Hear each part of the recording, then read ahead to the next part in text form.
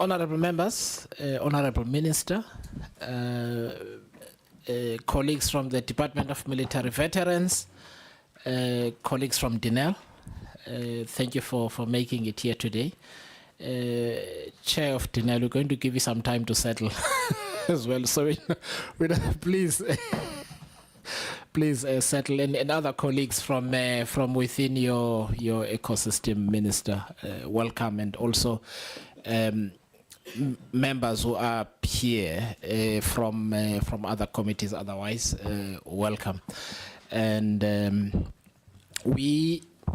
this is the second part of a conversation we had last week on the 18th.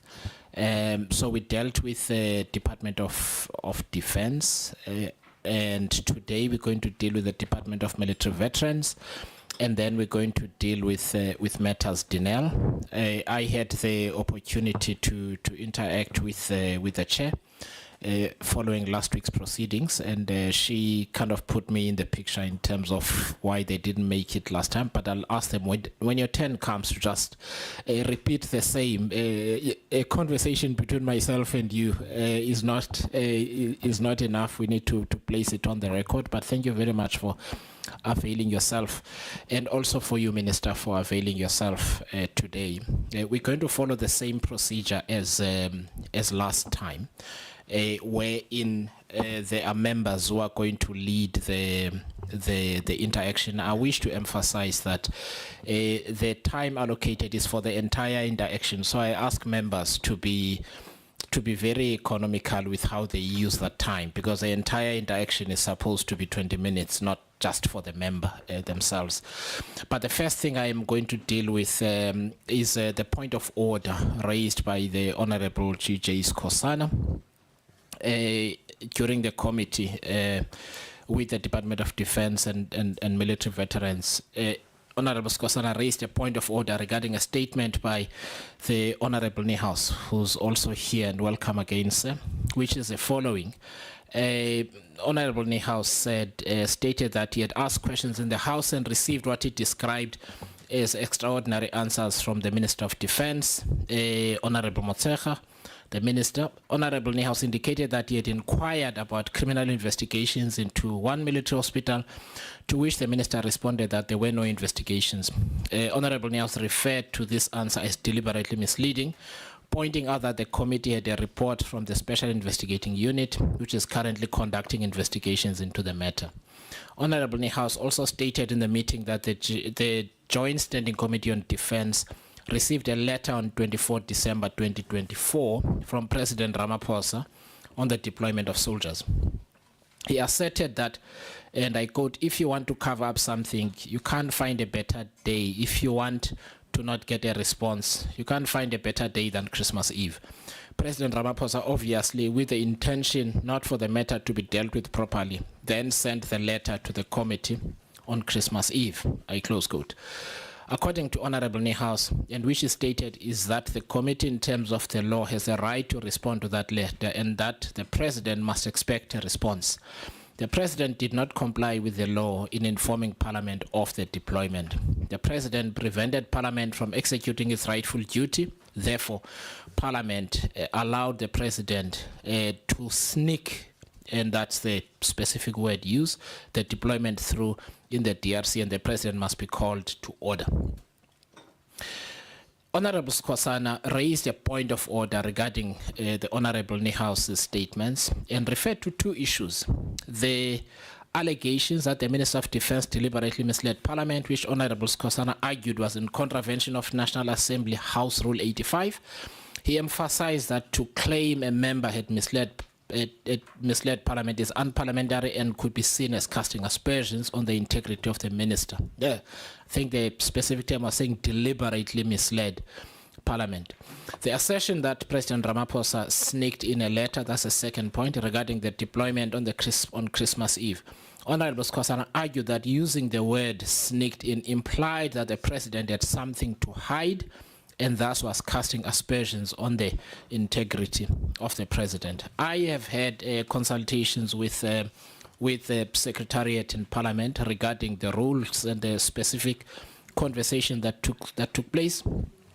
Rule 85 speaks to reflections upon members, the president and ministers or deputy ministers who are not members of the assembly.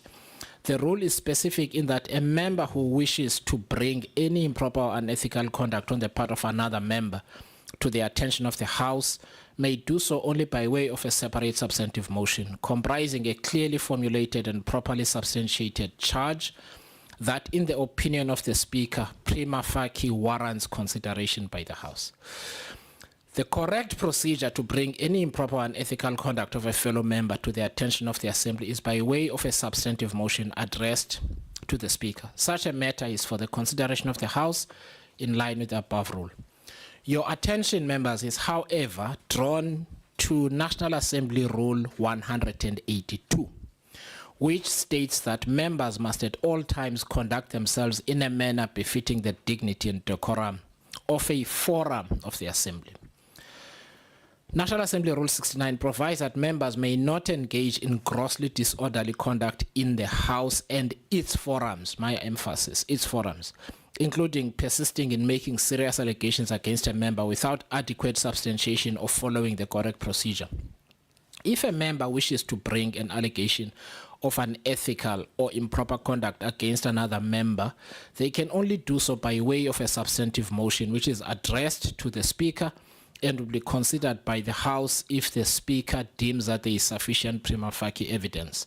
This is a process for the consideration of the Speaker and the House and not to be brought to a committee by the member making the allegation.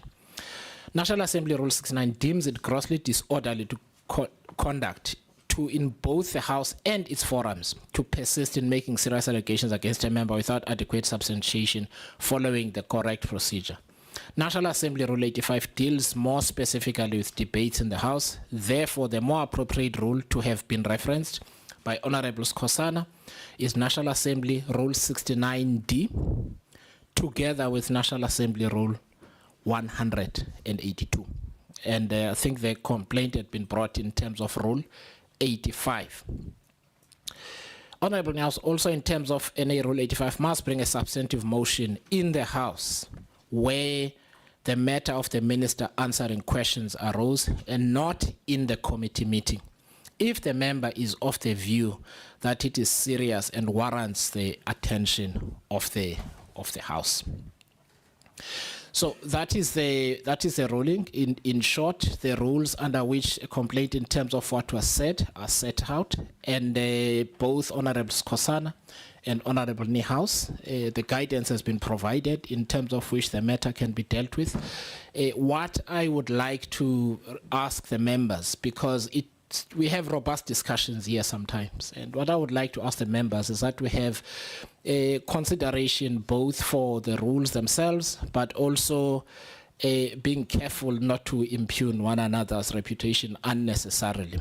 And there were instances where, and I will refer to Honorable Kubeka, where I believe he framed his complaint in a way that was conforming with the rules, in that he said he thinks you are misleading us, which is different to saying you're deliberately misleading. But the guidance has been provided, Honorable Skosana and Honorable Niehaus, because both of you had issues to raise. So the matter, as far as this committee is closed, but you are welcome to take it up in the manner in which provided. I'm also quite happy to provide the same to both of you in writing, so that you may consider your next steps. Thank you very much. Honorable Niehaus.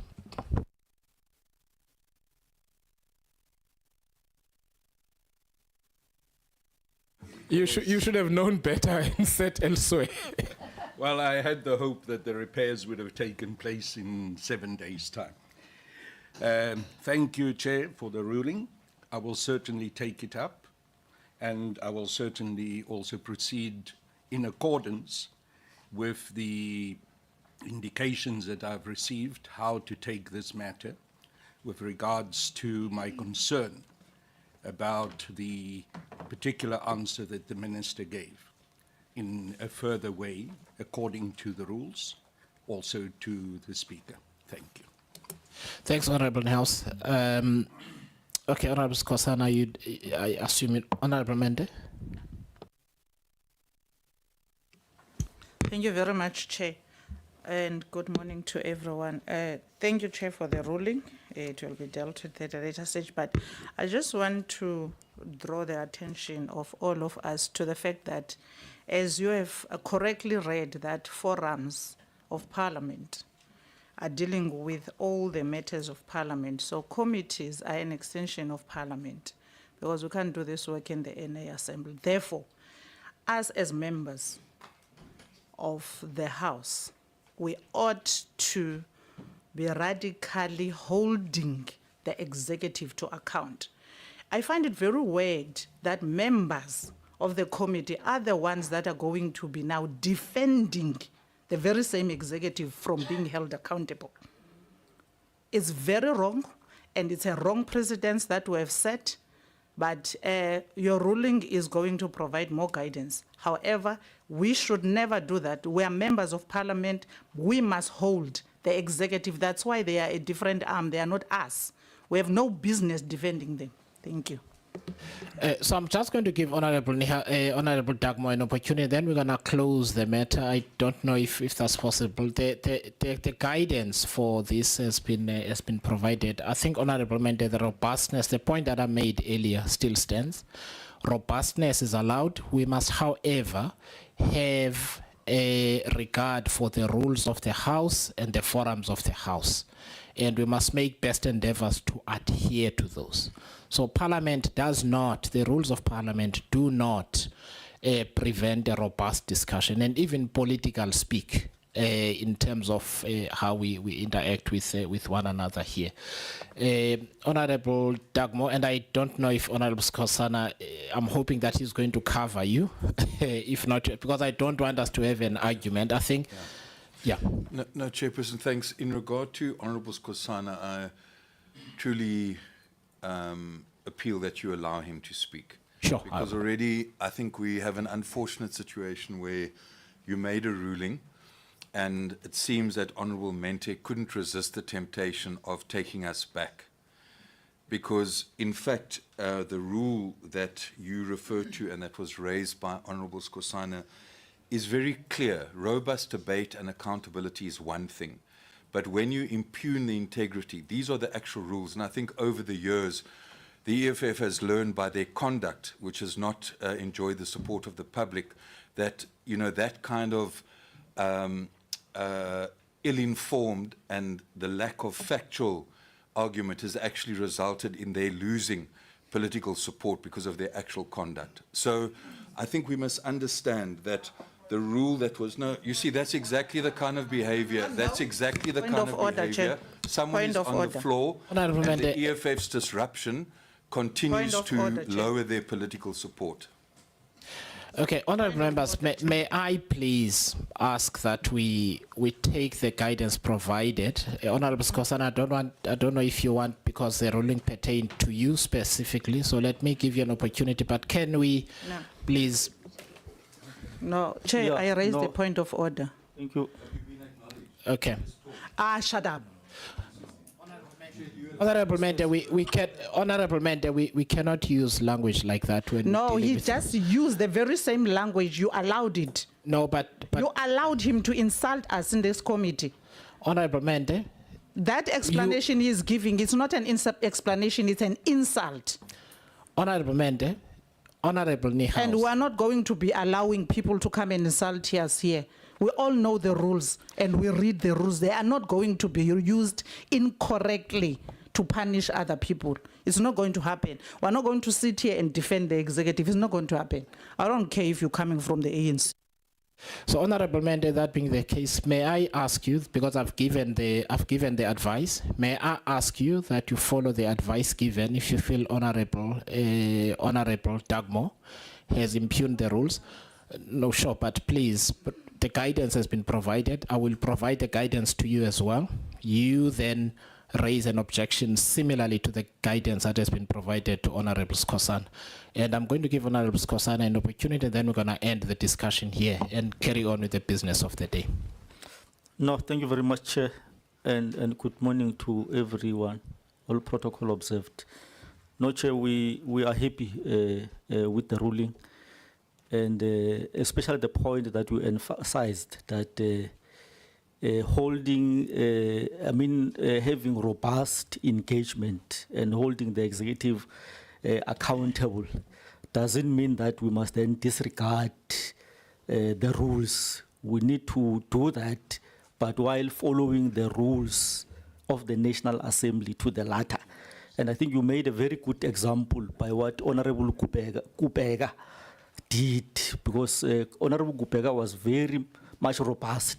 However, he was within the rules. So the important point here is that whatever we do or we say must be within the rules of the National Assembly. So I'm happy with the ruling, Honorable Chair. Thank you very much. Thank you, Honorable Skosana. I am really ending the discussion. Do you have a? Yes. But Yes. so just make a note that you will then raise, because I've provided the guidance, because we can't have a debate here about No, it's not about that, Chair. the. Sorry. For me, it's not about that. Okay. Yeah. For me, I just wanted to, through you, Chair, is that let's not degenerate this committee into political party issues. For our colleague Dagmore to talk about declining of votes, it was uncalled for. It's uncalled for because I personally, if he has talked about us about that, really it's unacceptable. We must not degenerate SCOPA to party. Whether you lost 20% or 100%, it doesn't matter. We are here for the military veterans, not party politics. Please. Okay, I will not repeat what Honorable Skosana said. I think it's good advice. Members, let us mind what we say about one another. We have now a fairly long-standing arrangement that we try and focus on the issues that we are dealing with. I understand this whole conversation is uncomfortable, but I would really like us to get to the business of the meeting. I will, however, share the written ruling with all of you. Please consider what happened both on that day and what happened today, and use the guidance provided therein according to your own wishes in terms of what you decide to take this matter forward. Thank you. Honorable Minister, thank you once again. So we've dealt with matters of the Department of Defense, and thank you. Welcome, Honorable Deputy Minister Olomisa, for being here as well. So we dealt with the matters of the Department of Defense. We are now going to go to the Department of Military Veterans. I know that in some of the conversation there was reference to DMV, questions that refer to DMV, but we'll follow the same procedure as last time, which is to give you an opportunity up front to make a few remarks. And then I am assuming that the colleagues will also provide some of the answers to the issues that we asked to be canvassed in this meeting, and then we get into a discussion. I wish to emphasize that the members have had. Thank you for favoring the members with the documents that you submitted. They have read them. They have prepared for this meeting. It is not necessary to go through the presentation again. So just deal specifically with the issues that we need to be dealing with today, and then we'll go straight to questions. Thank you very much. Over to you, Minister. No, thank you very much, Chair. Again, thank you very much for the opportunity to come and present our reports to the committee. Chair, last week I did indicate, so I'll just repeat some of the points that I had made just to break the ice so that the department can start presenting. That, Chair, it's not in dispute that the Department of Military Veterans is in a very serious problem. It's many years it has been operating under a very poorly structured and incapacitated department, which I had mentioned before, that we have a situation where the entire senior management is absent, then we have the whole entire staff, which sometimes is not fit for purpose. But we have, since taking over the department, we have, with my colleagues, adopted an attitude of addressing the challenges faced by the department, regardless of their historical context. And with regards to the findings of the AG, it is a mixed bag of results, Chair. While there remains many challenges, some of the interventions have started to yield positive outcomes. So the collapse of the management structure and specifically the internal audit function is one of the critical challenges faced by the department. The Auditor General indeed mentions these weaknesses and material irregularities of the department and further makes recommendations on steps to be undertaken to address the situation. We have received a qualified audit opinion due to challenges which include internal controls. Though the department chair is faced with few challenges, or quite a number of challenges, work has started, including the appointment of the audit committee and outsourcing the audit function to an audit firm. And I can confirm, Chair, that it has started to yield positive results and created some sense of stability. As I said, it is true that the department is engulfed with various challenges. And as I said, the challenges are predicted on the basis of the instability in the management level, particularly the internal audit side. The challenges that are mentioned in the presentation that will come regarding the internal audit management negatively affect the department for about 6 months until audit committee was appointed in September 2023. The internal audit committee, which I don't see the rep here, but she was here last year, last time when we were here, they had made recommendations based on lack of internal audit. We have put a number of mitigating factors to make sure that we can reverse and begin to address our challenges. We have advertised senior posts, and we're not even able to advertise all of them, I was told, because when I said go and advertise them wholesale, they said we have to wait for DPSA to give us an audit a structure, because it is a structure which is functional. You can only advertise this level. You have to wait for DPSA to approve the final structure before we can advertise under posts. So, Chair, I don't want to really run through the presentation. Would really request that we ask the acting. I didn't see that Uche audit from the audit firm is here. I didn't see her. So these are the people who have been helping us to salvage, because what we're doing now is to really keep the boat afloat, but it has lots of challenges and it's faced by quite a number of storms. But the fact that we have very qualified audit firm assisting us, things are beginning to shape up a little. Thank you, Chair. Okay, just give us a sec, Honorable Skwasana. Yeah, Chair, sorry to again come in. I guess some of the members here, if I look at them, some were not here. I think for them to introduce themselves will be proper, because there's a lot of acting, as you know. Thank you.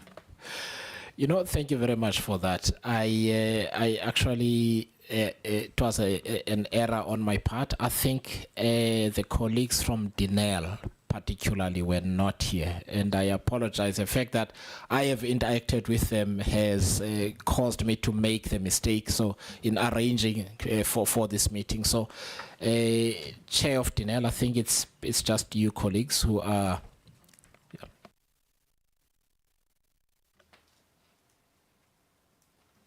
Thank you Go very ahead. much. Thank you very much, Chairman. I appreciate that. My name is Gloria Sirobe. I'm the chairman of Denel, and the team I have is the group CEO of Denel and the group CFO of Denel, Mr. Mohaneng and Madotsi Kweho. Thank you. You are the chairperson, not chairman. No, I was told that man means managing the chair, so I'm not sensitive. I once worked with a woman chair of the board, and she insisted on being called chairman of the board. She didn't want chairperson. So when the person in the chair says they want to be, I go with what they want to be.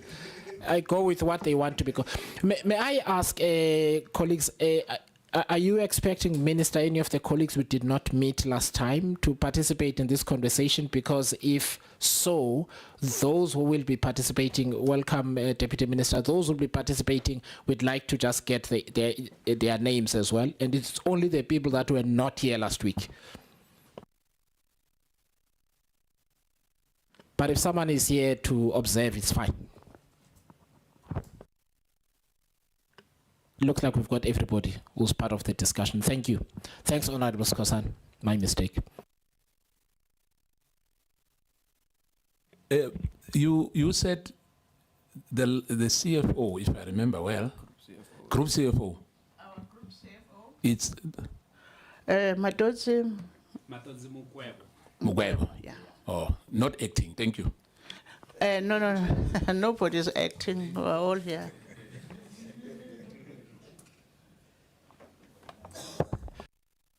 DG, I think it's you. Good morning, Honorable Chairperson, Honorable Members, Minister and Deputy Ministers, and colleagues. Chair, you gave an impression that there will be questions and there will be no presentation. So I am not sure what you expect me to say. I know last, on the 18th, there were questions that were favored against DMV. I am not sure whether you expect answers from those questions. Okay, so this is an opportunity. So what I explained, and is what the Department of Defense did last time, is that you've sent us a presentation. You get an opportunity to make some key points that are in that presentation so that they are fresh in the members' minds, or there might be something that in the reading they might have misread or understood one way because they're just reading, not listening to anyone. This is your opportunity to take 5 minutes or whatever to just tell us the main takeaways from your submission, and then we'll go straight to questions. However, if you forgo that opportunity and you want us to go straight to questions, the members have been training all weekend. They're ready to go there. Chair, allow me to forfeit that 5 minutes. Thanks. Okay, thank you very much. So the members that are leading today, at least in this segment of the conversation, is Honorable G. Skosana, not the Honorable Deputy Chair.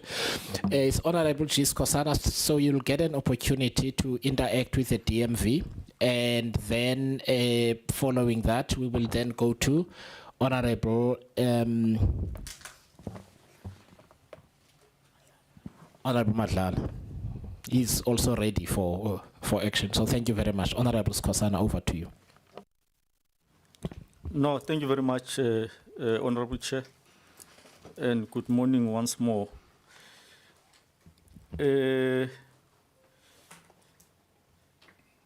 Yeah, I think I've got 5 questions. The first question is on the inadequately resourced and ineffective internal audit unit.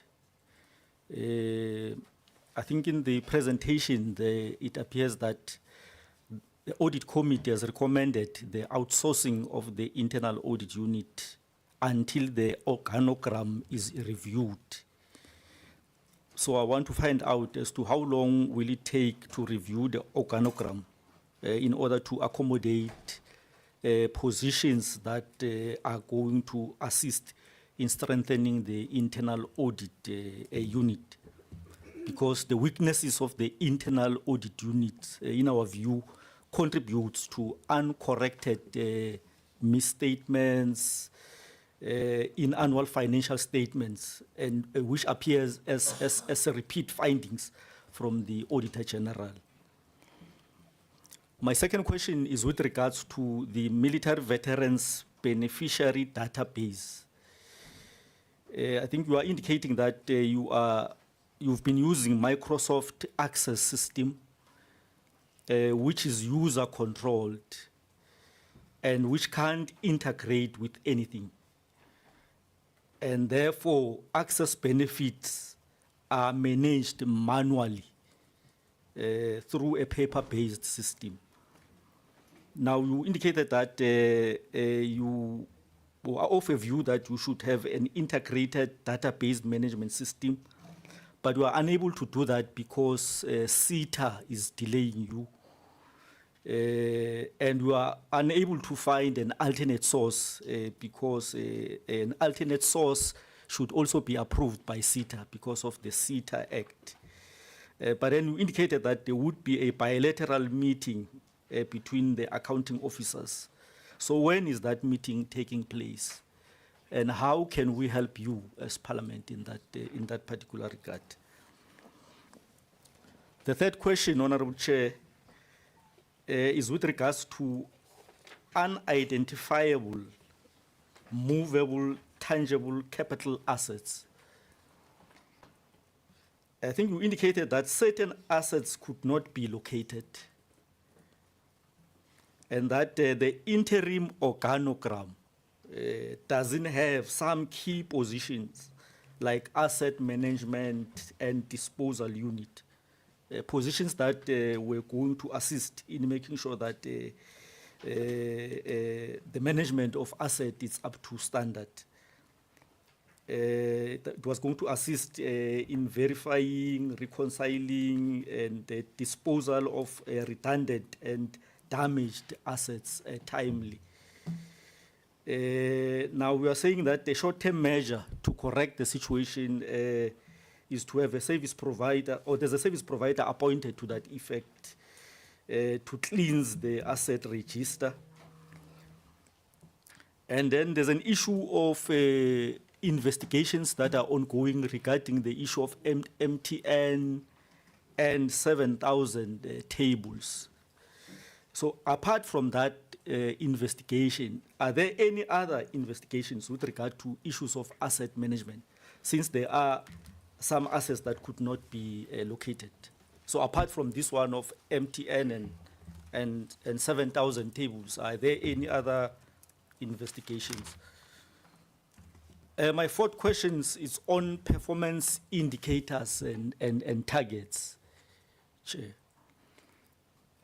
Your slide indicate that only 10 targets out of 22 were met in the year 2023-2024 financially, which represent a 45% overall achievement, which is very concerning on our part. It means you achieve less than 50% of the targets that you have set for yourselves. And Auditor General is questioning the quality and the reliability of performance indicators linked to the targets. So my question is, does the department have a tracking tool in place to monitor and track performance in line with targets? And do you have plans in place to turn this poor performance around, this performance of 45%?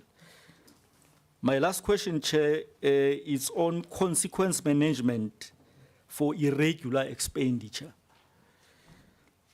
The AGSA highlighted cases of irregular expenditure that have not yet been investigated, and cases that where investigations were conducted but no further actions were taken. So my question is, what steps has the department taken to improve the investigation process and ensure effective consequence management, especially for those officials who caused irregular expenditure by contravening the legislations? Thank you very much, Chair. Thank you. DG, over to you. Thank you very much, Honorable Skosana.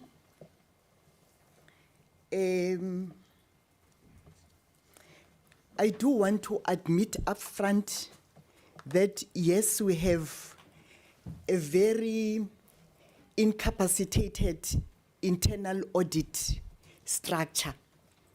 And that structure is with a director, it's led by a director, a deputy director, risk management, a deputy director, internal audit, and an administrator.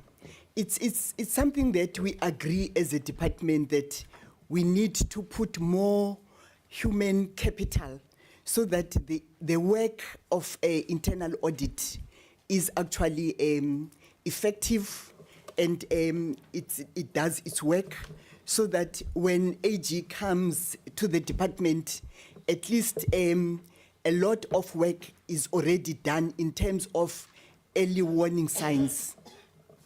What has compounded the problem in the department in 2021-22 financial year, the Director Internal Audit was made to act as a CFO, and she also did the work of the internal audit. And you would agree with me, honorable members, that you can't be a referee and a player at the same time. That situation was allowed, and giving a situation where there was an intervention from the former minister to say, you need, having acted as a CFO, a cool-off period so that somebody can actually come and do the internal audit work and subject the work you did as a CFO to internal audit. Yes, we currently have a service provider as recommended by our audit committee. So the risk director, deputy director has resigned. We have a vacancy in that space. The deputy director internal audit got, in fact, we got a recommendation from the audit committee to redeploy the internal audit deputy director on the basis of capacity and on basis of ethics, basically. So we have then moved the internal audit deputy director, and there are still negotiations because we need to engage him so that he can agree whether he allows us to move him. A suggestion has been made to him 2 weeks ago. I engaged him. There is willingness for him to move. The service provider is there for a period of 6 months, which has expired, but we have a tender of 36 months so that we can outsource the function and in the process try and insource. So we will build capacity internally because we can't rely on consultants. We've got to have a strong internal capacity. But we're hoping that that will be in it will be in the process of us reviewing the structure. We in terms of the audit committee, we have a full functional audit committee, and we looked at different disciplines so that the department can benefit from the members. We have 2 chartered accountants, we've got an advocate, and we have a CFO with MBA qualification. So in terms of the support we get from the audit committee, we are okay. And I would want to then talk to the legal services. We are lacking in that area. The director legal services and the deputy director had resigned in the past, and unfortunately, the resignation was in line, or it happened when a post were frozen by DPSA. So we have applied for us to advertise those posts, but we don't have concurrence as yet. Database is the gateway to the department. For any member who is a military veteran to access benefits, one must first register as in our database. The system is not there. In fact, the whole department doesn't have any systems. It's not just a database. We have approach CETA to say, we want to go external, we want to go and advertise and get a service provider that can develop the systems for us. But unfortunately, they have turned us down. We had, in the past, approached the DG, who's responsible for CETA, but that was not agreed as well. We have engaged Parliament, and the committee in the Sixth Administration invited the department and CETA just to say where the problems are. And unfortunately, after that engagement, the CEO from CETA at the time resigned, and we are now back in square one. We have a letter that comes from CETA that indicates that they will not be able to assist as of now. So there is a vacuum. We had thought that before the end of this financial year, we'll be having the system, but it doesn't look like we're going to have a system within this financial year, or even in future, in the nearest future.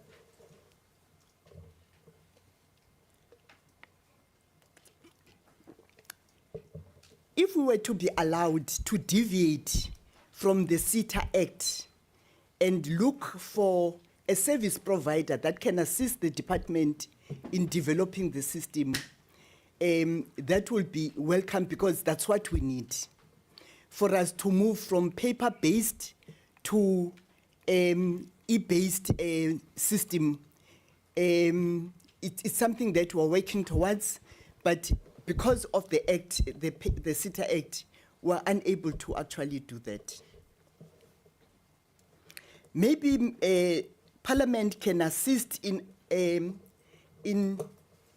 persuading CETA to allow the department to go and source, because even CETA themselves, they don't have the resources. They themselves outsource service providers.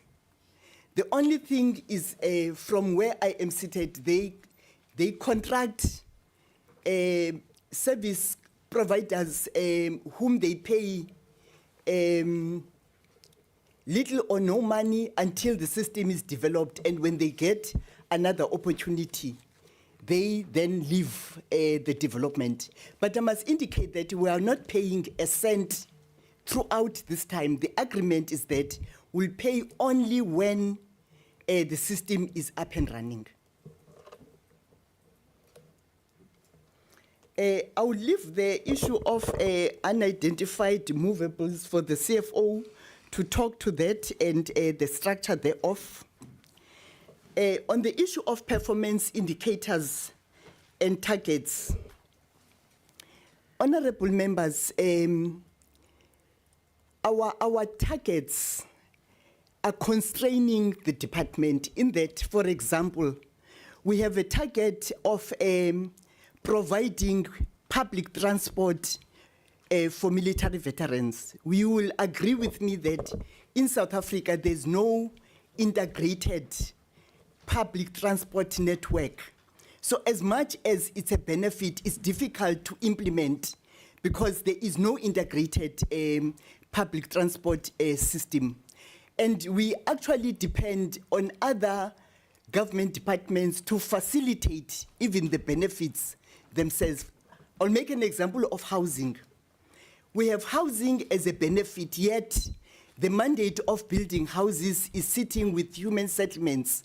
So what we do would take the application when presented to the department, take it to a human settlement, and it's not in our control. It's a target that is sitting with human settlement. If they happen to have a project in a given province, then they will advise us, and then if there is a sufficient number, then they can accommodate us. What we do, we provide 50 square meters for military veterans, whereas South Africans get 40%, 40 square meter. So we pay 188,000 for the 10 square meters, but as I've said, the mandate doesn't reside with the DMV. So there are serious dependencies. we set a target on the basis of the need from ourselves and available budget.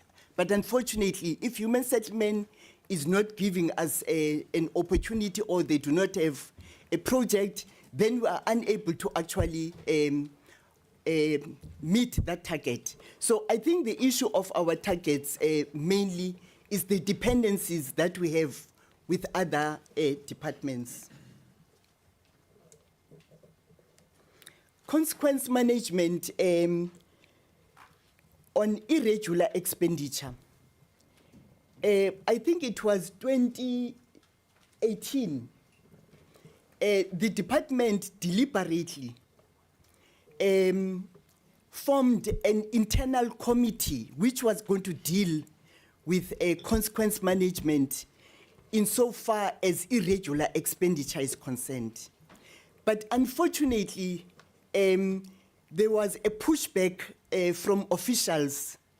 There was a pushback to an extent that it was then difficult to implement that consequence management. But what the department has done, we have engaged DPME, Department of Monitoring and Evaluation, to analyze the irregular that is facing the department. So we have information that says an irregular of a certain amount, and what was contravened is a certain act, and the responsible manager is so and so. So it is the question of implementing that what was analyzed and provided by Department of Monitoring and Evaluation.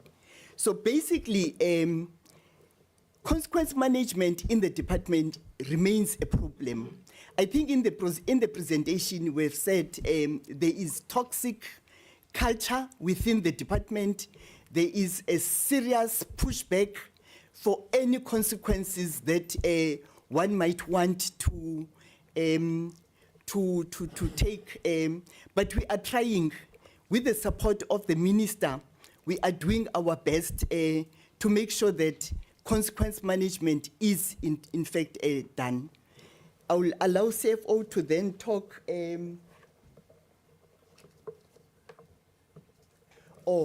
CFO is reminding me that there was a question on investigation regarding MTN. In 2021-22 financial year, the department procured 10,000 tablets under MTN. So in terms of the records that one can see, you see MTN and the department interfacing. But what is hidden is that, in fact, there is a BEM Solutions who was used by MTN to provide the 10,000 tablets. If you were to look at the RT, is it 57? RT 15, where we participated in procuring, RT 15 in its nature is meant to provide data and a voice for officials of different government departments. But somehow we went and procured tablets to a tune of about 53 million. And those tablets are not usable. They are there. We are negotiating with MTN to take them back. But also, if you were to look at the offerings of MTN within that contract, there is no product of BEM solution. But for whatever reason, they have provided the BEM solution tablets to DMV, not to any other department. In the meeting we had in 2023 with the CEO of MTN, they promised that they will do forensic investigation and share the report with the department.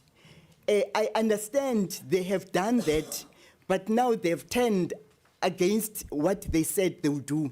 They're refusing to provide the report to the department. But we have then since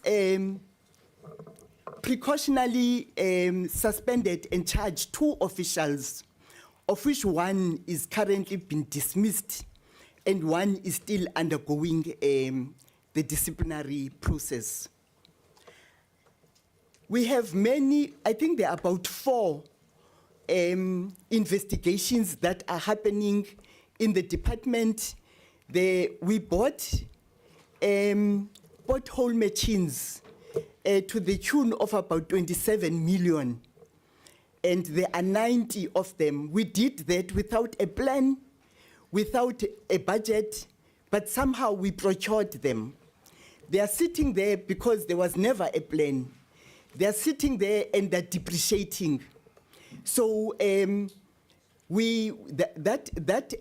contract is with Hawks. Hawks are investigating it, and I'm hoping that sooner than later we will then come closer to the end of that one. With that, we also have an investigation on Ndikon Dinani, a service provider which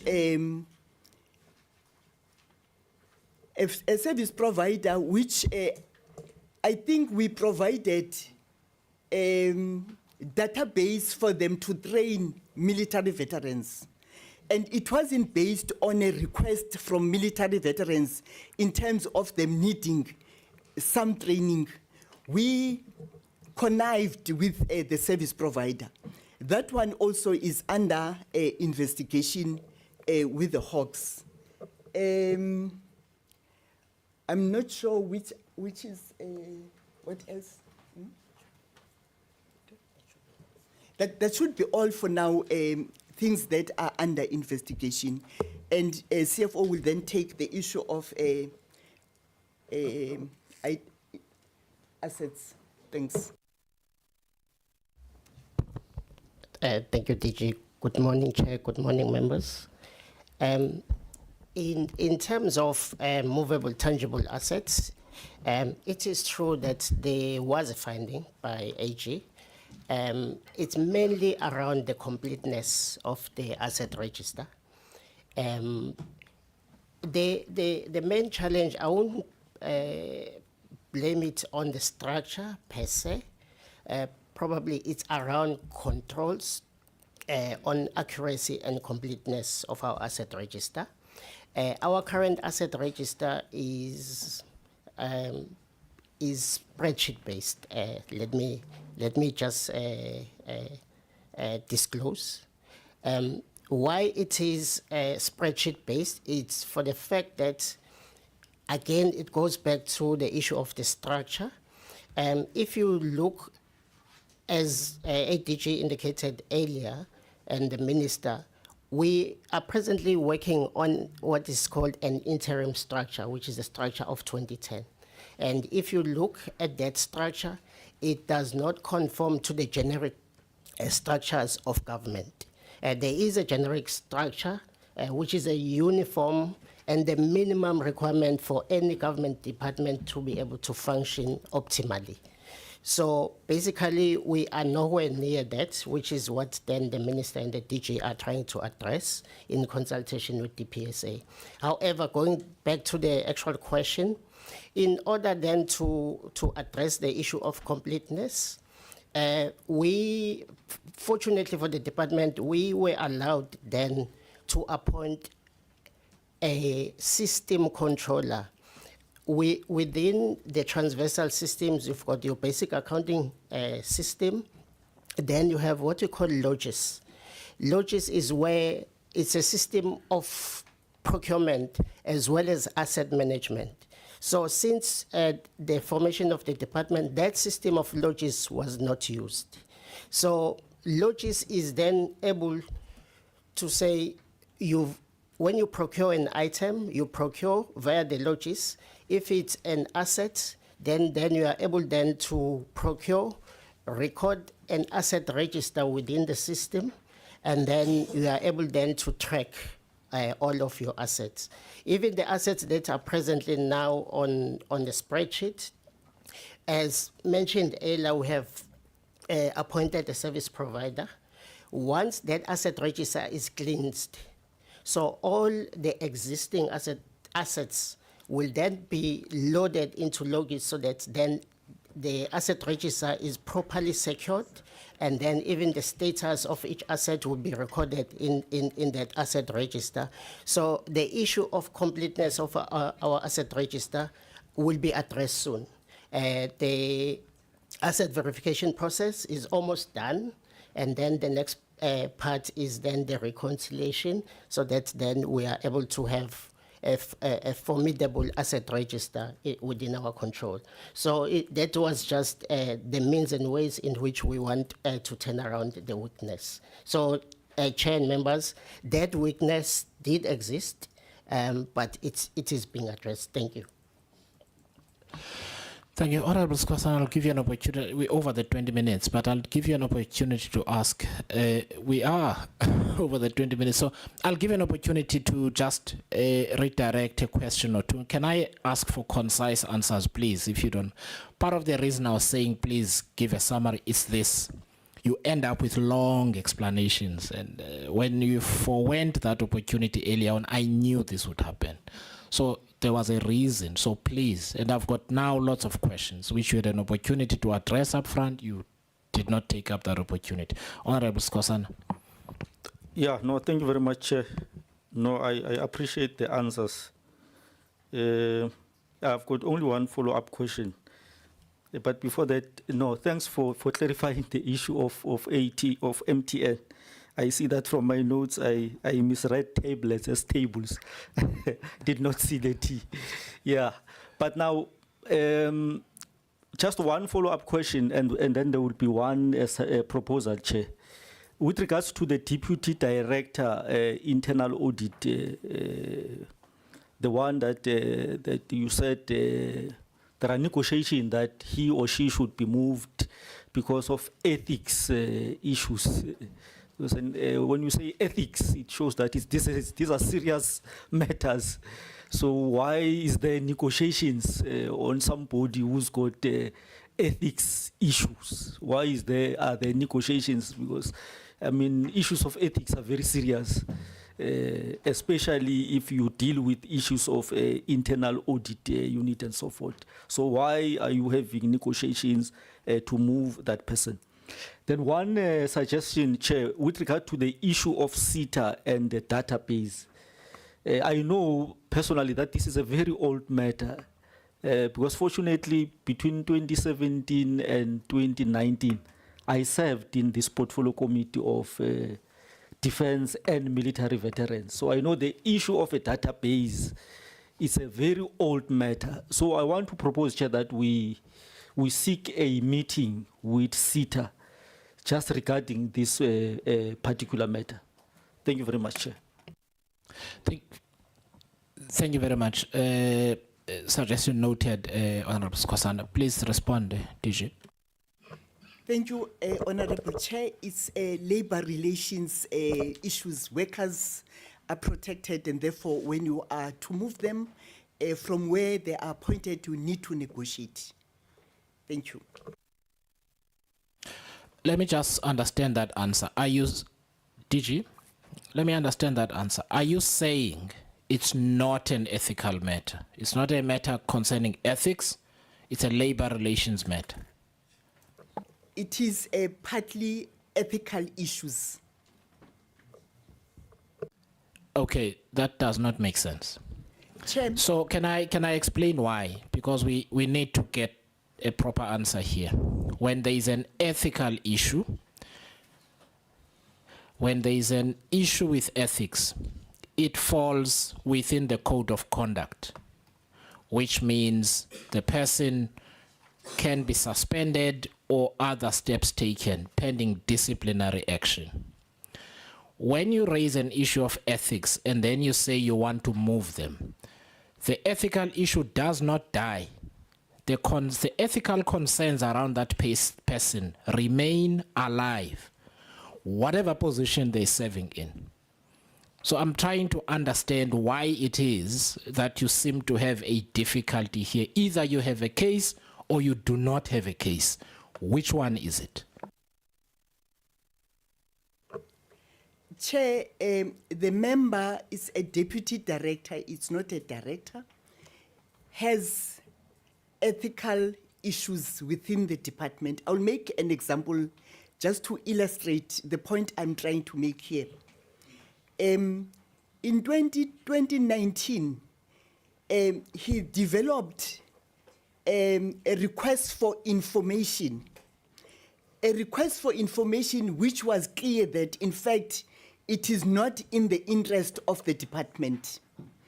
And when engaged, he withdrew that request of information because it was needed elsewhere, and he was the only person perhaps who could get the information 100% accurate.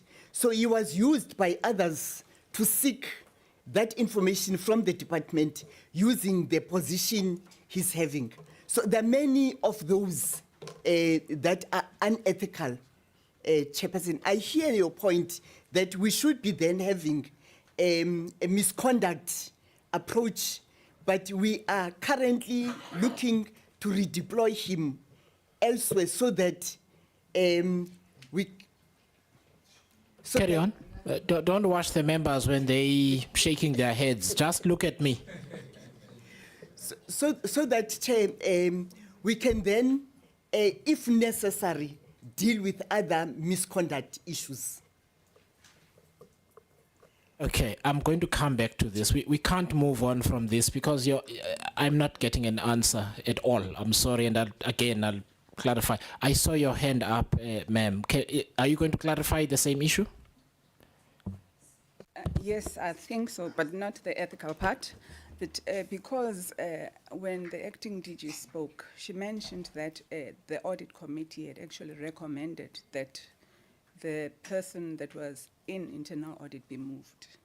And I think I need to give the reasons as to why the audit committee made that recommendation. Firstly, for the 2 past financial years, that is 2023, actually 2022, 2023, and 2024, part of 2024, there'd been no reports at all that had come from internal audit. There was no approved audit plan coming from internal audit. And since its inception, there had been no review by the by the Institute of Internal Auditors. So we had an internal audit that was not functioning. And we needed that assurance as the 3rd level of assurance for us. So we felt that we could not have this one person in internal, because that is what we found, just this one person in internal audit who had not given any reports, who had no approved plan, and it had been so for at least 3 financial years. So this is why we made that decision. Thank you. Okay, let me make on this part, because I need to give Honorable Madlala his opportunity and he may deal with these matters. Let me say this. Here's what is concerning with the manner in which both of you have answered, with the content of your answer. You've got something that has been, you said, since 2019. It's 2025 now. 6 years. 6 years. You've raised what you say are ethical concerns. No disciplinary inquiry, no action in terms of the code of conduct that you have. Ma'am, you've also said the recommendation was that the person be moved. That shows that at a leadership level there is a problem. Here is why. You are telling the committee about an underperformance issue, in fact a non-performance issue. The solution that is being placed on the table is that the person must be moved to underperform elsewhere. That's the essence of what you are saying. It's not in dispute. You've just said it. You said the recommendation is that the person be moved. You've given us detail in terms of what they have repeatedly failed to do for years. So you've got on the one hand ethical concerns persisting for 6 years. This is the 6th year. Nothing done. The person is still in place. You have detailed that for 3 years, I think you said, or 2 years, it doesn't matter, reports that were supposed to be submitted were not submitted. You are not sharing with this committee about performance management. You are saying the person should have been moved. this can't be. It therefore points to a problem above that person because they can't. You understand? This is a problem. Am I mistaken? I see your hand is up. Am I mistaken? I think we need to separate things because functionally, this person reports to the audit committee, but administratively to the accounting officer. Now, matters of disciplinary action are admin issues, and this is why we took that back to the accounting officer, and we said, functionally, we cannot have an internal auditor like this. So functionally, we made the decision because that is where our space is. But administratively, the accounting officer has to take that responsibility of what they do in terms of performance management for anybody in the DMV. Thank you. Thank you very much. I'm going to give Honorable Madlala his chance now. This is not unique to the DMV. Companies, SOCs have audit committees and they have executive functions. It is a symptom of dysfunction when the two are not able to interact to get things done, to extract accountability out of the system. So unfortunately, you telling me to separate things is worrying me. It's not for lack of understanding on my part. I've served on an audit committee myself as a non-executive director. I understand non-executives cannot do the discipline, but audit committee members are part of the accountability structure, and it is the function of the accounting officer, and the DG is here, to make certain that the matter is dealt with expeditiously. What we are seeing in your answers live is that that system is broken. That system is broken. I understand you need to separate the issues. I'm not misunderstanding. But your answer is still worrying, ma'am, unfortunately. Honorable Madla. Thank you. Thank you, Chair. I'll probably take lesser time, I think. In fact, no, Scosana is pulling me here, Chair. We will not be bullied. I am going to instruct him to go and sit next to Honorable Dagmore, who will take care of him properly. Chair, on a serious note, and greetings to all the parties. I'm saying I'm going to take very less time because I think we do this exercise sometimes for the interest of the public. In my own personal analysis, this could be a 10-minute meeting because we are dealing with dysfunctionality here. It's just that we want to sugarcoat it with English and a lot of other things.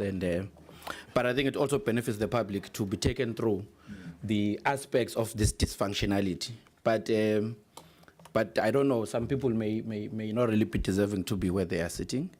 Because when you deal with leadership issues and management issues, we can't be accepting explanations.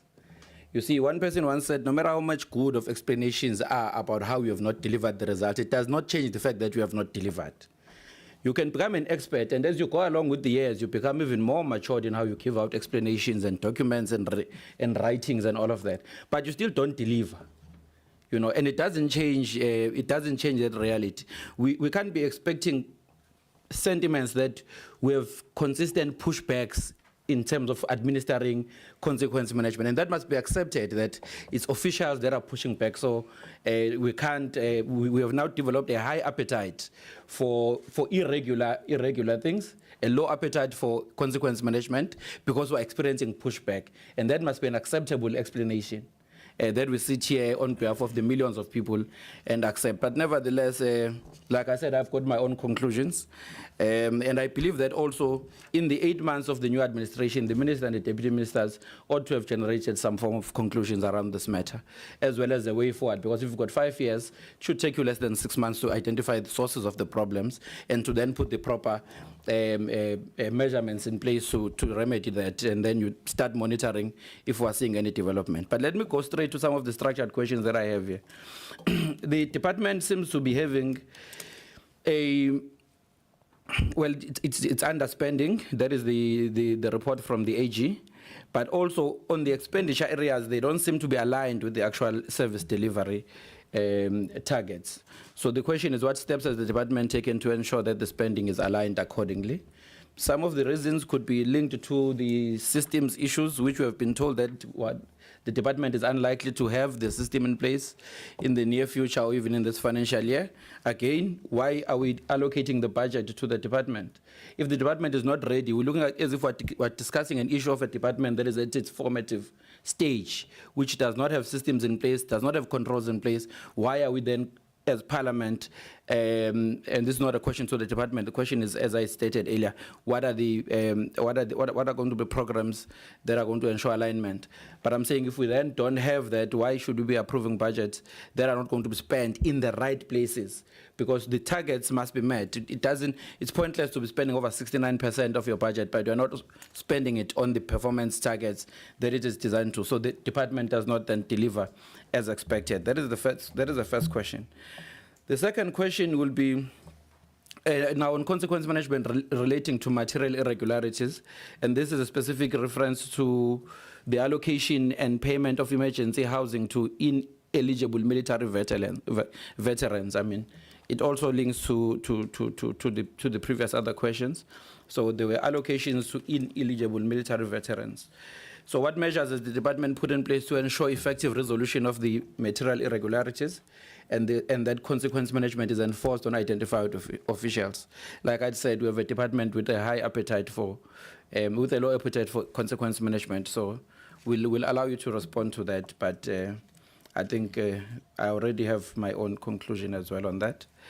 The other issue relates to the structure of the department. You see, I see there's something that says Director General of the Office of the DG. I don't understand what that means. If you can be taken through that you've got an Office of the DG and then you've got a Director General of the Office of the DG. It's in this organizational structure. So I would wish to understand what that really means. We were taken into confidence that there's a process of filling the DG's post. But maybe one would like to understand what about the other positions? What is the process? But I think there was also some indication that there's a DPA, there's a process that is being awaited on that matter. And maybe to what extent can the committee assist in terms of bringing the DPSA to fasten the process? You see, I've got another frustration as a recent young person about this thing of saying there is a department within the same government that is holding us from implementing. It's a laissez-faire attitude, but it's not also a Department of Military Veterans issue. It's a governance issue of South Africa. A very relaxed laissez-faire attitude that says, no, we're waiting for that department.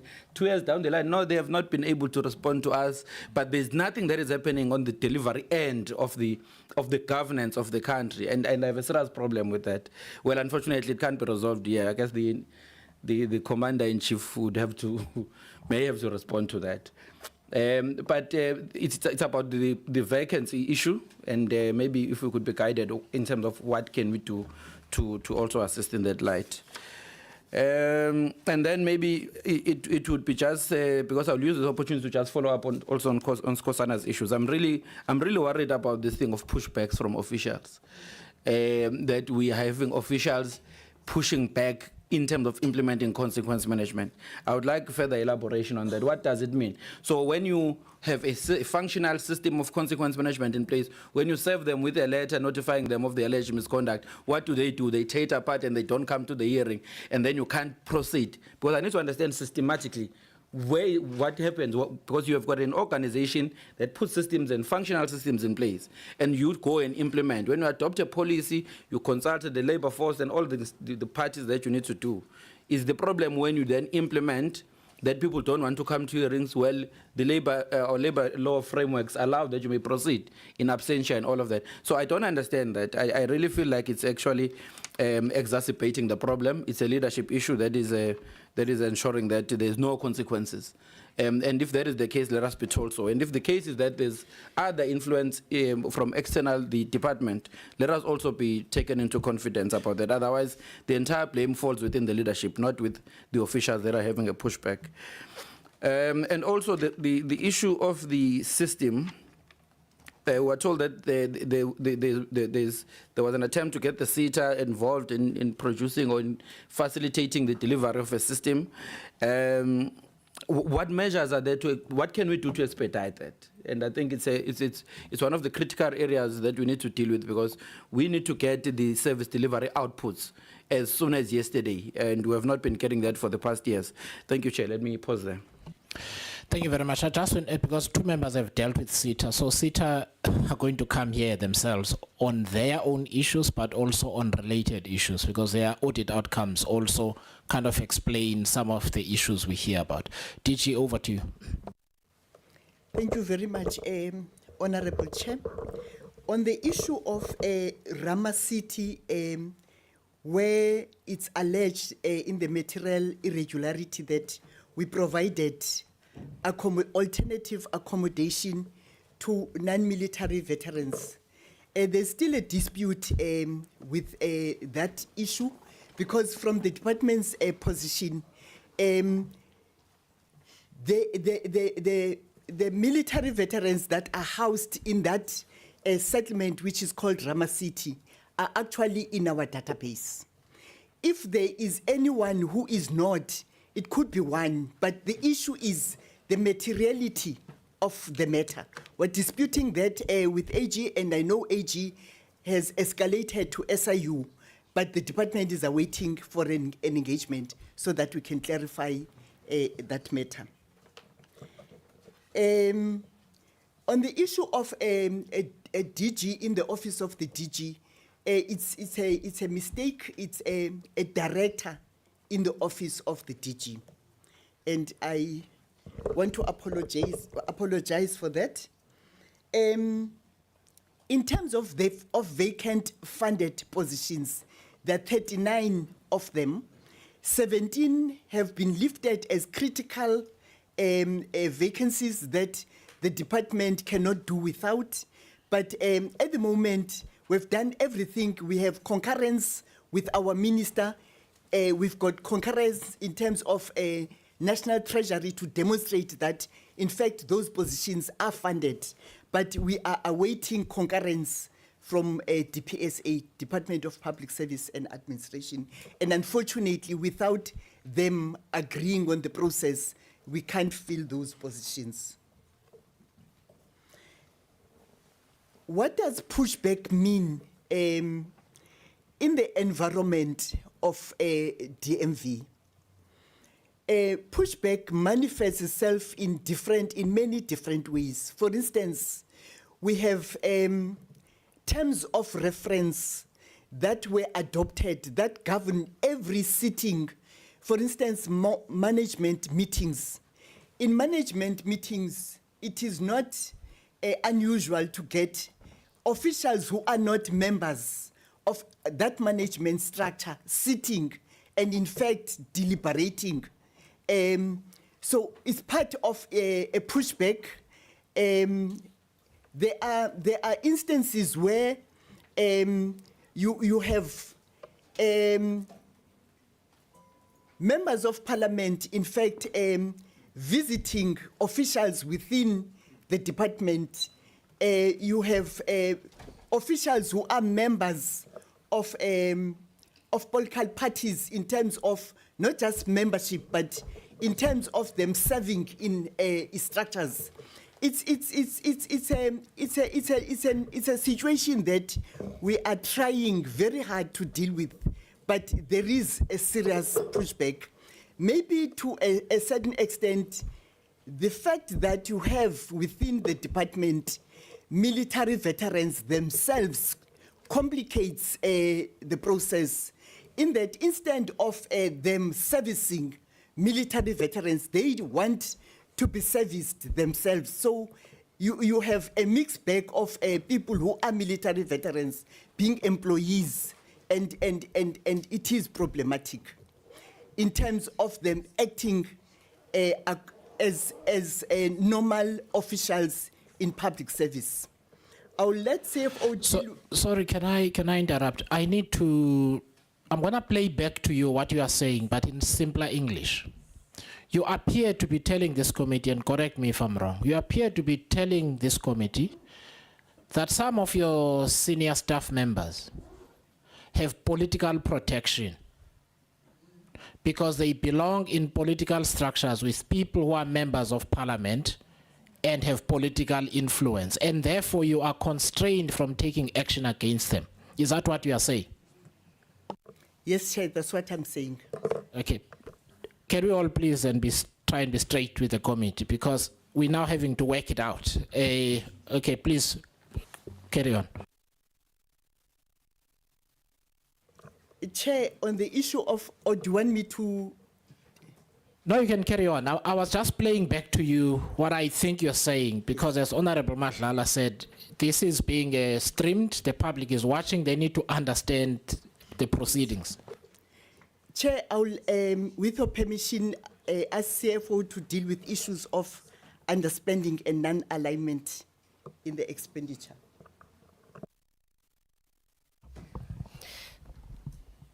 Thank you again for the opportunity. With regards to the misalignment between the performance and the expenditure of the department, yes, it can be observed and it exists.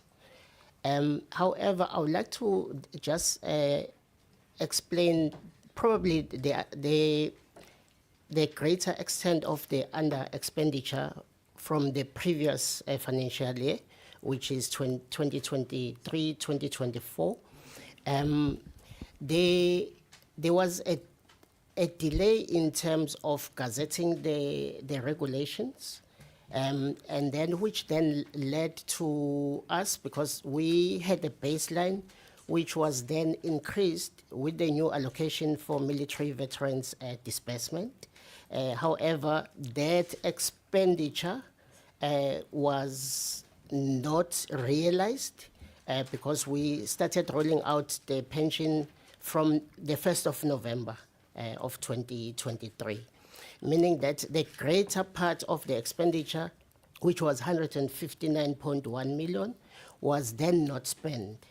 And those funds can, the pension is a conditional grant to the department, meaning that you cannot then utilize that budget for anything else without approval of National Treasury. And hence then, all of that money had to then be paid back to National Treasury.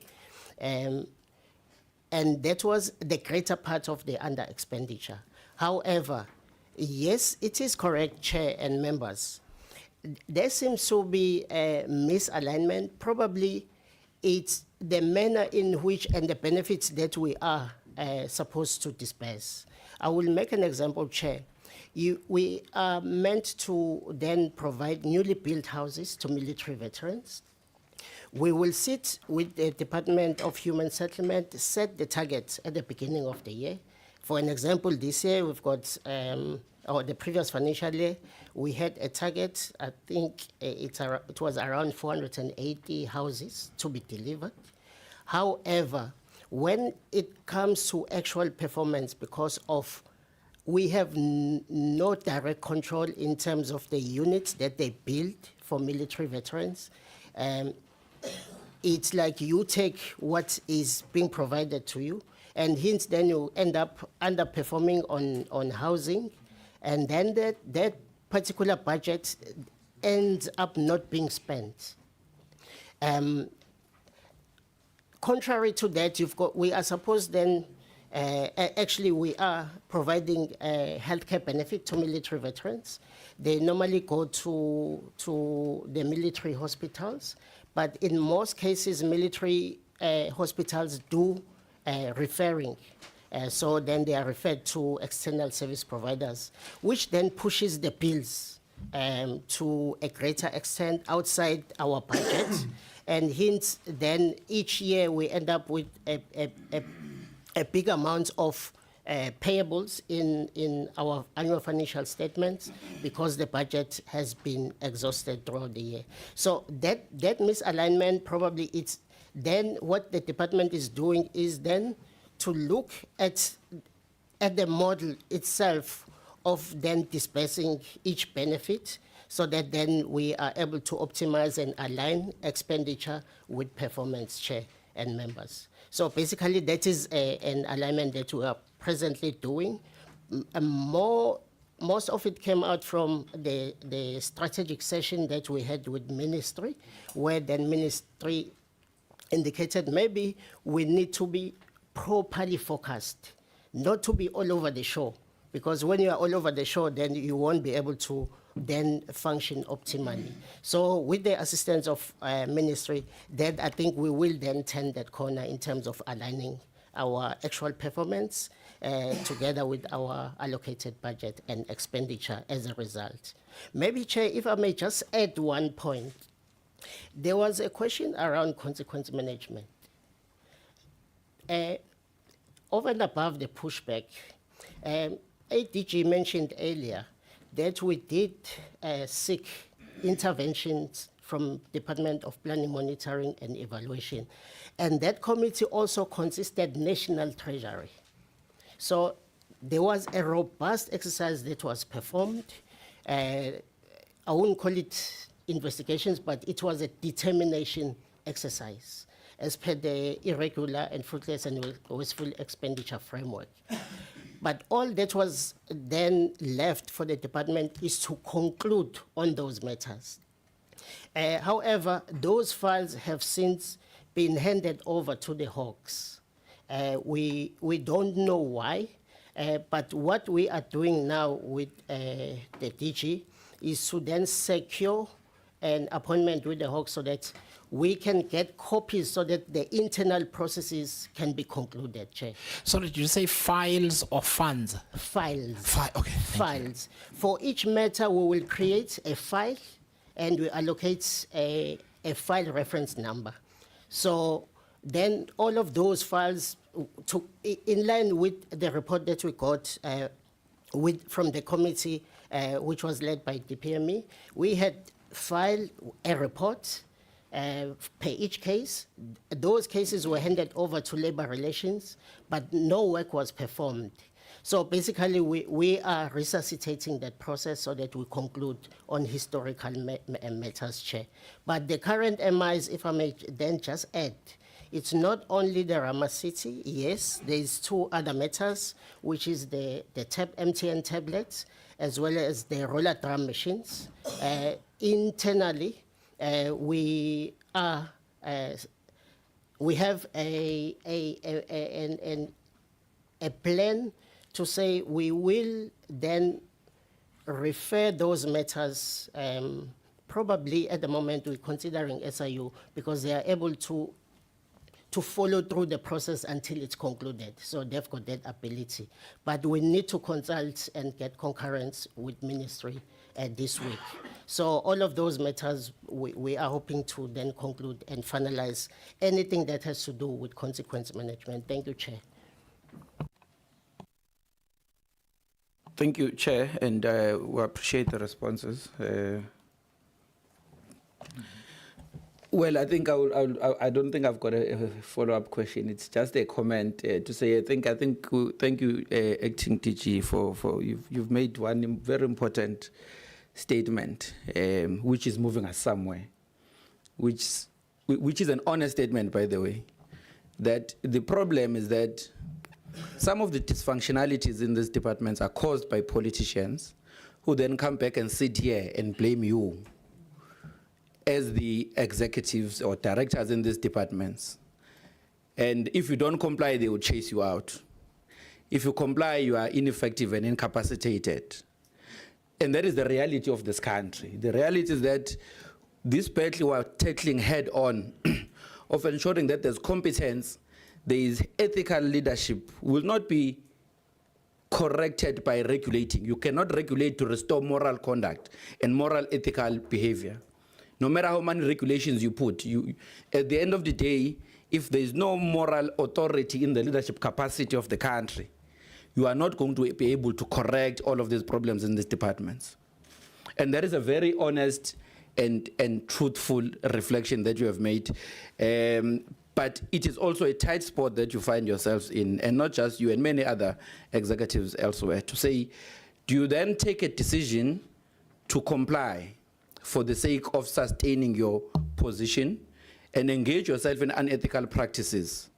Or do you take a decision to say, I would rather run a clean administration and deal with the consequences that may come after. And I can tell you now, sitting here, that at the end of the day, there is no protection that you'll get from us.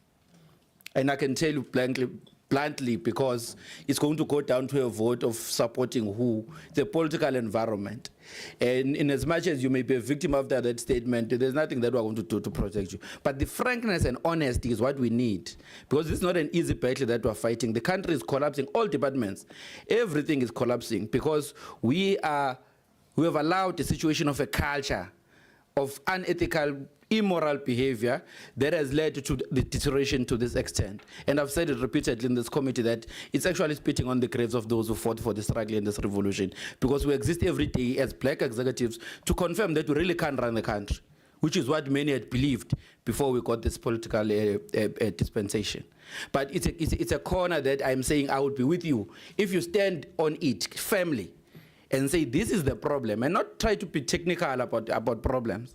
Be frank and honest and say we are not able to run, because that is what you have just said.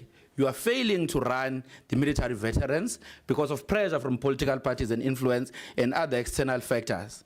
Not because there's an issue with putting in place systems and policies, but because these pushbacks are supported by political parties who then come and sit here and want to hold you accountable. So I'm saying, Chair, as my last comment, let us deal with that as a fact. Once we resolve all of that, we would have resolved quite a lot of other challenges that follow. Thank you. Thank you. Honorable Madlala, I'd like to believe that the members of this committee in particular are determined to make sure that we do our best to offer the protection when it's needed to public servants. I get the sentiment you are sharing, but I also think it's important that Parliament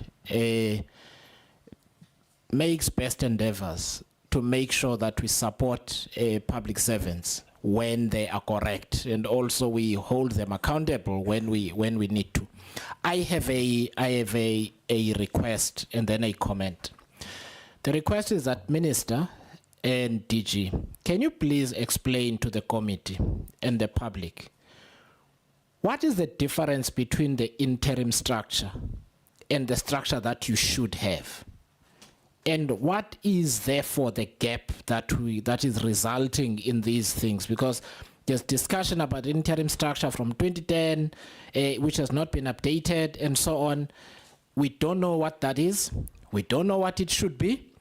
I don't want us to speculate. So I need you, Minister, to do that. So that is the first thing. The second thing, Minister, is that the reason members of cabinet are politicians, and you are a senior member of cabinet, Minister, you've been around for a long time, and this is the comment. There was a very direct question that I asked the DG about political interference and so on. What I want to ask you, Minister, please, deal with that. Because one of the strategic pillars that the President outlined in his SONA was an ethical, capable state. It appears to me that people at DMV are political deployees where people should not be political deployees. And that department will never be able to meet its mandate if that situation persists. I believe you have formal power as a minister. You also have the seniority in cabinet, having been there for a long time, to get this sorted. I concur with Honorable Madlala. If we can't solve that problem, it makes the President's words empty in his statements. And I think when we have this conversation again, Minister, I would like the members of the committee to hear specific steps that you are taking to clear this up. But can you please deal with this difference between what is and what should be in very simple language so that we understand, and then we can have a meaningful conversation further when I open to the members to ask further questions.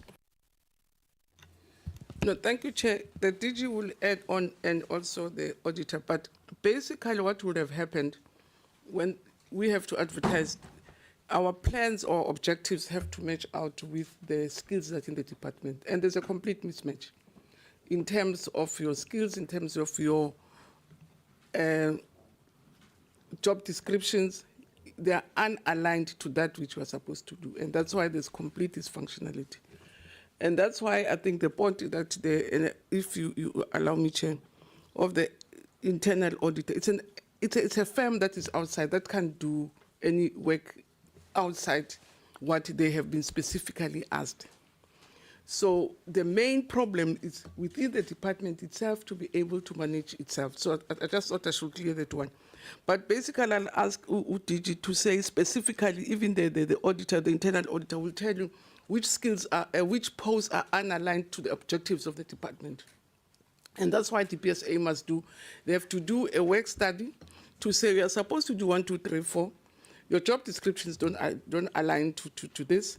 So it's out of line, even your structure is out of line. If you look at the structure of the MV, we have 193 posts, 163 is occupied. But I tell you, people are occupying that even in terms of their job description, they're not aligned to that which they're supposed to do.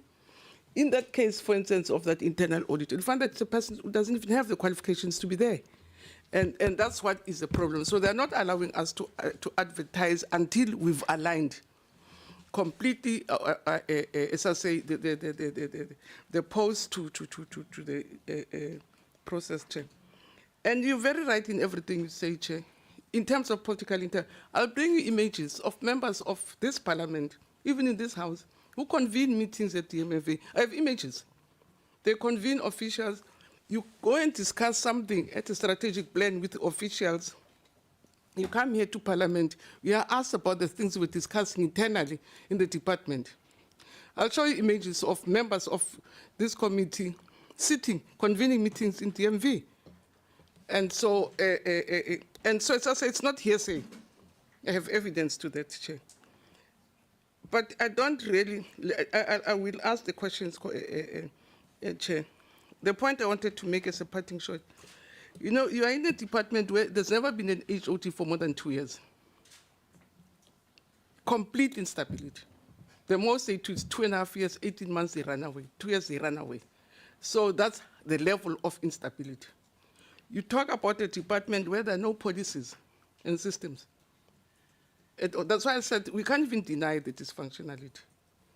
We have cases right, left, and center of millionaires who are military veterans. They stay at Stain City. They take you to court because you are paying 20,000 for school fees because their kids don't go there. So there's no means test. So anybody, if you've been there, you have a system where, and when I came to the department, the first question I asked to say, how did we come to 65,000? Because I knew when the NC came out from exile, we were told that there are about 20,000, MK came with 5. There's no reason why we've exceeded even 40%. And that's why I'm happy, 40,000. That's why I'm happy with the CETA proposal that you are bringing, because unless you have policies and systems, you're not going to do anything in the department. You have people who want to be military veterans who managed to make their way to the database and all sorts of difficulties. So we'll explain that, but I was going to humbly request that, or even explain that we're trying to do all we can to save the sinking ship, and I'm really grateful that Chair is willing to assist, but it is indeed a wrecked ship that we're dealing with. It's a wrecked ship in many respects. Where we see green shots, it's when we've brought people from outside. We had to bring an external audit firm, that's only where we see green shots. We rely on CETA to help us with the database, because the officials are correct. I mean, how do you, this aging time, run with a database which is paper-based? And we'll respond to other things like MTN, because DG says he's not, she says she's not received that, but I spoke to the CEO of MTN, she had said, so I'll verify.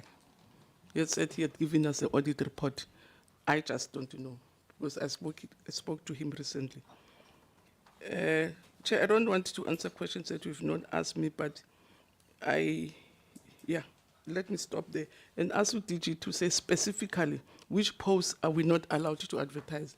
They've agreed that I can advertise a DG post, because you can't even change that system without a leadership. You can't do it from the ministry, because I'm here to do. The system is supposed to be running every day. And I've made that appeal to Minister Public Service to say that thing would not float. And it's a very important department that affects the lives of very vulnerable. But the system has rotted from inside, and there's not much you can do from outside, even as a minister. You have to be able to drive this thing internally with a proper leadership. Thank you, Chair. Thank you. DG? Thank you very much, Chair. When the department was started, there was a ministerial task team which proposed the current structure that we have. So, for example, education support, you have a benefit, but there are no warm bodies attached in terms of the structure to implement education support. So the current structure is of 169 warm bodies, but of the 169, you have 39 vacancies. But additional to that, you have 42 contract workers that have been there for a long period. So a normal structure is when there's been a work study to say within corporate services, for instance, what resources do you need? I'll take human resources, for example. You have about 6 elements within human resources. Within HRA, which is Human Resource Administration, you need so many warm bodies at different levels. The structure we currently have is not responsive to the work that we should be doing.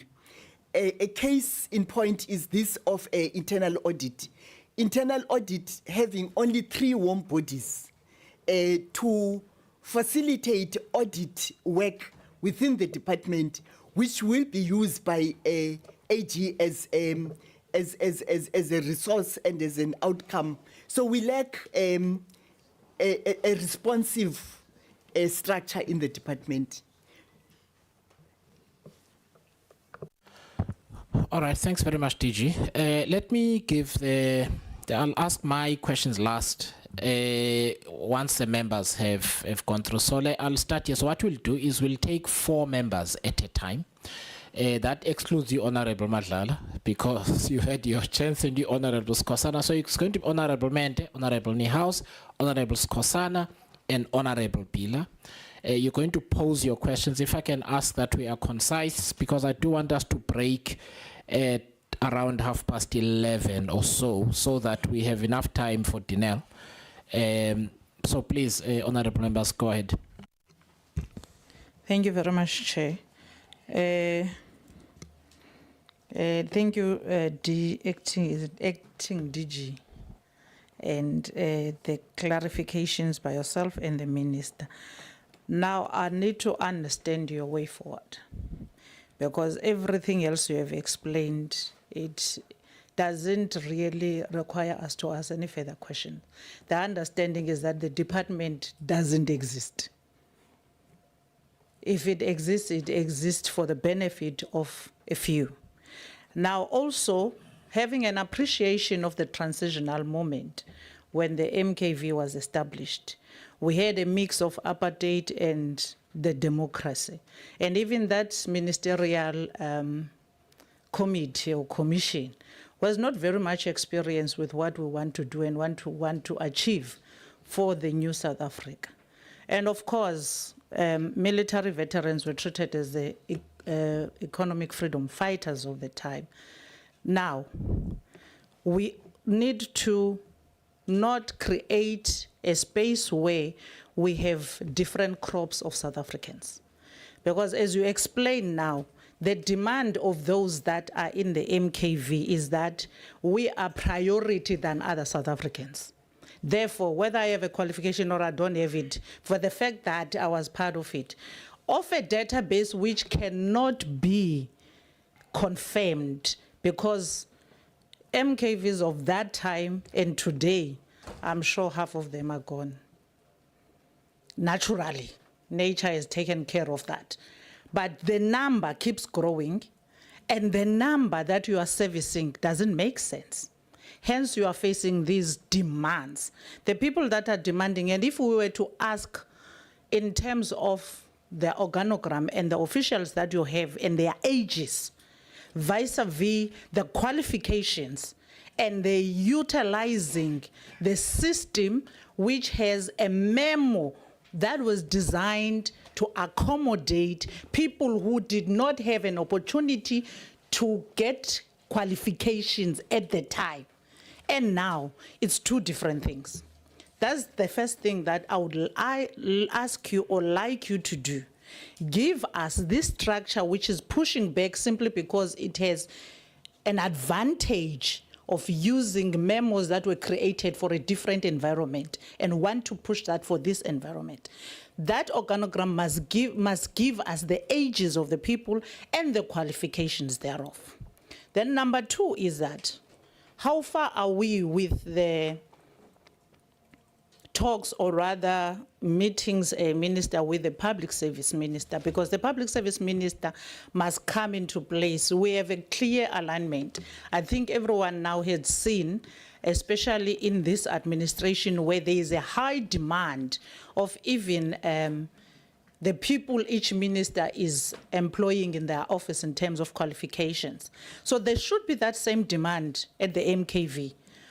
If ever you are going to be a deputy director, I listened to the explanation given by the madam earlier on, and the question that kept on lingering in my head is, if this person has a qualification that's required to occupy that particular space, they shouldn't be these ethical issues that we're facing.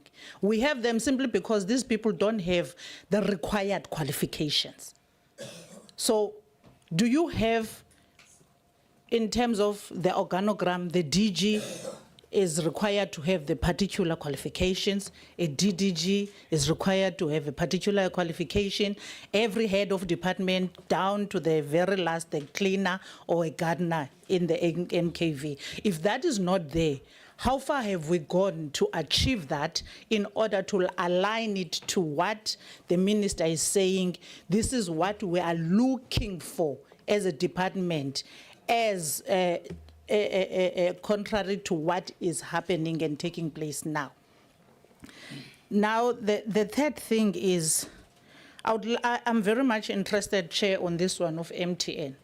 And I saw Finance Committee and Trade, they had commissioned the banks to come and explain to Parliament.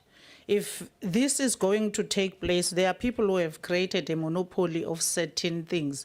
MTN is one of them that have taken over communications. Then, therefore, they are very much experienced with our systems in government, and they know what's required. For MTN to have signed a contract of tablets that they know will be rendered useless the moment they land at MKV was taking advantage. Leave what the official, the collision with the official and all of those things, that's secondary. What's priority is MTN knowing very well that we cannot utilize those tablets anyway, but sign a contract, take millions of South African money and give MKV something they know for a fact it will never work. That's taking advantage of the communication systems.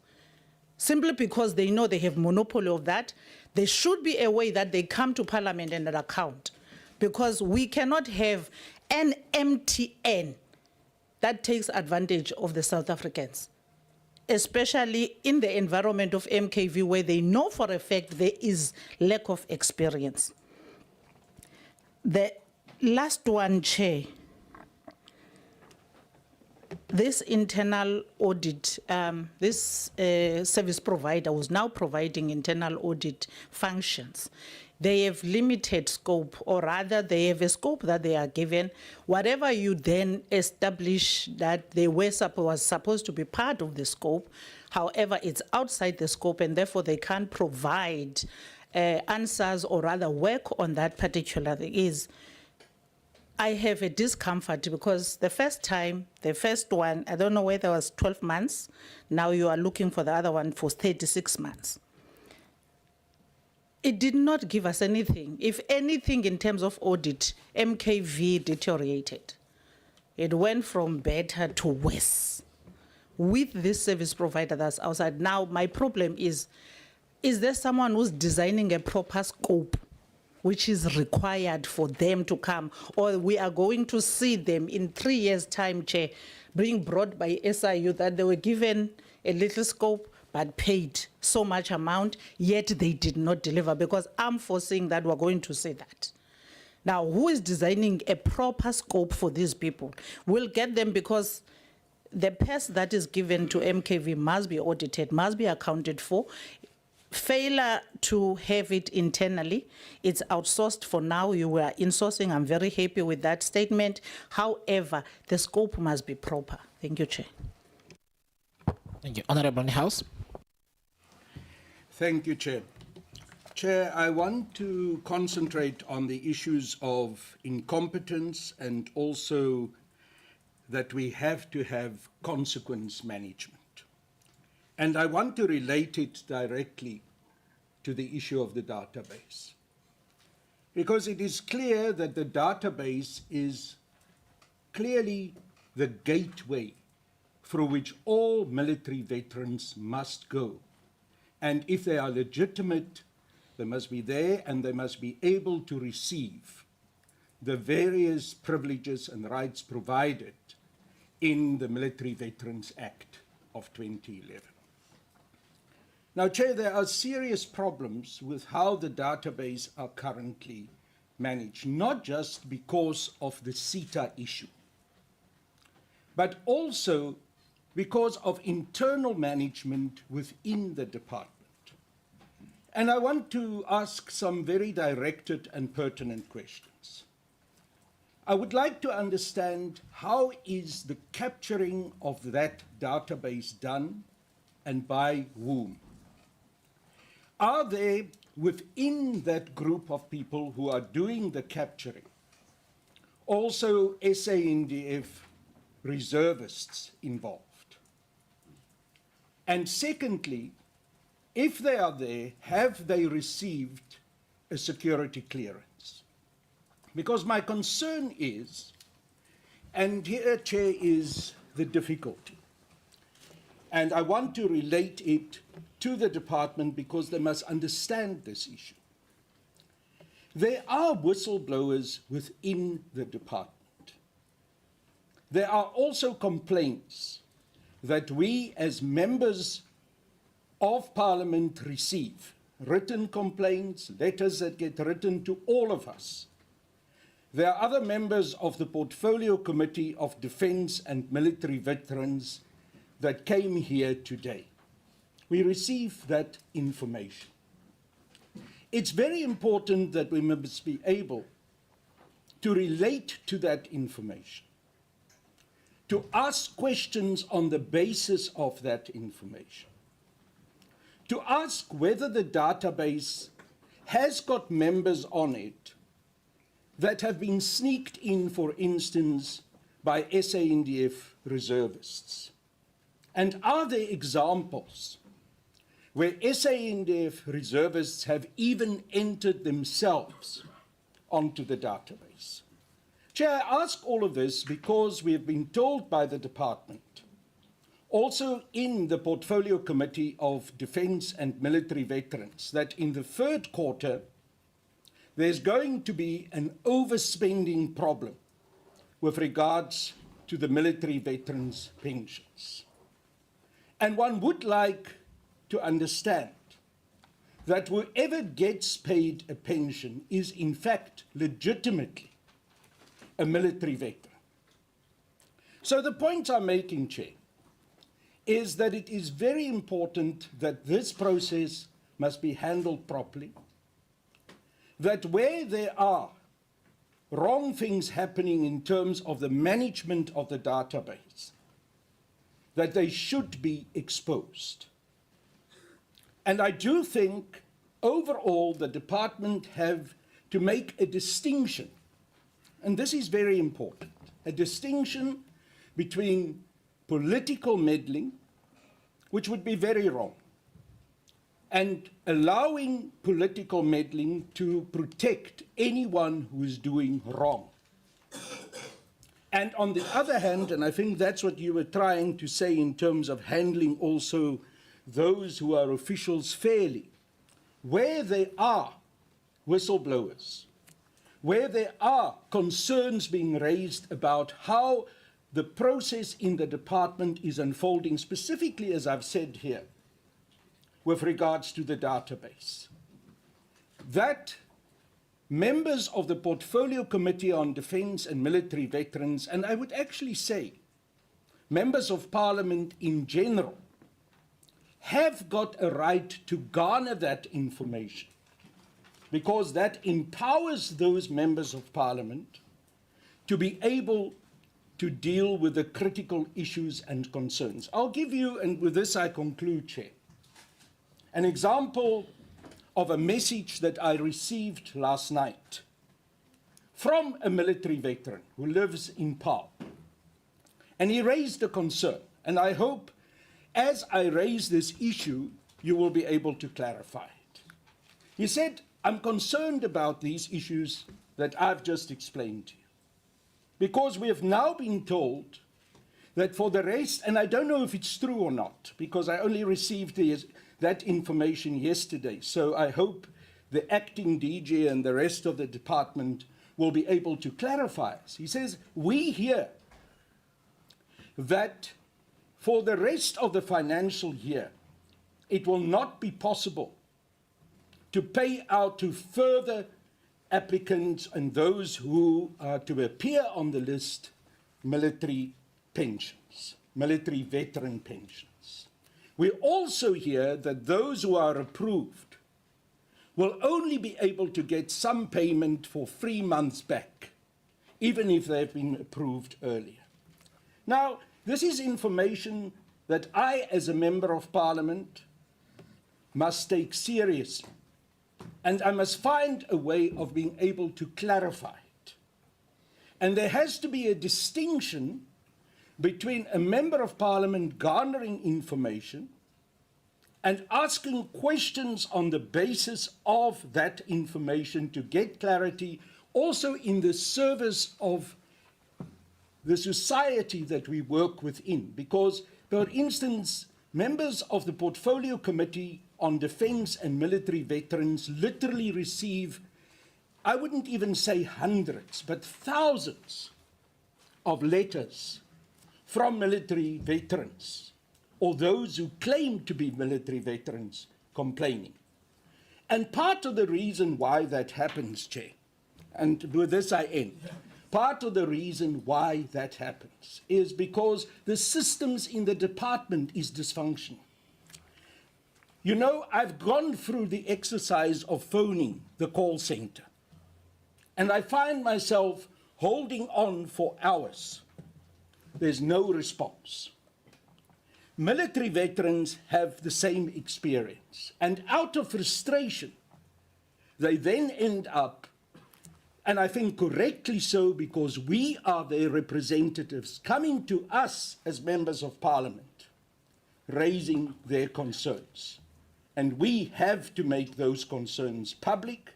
We have to make them public within this committee, within the Portfolio Committee on Defence and Military Veterans, because as you correctly said, Chair, the public out there are watching us on these cameras and want to see whether we act as their representatives and keep also the various departments accountable. Thank you. Thank you, Honorable Niehaus. Honorable Skhosana, you said to me you've got one question. I'm joking.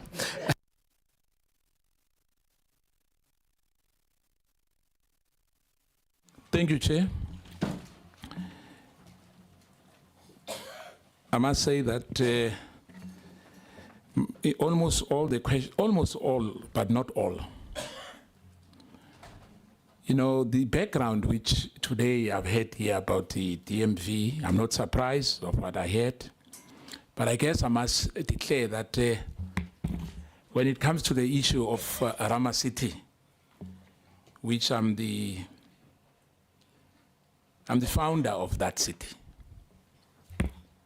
And it pains me when I went to that city, which I've started with my other two brothers, that the question which one of my colleagues asked, when I look at the age of some so-called military veterans, I was shocked. Some of them are even younger than my firstborn, you know. Now I'm asking myself to say, how? He's a military veteran. I worry about how old you are. You want to clarify us on how old you are, Honorable Skosana. Yeah, but yeah. One, this functionality of the DMV is concerning, but I'm not going to go much deeper because there's no time. You know, the chair said by past we should be going for some tea break. There's a lot of numerous issues which are facing the department, including the so-called several vacant positions, notable, including the Deputy Director General of Corporate Service, Deputy Director General of Social Economic Support, Chief Director of Heritage, Director of Legal and Director of Human Resource, is concerning. When you look at I think it's written accounting officer instead of the DG, the acting then Mafu, but it says accounting officer at the end. So I was a bit confused, but I know that the DG is an accounting officer. But I think they were supposed to say acting director general, not accounting officer. Because some of the presentations, you know, you can't read at the presentation. Somewhere it says director general, somewhere it says accounting officer. Now, there was that debate of whether he was suspended or resigned. If you remember, Minister, I know you've been thrown into a deep end here. This is a lion's den. And fortunately, you've got a veteran himself, the co-dictator.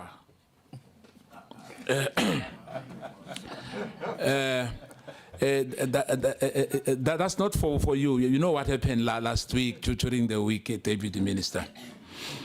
The staff suspension is common in this department. The trend is continuing with so-called acting DGs. Current 7 officials are being suspended. That's top management. 7 of them. Unfortunately, the department now operates under acting DG again.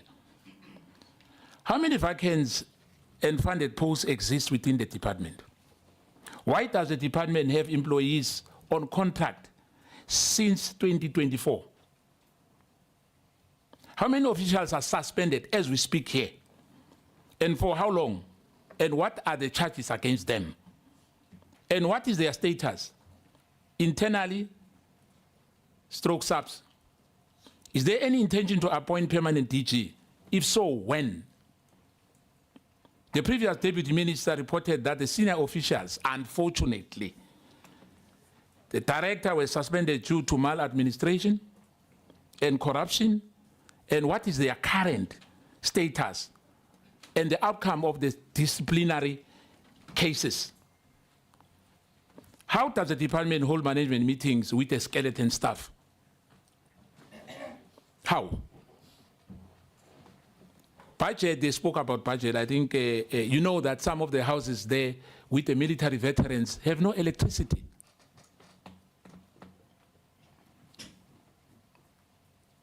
There's no skills development within the members.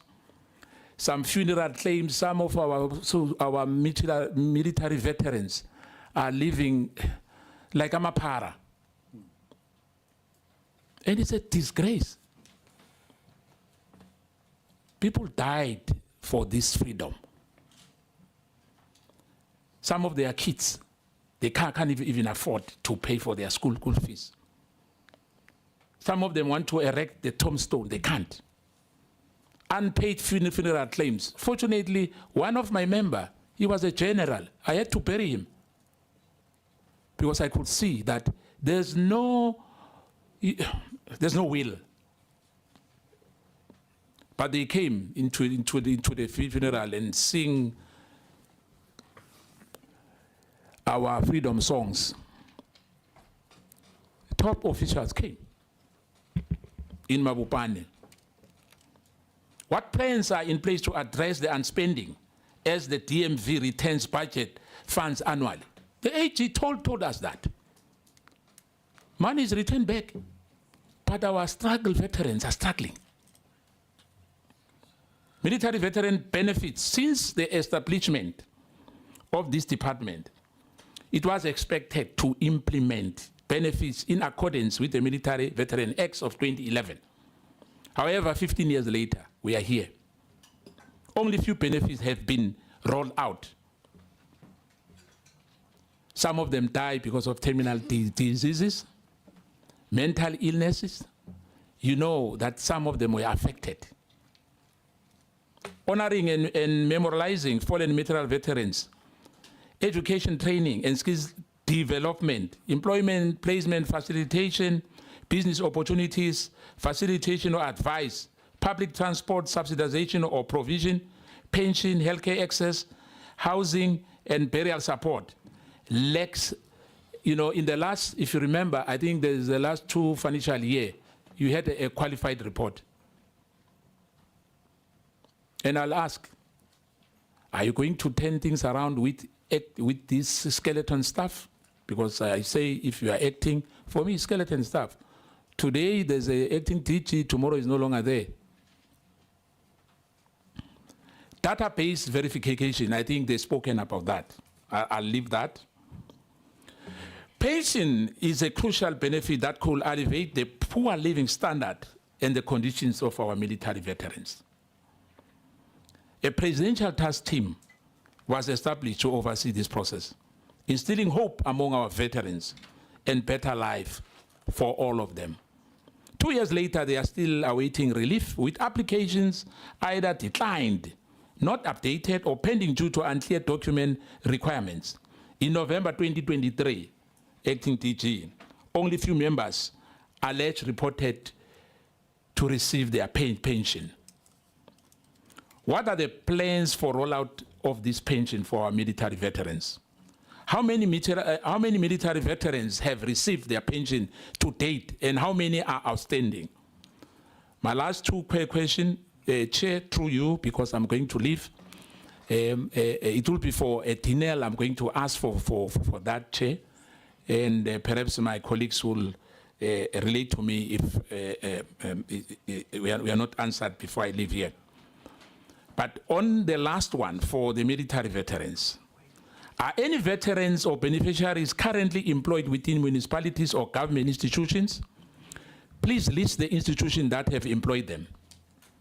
How many job placements, excluding internships, were achieved in 2023? Are there any ongoing discussion with potential employees for 2024-2025 financial year regarding job placement for military veterans?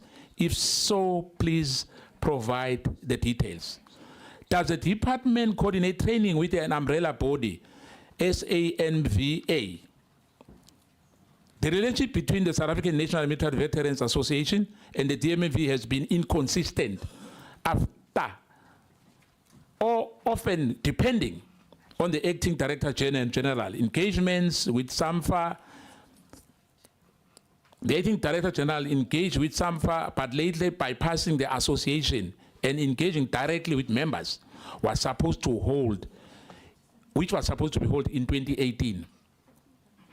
Post-COVID, we are still discussing that the department is not willing to help our military veterans. Lastly, Chair, the issue of Denel, painful indeed. And I'm going to repeat again here that we are here because of Pravin Gordhan. In terms of restructuring of Denel and started under this now defacted Department of Public Enterprise, DPE put numerous conditions for you, Minister. I'm not sure with the board, but I guess now it should be with the minister. I know the issue of transfer, we spoke about in our last sitting here. The disposal of non-assets, what is the condition now? Are we moving with that? We made to understand that the Denel rejected some of these conditions and disposal of some assets. What are the conditions which were imposed to Denel as part of restructuring process, and which asset does Denel believe are critical to the future and to sustain this company. Because Denel, as we speak, used to shine like AMSCO and other state institutions.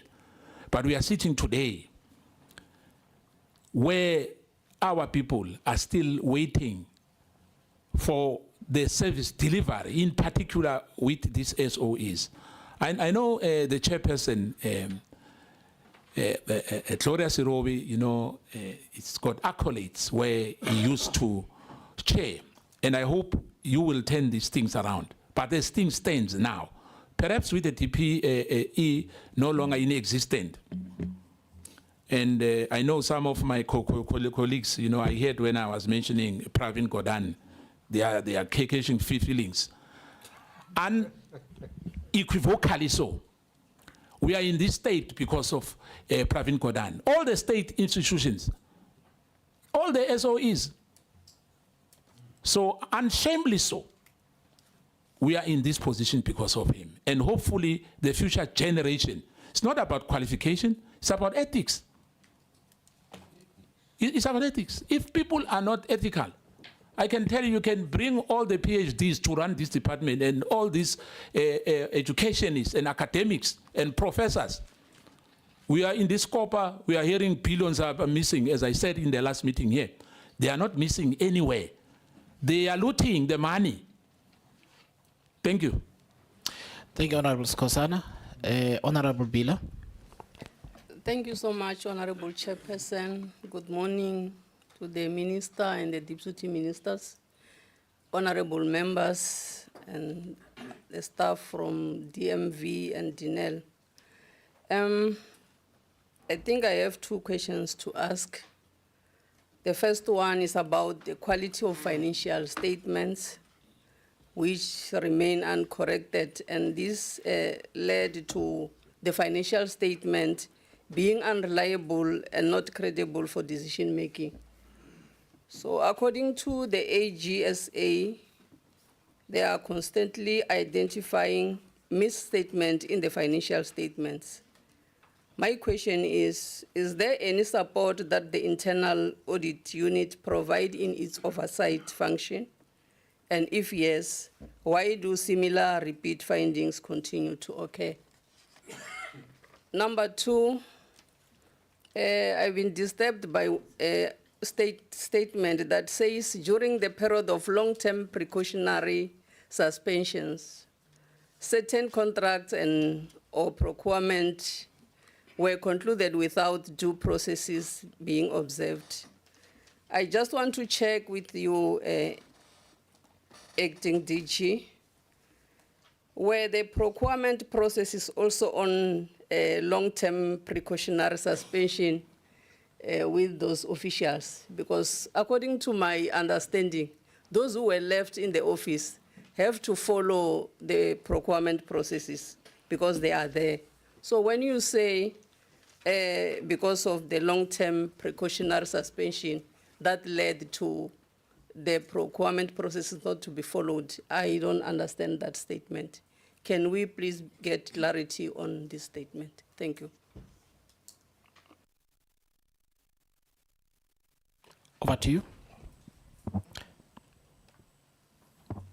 So let me take the easy ones. You can take the ones that relate to you, Minister. No, Yes. the easy ones. If you leave anything out, we will remind you what you've left out. No, the officials will have to fill in. Chair, I really want to say I fully agree with the concerns of the members. When we first met the department, I was actually horrified myself. Honorable Mente is right. I've been in government for the longest of time, and I've never seen so much chaos. I've worked even as a public servant. And what we did as the first thing, we agreed with colleagues that we have to stabilize, because this thing still, whilst it is a wrecked ship, it still has to look after people's lives. So we agreed the first step was to go into a strategic plan and say, what is it that we salvage to be able to do that which we were supposed to do whilst we're looking at other things. I can assure you, at the first strategic meeting, I thought it was a normal procedure or process. After we had formed work teams, other members were surprised to say, I'm so surprised that so-and-so has agreed to talk to me or to work with me. We never thought we could work together. That's how difficult it would have been. But slowly, I think we're beginning to find each other. So it's been a journey, and we've really tried to work on it. And it's a journey that, as a department, we couldn't do on our own. That's why we're calling on other sister departments to assist us. Because the whole process, we've been assisted by Palama, by DPSA, because we also needed outside people to really have a strategic planning process, peacemaking process. I mean, it's a department where people even exchange fists. That's how difficult it is. So we're working hard to stabilize. We'll give you the report, and agree that we can't fill the 39 posts, which is a few remaining, if you don't have a work study. Because that's the little now you have, which is funded posts. So we say there's 39, which is funded, but outside the work study, you're going to be making a mistake sometimes. So that's why we just feel that, yes, let's fill the critical, the HOD, by end of March. I promise. We have advertised, we have shortlisted, we're just remaining with interviews. By end of March, Chair, we would have filled that. Then we move to the next level, which is standard. There'll always be a need for an HOD. There's always a need for a CFO, and always need for HR. So we are, I call it Palama because I used to work when I was a civil servant. Now they say it's now Palama. When I worked there, it was not Palama. So they have been assisting us, Chair, to really. That's why we're going to the centers, and I'm happy that you're saying you'll get us help. So we have to fill posts, we have to do the work study, and make sure that they remain, because we have a department that performs at 20%, that spends at 80%. And simply because it's completely unaligned. So I agree with the colleagues. I'm not, or I shouldn't say colleagues, because I agree with the members, though I'm a colleague, I'm also a member of parliament. But I agree with the honorable members on the advice and the counsel that they're giving, Chair, that we have to look at it. The one I'm tempted to respond to, Chair, is MTN and promise to come back, because it will be completely unfair for the credibility of the company to say they refused with the audit. Because I personally even spoke to senior. So outside the departmental process, I spoke to MTN leadership to say, you have to assist us. This is a crisis. And for their own credibility as a company, they've been cooperating. They tell me that they've given us a report. Now I hear, but it's something that we have, because I think it would be unfair for the company's credibility if we are not reporting correctly. So we'll have to come back to you, and I'll need to confirm that. Sorry, Minister, do you have the report? You, no, yourself? So it came 2 weeks back. Yeah, so, and it's because, I've been persisting and following them up to say, you have to give us a report. And my office tells me that the report has arrived. So I'm worried when the department says it has not arrived, so I don't know where in between. And it's because I've been persisting with the senior leadership of MTN to say, you have to really deal with this matter. So that's why I say I need to confirm between ourselves and the MTN people where the report is, because I was informed that it had arrived. Sorry, Minister, just one more point. I also think that we must also not rely on a private company's investigation of itself. I think it's important that the job of the government is to investigate everyone, right? And I think the right thing, Minister, to do, notwithstanding the fact that you were finished with the report, I think the information you would get from it is useful. The more credible report is one, Minister, commissioned by yourself. The Office of the AG is here. And if there is any lack of cooperation from MTN or anybody who is involved in this matter, please let us know, so that we can intervene on our side. But the report we want to receive here in Parliament is a report of the Auditor General or the Public Protector or similar, but we must get a report here from within the public sector ecosystem. Thanks, Minister. No, I really accept that, Chair. What I was correcting is to say MTN refused to give us an audit. And I just thought perhaps we shouldn't really allow it to pass if it's not true. But I accept what you're saying, that you want a report from us. Member Kyle, all the things he's raising is right. I mean, you have a data database system which is paper-based, anybody can sneak. You're quite correct. I meet veterans who are 35 years old and say, 35, you were a veteran before you were even born, because we were at 90. So there's been lots of contamination. And because people in the department knows that the system is contaminated, they even say, let's talk about clemency. I said, how do we even forgive people that we don't even know that they are wrongly in the system? So the cleansing of the database is very critical, more than the roadshows of adding people to say that. I mean, the database was open 3 times. I don't know if a veteran more than 30 years has not been able to show up and be registered.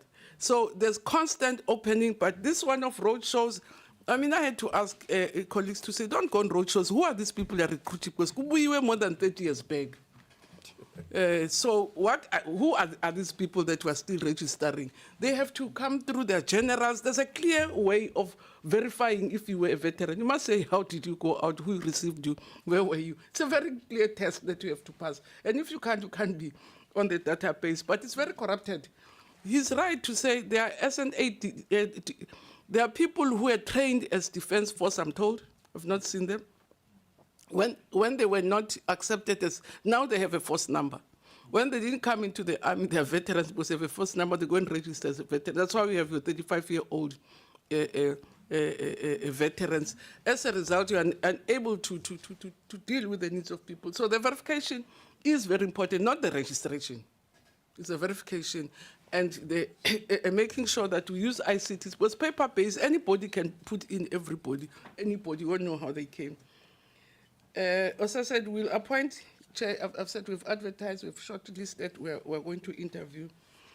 Even the spending is very strange. We're underspending in some areas, we're overspending. The Department of Defense is on my neck every day to say DMV owes them more than 200 million. And they can't afford it to pay it from their health budget. Because as I say, you know who's a veteran, and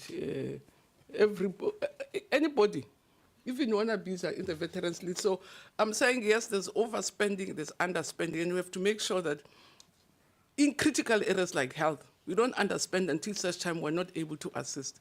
In education, you have veterans, I mean, some of them should be my age or even older. They still have primary school kids. I said, but honestly, primary school. Yeah, so no, it's possible. No, that's why I'm saying. That's why I'm saying, I understand that some have started all over again, but all of them. I mean, I understand when men have a 5-year-old and 60. So, but I just it's a whole list of so which means relatives. And I'm told they're even refusing to say, but can you take it in and check if it's your child? It says, no, but you're insulting me now. If I say it's my child, it's my child. So you can't say to test, because if they say it's a child, it's a child. Yeah, so as I say, I agree with members. I don't want to, about veterans employed elsewhere, yes, they are. But I don't think we have a traceable. Some of them go into these positions in their own right, member.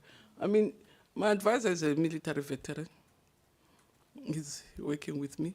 So I'm sure even most of these generals, most of them are military veterans, but there are also military veterans who've qualified in other areas they would have been working elsewhere. So I don't think it's a report we can give. So I thought I should answer, especially the MT, and that's the one that I thought I want to correct the fact that they refused. But I accept the point that you're making, Chair. Thank you. Honorable Mende is making pleadings here. Thank you, Chair. Now, on this issue of MTN Minister, it's not about the report. It's about them being the biggest company running communication, seizing a weakest moment, knowing that our systems are not proper, and getting a transaction, a whole business transaction, to be done with people that they know. The function and the purpose of these tablets are not going to be demanded on the other end. However, we'll just sell them because we just need business. That's my point. Thank you. Thank you. Honorable Deputy Minister. Thank you. Thank you, Chairperson, Honorable Minister and Honorable members, my colleague. I think we will need this committee to strengthen the hand of the Department of the Military Veterans by coming up with a resolution which is intended to fix the administration of that department. All what we are talking about, data and everything, it will not be effective if the people who are manning certain positions there, their skills are found wanting. So I hope you will take a resolution to say there is a need for the Public Service Commission to conduct a skills auditing, and that report be tabled here. At least nobody will accuse anyone of manipulating, especially that some members here have raised the issue of politicization of that department. Send the Public Service Commission to conduct a skills auditing, and then we fix that department. Thank you. The other thing on the question of sitters, I don't know whether we are aware that the CSIR has got capacity to help, especially on the IT systems. So consider that. Thank you. Thank you, Deputy Minister. DG, shall we deal with the rest of the questions? So what we'll do is we'll deal with these questions. I think the people deserve a body break. Otherwise, we're going to have people walking in and out, and then we'll complete the questions and move over to Denel. So please go ahead. Thank you very much, Chair. Some of the questions are more comments, so I will not respond to those. I do want to explain the numbers of military veterans that are in our system. You have former statutory forces, those that were in SADAF, and within that category, you have members that are of Angolan origin, are of Namibian origin, and are of Zimbabwean origin, but whom were brought back by SADAF. So they are South Africans, they carry green card, so they are in our database. You then have a former liberation struggle formations. You have your former MK, your former APLA, and your former Azanla. There is another component of those who participate in the military skills development that is done by defense. They apply and get admitted for 2 years, and when they're not absorbed in defense, they come and join the DMV. Hence, you see younger numbers, younger people within the database. It's those that, because I think the recruitment is either 19 years or 21, it's of younger people to do military skills development, and when they don't get absorbed, they come to DMV. And because they've got false numbers, they then find themselves in our database.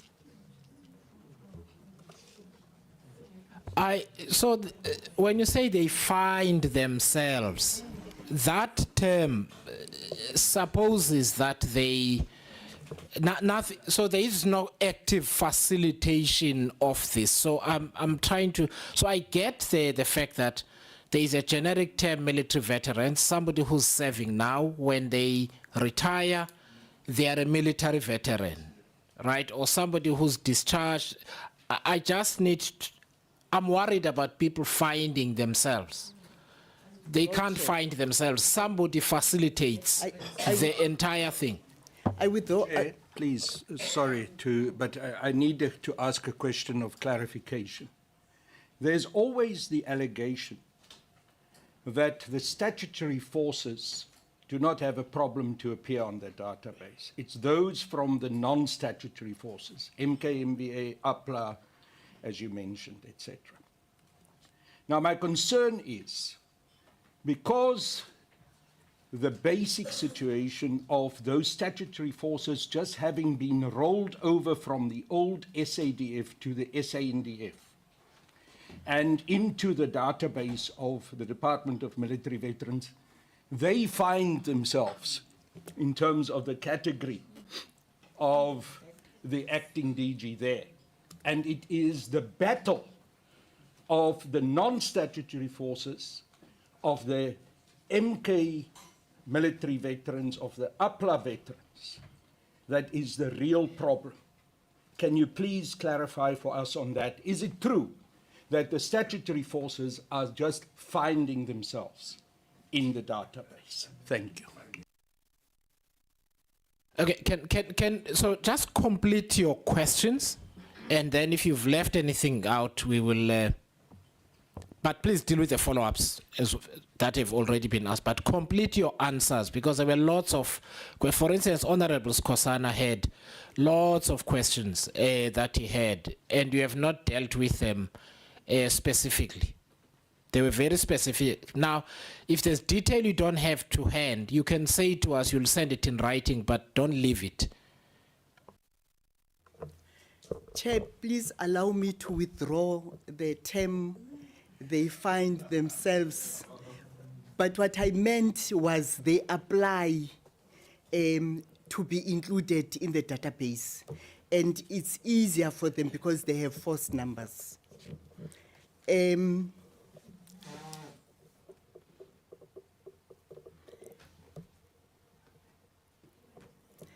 A question was asked as to what is the process of capturing applications. It is correct to say statutory force members do come with their files, and it's easy to then apply and process them, unlike former liberation war formations, because those need to be verified, and there is a process which is different in terms of administering. Former liberation armies do go through a verification process, unlike the statutory forces who have records that they apply and they get captured. I am not aware, Chairperson, of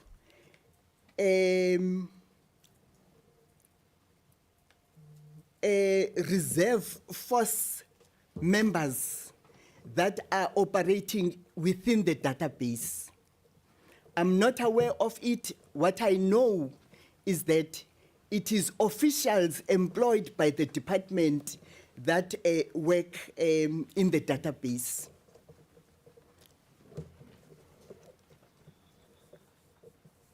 There is a question of how many people are suspended in the department. There are only 5 people suspended currently in the department. And I can indicate that you have a chief director among them, you have a director, you have an assistant director, you have a level 8.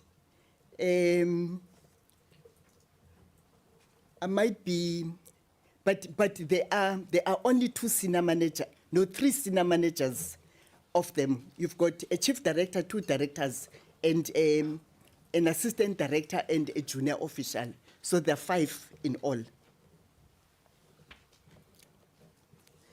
The number of military veterans that are currently accessing the pension benefit are 3,659.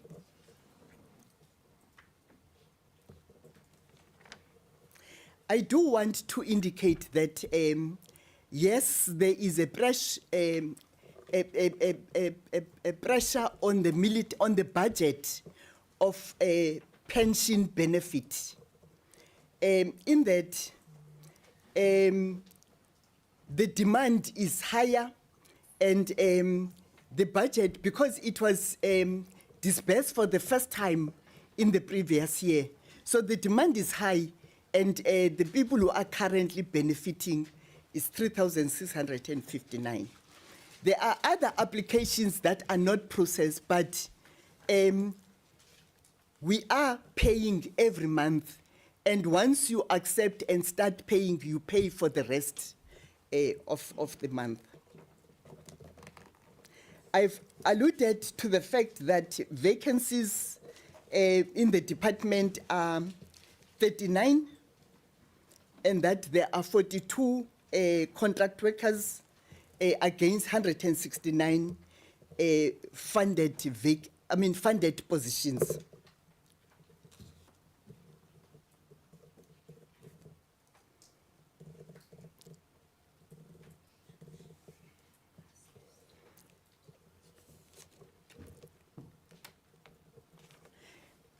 I would want to talk to the issue of the call center.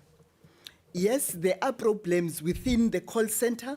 The call center is manned by 3 people. There are only 3 people working in that environment, servicing 85,000 military veterans. So it is not surprising that at times calls go unattended to. It's because the 3 people can do so much in terms of servicing 85,000 military veterans.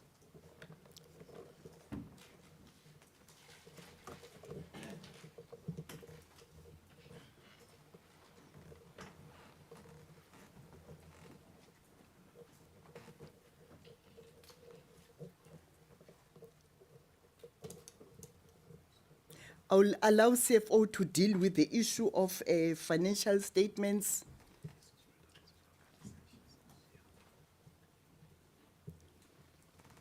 And the issue of contracts that were concluded without following proper processes.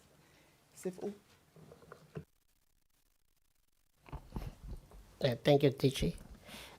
Chair, in terms of the annual financial, in terms of the annual financial statements, yes, as per PMFA, the department must submit annual financial statements that are free of misstatements, any form of misstatements, and hence the government encourages all departments to have clean audits. I don't want to sound like a broken record, Chair. However, the real issue within the department is capacity, Chair. We cannot move away from the issue of capacity. I would make an example. For the annual financial statements to be prepared, submitted on time to Management Audit Committee, then ultimately to National Treasury and Auditor General, it has to undergo layers of quality reviews. Quality reviews start from closing of the system. Actually, quality review must happen on a monthly basis because you must treat each month end closure as end of the year process. So that then come 31 March, whatever is in the system is free from material misstatements, misallocations, and the likes. So in that regard, with the DMV, as well as our thanks to the Audit Committee and the Minister for provisionally reprioritizing some posts so that the finance function, mostly the accounting section, is properly resourced in the interim, including internal controls, because it's what is lacking in the department. So basically, what has been happening in the previous financial years, is the fact that within the financial accounting, there is no deputy director. There's only one assistant director. And then there's a CFO, there's a vacant post of a director of financial accounting. So the levels of quality reviews were very limited, Chair and members. So you will have the assistant director preparing the financial statements. It goes directly to the CFO. And in many instances, it's the assistant director and the CFO preparing the set of numbers. And then the CFO and the director should actually be reviewing the quality of the information, and which actually, due to capacity, as explained, has not been there. So then you submit the same financial statements to internal audit, which at the moment is challenged in terms of capacity or no capacity at all. So in the past, there has never been quality reviews in that second layer of quality review. Then same financials are presented to management and then the audit committee. So, and hence, Chair, AGSA is right. There has been misstatements, which then challenges the quality of the financial statement. But going forward, as I've mentioned, Chair, there is that plan, interim plan, to ensure that then there is that additional layer of providing capacity within financial accounting. We are now doing quality reviews with the current internal audit service provider. So all the quarterly financial statements do go through quality control, Chair. So basically, it has been a weakness, but it is being addressed properly. And then in terms of the issue of procurement, so what really happened, Chair, is there was misinterpretation. I don't want to call it abuse of supply chain processes, but probably it's the misinterpretation of processes as far as transversal contracts are concerned. You've got the transversal contracts that are entered into by National Treasury, but the conditions of utilizing a transversal contract does not give a department permission not to follow internal procurement processes and the prescribed processes as per the Treasury regulations, Chair. So what then happened is you have a transversal contract, and then with no clear, just making an example with the MTN tablets. So ideally, the end user will develop the specification of the product on a per need basis. Then you've got your committees, procurement committees. Amongst them, it includes the BSC. BSC is the first layer of procurement because at BSC, it's where the terms of reference, including the specification, are then quality reviewed. Sorry, Chair, for the abbreviation. BSC is Bid Specification Committee, Chair. Sorry about the abbreviation. So all of these should have undergone a review by the Bid Specification Committee before the sourcing strategy is concluded. So the department went direct. I have a need, I have a transversal contract. Let's just utilize without the internal approval layers. And hence, then we had accumulated over 100 million worth of irregular expenditure between the 2021-22 financial year and 2022-23 financial year. As we review the numbers, then we are actually realizing that there is more irregular expenditure that we are likely to detect. And hence we are calling for a fully blown investigation so that all irregular expenditure is quantified and consequence management, Chair, takes place. That's all I needed to add. Thank you. Chair, sorry. Sorry, Honorable Skosan, no, sorry, can we just give them a chance to complete? And then I'll give some direction thereafter. Thank you, Chair. Just to respond on the issue of internal audit about the terms of reference, I think Honorable Mente spoke to that.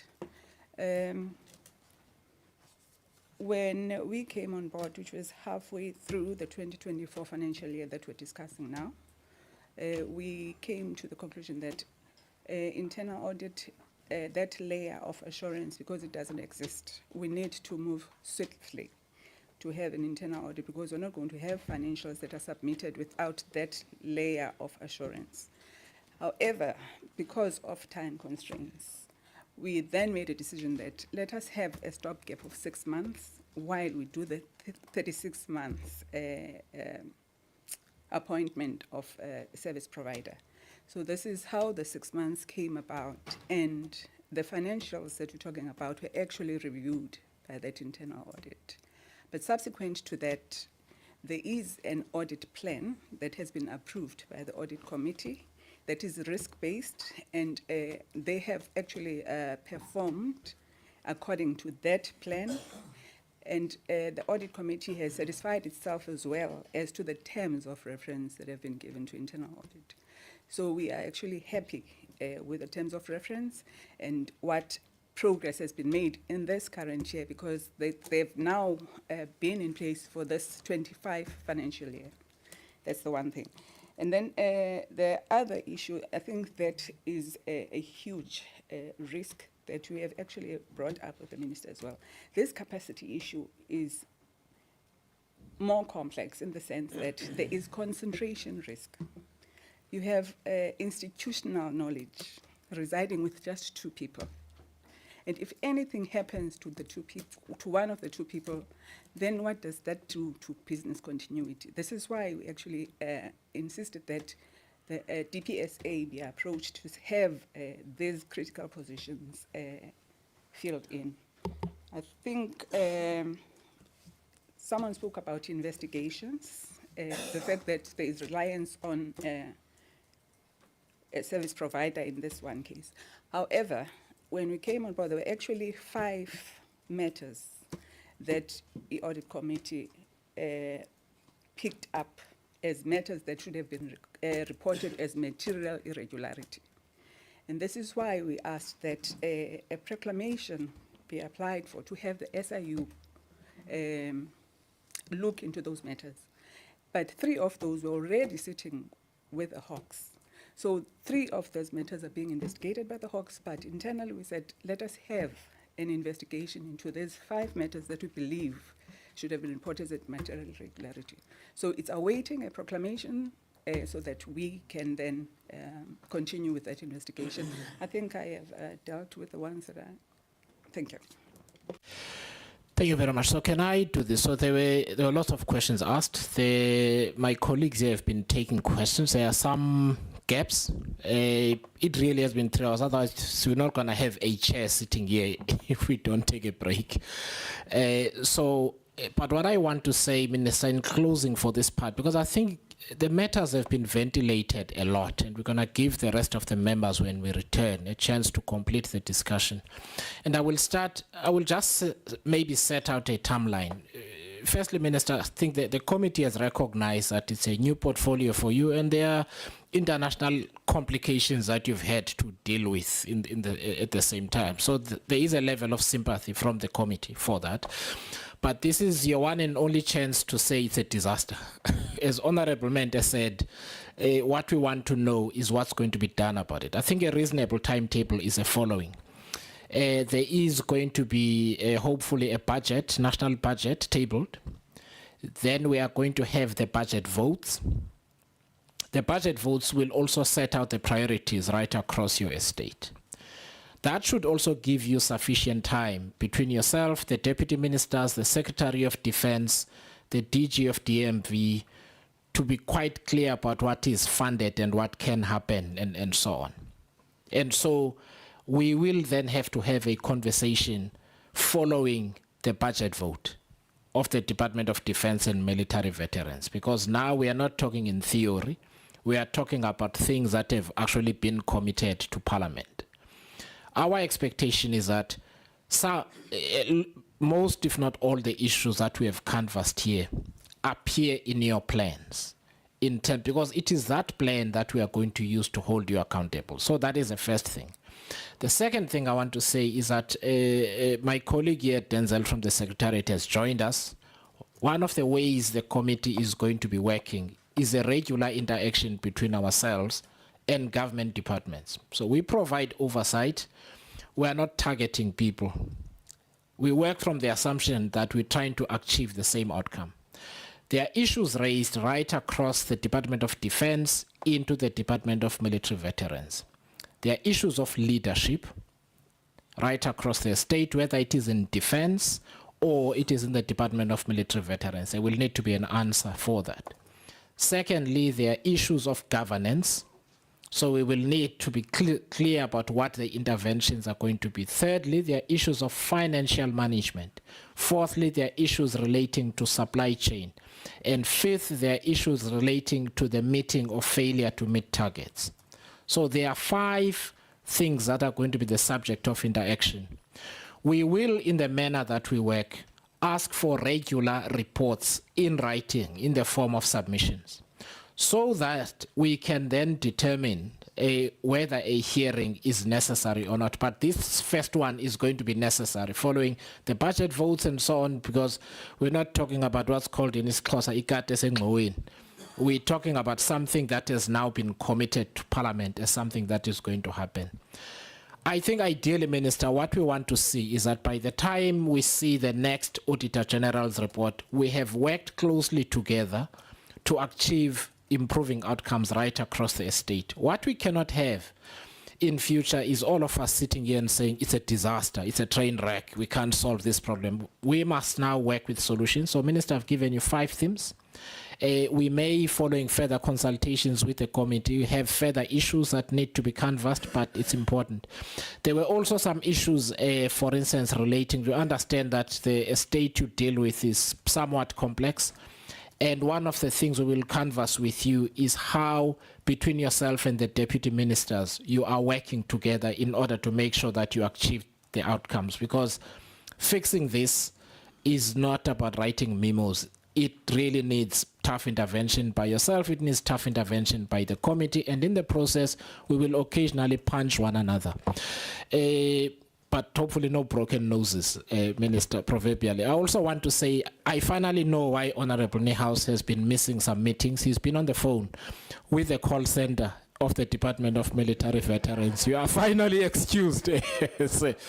So, Honorable Skosar, I know there are some questions of yours and Honorable Niehaus that have not been answered, but if you, because I know you have to leave, so if you can just make your comment and then we break. Yeah, sorry. Thank you, Chair. Before you break, Chair, sorry, I apologize. Those 5 issues you just mentioned, if you would just reiterate it before you close. Yeah. Before we close again, yeah, we will, yeah. Yeah, so, Chair, I guess most of my questions were not answered, but my colleagues, and I think they will get the answer after the break. Indeed, the DG did not answer them. I only had 2 out of 7.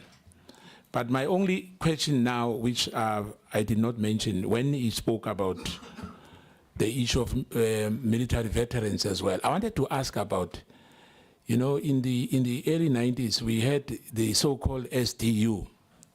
Are they part and parcel of these military veterans? Because there's a lot of speculation about the SDUs. Some of them claims to be from Angola. Some say they come from Russia, and some of them, as I said, they are young. You know. Okay. Thank you. Thank you. I think it's a yes or no question. Is it true?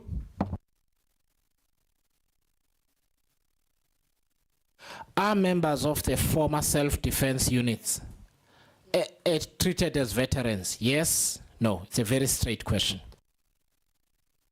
It's complex than yes and no, Chair. They must be subjected to verification, and if they have been trained and they meet the criteria of a military veterans, yes, they will be military veterans. Okay, we can canvass this in more detail. Members, it's now 12 o'clock. We're really short of time. Can I ask that we take a 15-minute body break? We come back here at 12:15, or we start at 12:15, exactly. We'll complete the questions and I'll ask the members to be concise and then we move to Denel.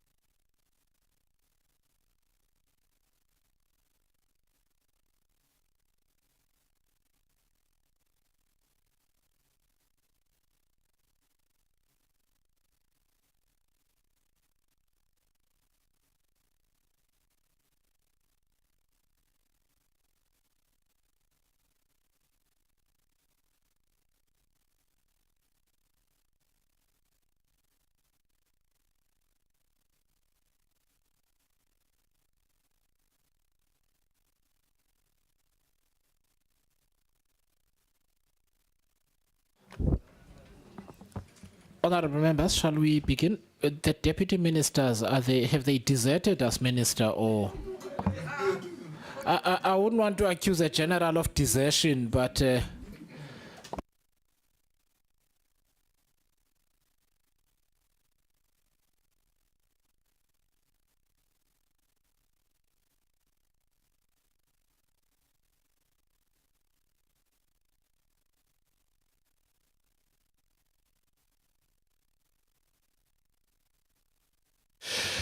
okay, for the sake of time, let's begin. So there is a committee, another committee that's meeting here at 2:30. So we really are time constrained this time around. It's unlike previously when we could have extended the time. So 2:30, there's another committee. I also want to make sure that we canvass the issues pertaining to Denel. Thirdly, I have been made aware by the Minister and the Deputy President's office that there is a budget subcommittee meeting that is due to take place at some point. The Minister is part of it.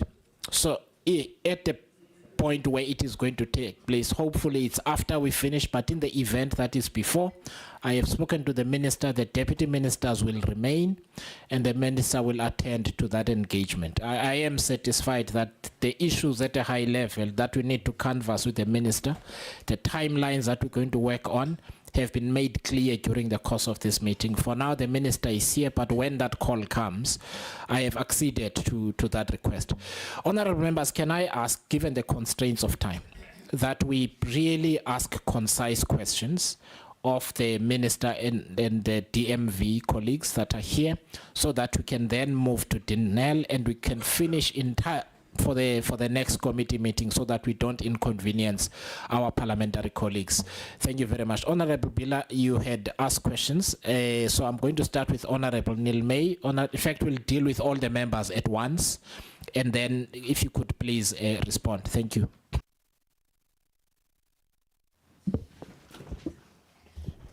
Good afternoon. I think it's afternoon time now.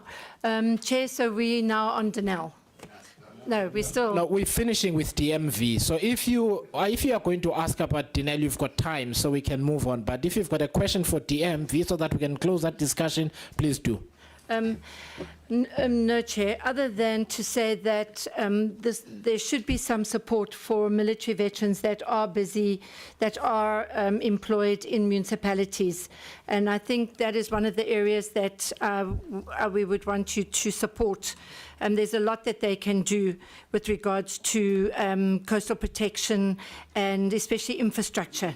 It's not always easy for police and the law enforcement officials to get there. And using those skills, I think as a DMV project, that is something. It can be funded by EPWP under the Environmental Heritage Project. Thank you so much. Thank you very much. Honorable Nondenja. Thank you, Chair. Afternoon, everyone. There's been regression on the audit outcomes over the past 2 years. What could be the reasons? Why do similar repeat findings continue to occur? Does the department implement the recommendations of the HGSA or not, really? There's a lack of proper record keeping and monitoring controls. What measures has the department implemented to improve record keeping and monitoring controls, given that capital assets that were recorded in the 2023-24 financial year could not be located during asset verification process, and irregular expenditure in relation to 2022-23 was not fully quantified and disclosed? I would like to know who sets the targets for the department that the acting DG says they cannot meet those targets, they're not under their control. Are they set externally, or do you set unrealistic targets for yourself? And also to say, how can it be difficult to implement consequence management? You are talking about pushbacks, which is a new term that I've never heard before, but what are the plans to counter that pushback? Because you are expected to implement consequence management as the department. On military veterans database, what actions are being taken by the department to address the limitations in the management of the military veterans beneficiaries database, specifically the lack of audit trails for user access and change management controls, and to prevent instances of benefits being provided to unregistered individuals and the delays in processing applications. My last one is, what is the department doing to address the call center incapacitation? Thank you. Thank you very much, Honorable Member. Honorable Esek. Thank you, Chair. Good morning, and thanks for the opportunity. Chair, lots has been covered, and I appreciate the input by Honorable Skusana, who covered most of my issues that I had noted. And the issue of consequence management was just raised by my colleague. I take huge concern, Minister, that this contravention of the legislation seems to be a continuous pattern. And I think there's been detailed discussions to and fro, and that there has to be some concrete plan to address this issues which I think really are affecting South Africans as a whole. The fact that this is still very, very fresh, 23-24 financial year, where the AGSA has just reported now over your latest financials, and the AGSA speaks to the internal control deficiencies that seem to be ongoing. I mean, you've heard this, looking at the track record of the financial statements down the line, and comparing it now to a very, very fresh one, there seems to be, serious issues in terms of capacitation. In fact, like no audits having taken place, if I heard correctly, in the DMV internally. Internally, that's a huge problem for us, I think. I'm not going to expand on and be repetitive. And then finally, yes, I did just check in, but I think we picked up on that. Regarding the issue of individuals that are on suspension and obviously still receiving full pay with cases that do not seem to have been finalized. Again, Minister, I mean, this is having a huge effect on, on cash flow, and the taxpayers of South Africa, again, have to bear the brunt here. So I just wanted to raise those three pertinent issues, and the others, Chairperson, I think have been raised by my learned colleagues. So thank you for that, yeah. Thank you very much, Honourable Member. Honourable Beasley. Thank you, Chair. I'm going to be very brief and to the point. The one thing that the Auditor General keeps on highlighting is a lack of accountability in the system. And it's something that I've picked up and Action SA has picked up too. There's zero accountability. So I'm going to ask you a direct question, and I'd appreciate honesty. If there is no improvement in this situation in a year's time, will you resign? And if not, why not? And I'd like to hear from the Minister and the two deputies. We cannot keep having this situation where there's zero accountability and South Africans are the ones that suffer for it. Thank you. Thank you, Honourable Beasley. Honourable Dagmore. Thanks very much, Chair. Thanks very much for the responses. And I think in terms of the issues raised, it's a very despairing picture. But I think if the issues raised can be followed through, I think there's some hope. But I've never seen a department in such a situation. It's really unprecedented.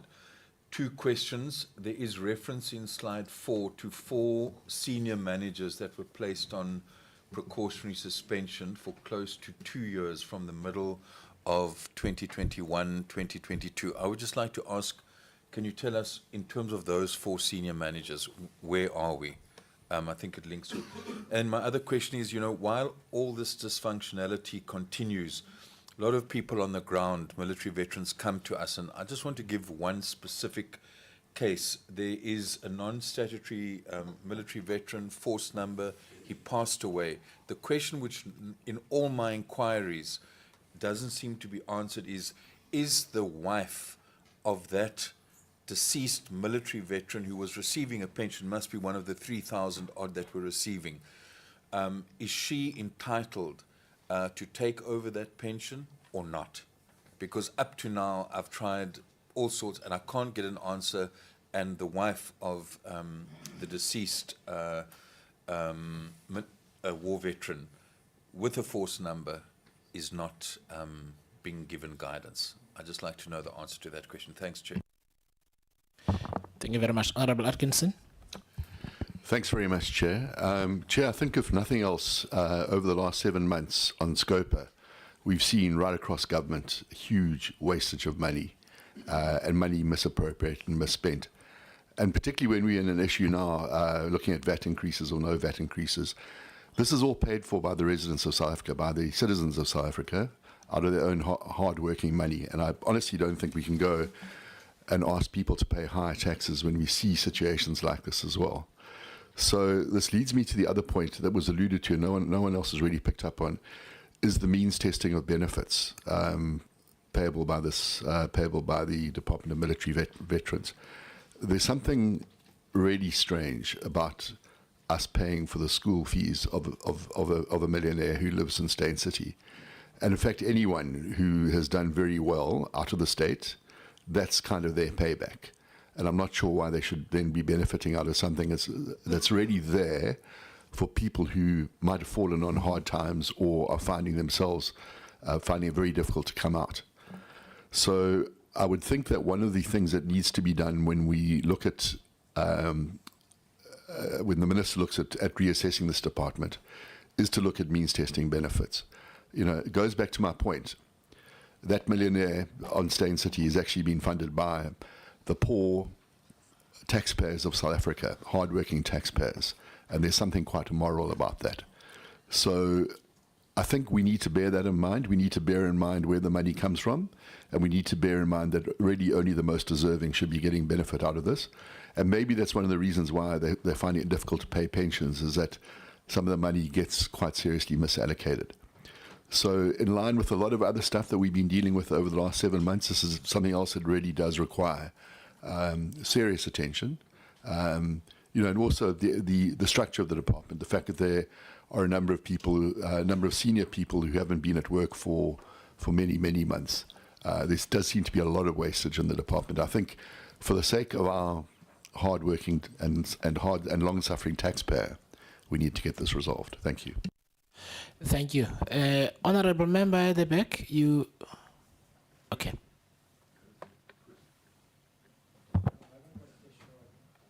Okay. No problem. I didn't want to skip. Honourable Niehaus, you are not helping.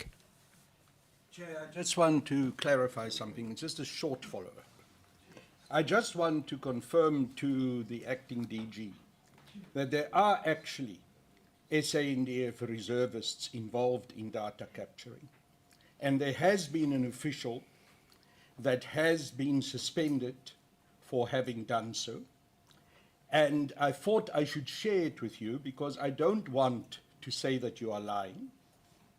But at the same time, I want to share this information. But Chair, I don't say that the acting DG is lying because I don't want to put you through another long report and responding here about the issues that you already had dealt with. Thank you. Point made. Thank you.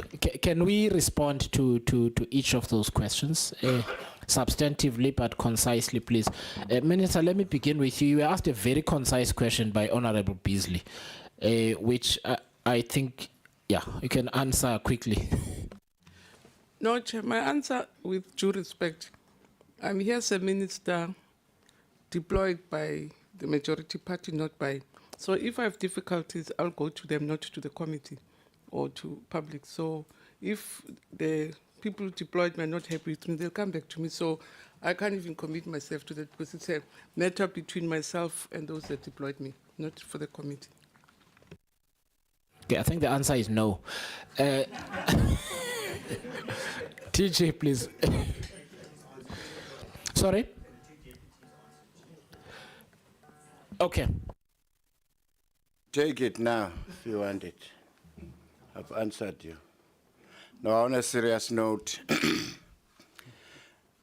we are dealing here with a legacy problem. I think people must judge us on this financial year 25-26. Then that's where you can begin to evaluate our performance. But thank us that we put systems to go and solve some of the problems. The mere fact that we always honor the invitations when we are called by members of parliament in different portfolio committees, it means that we mean business. So at least I'm sure you'll give me 20% right now for that answer.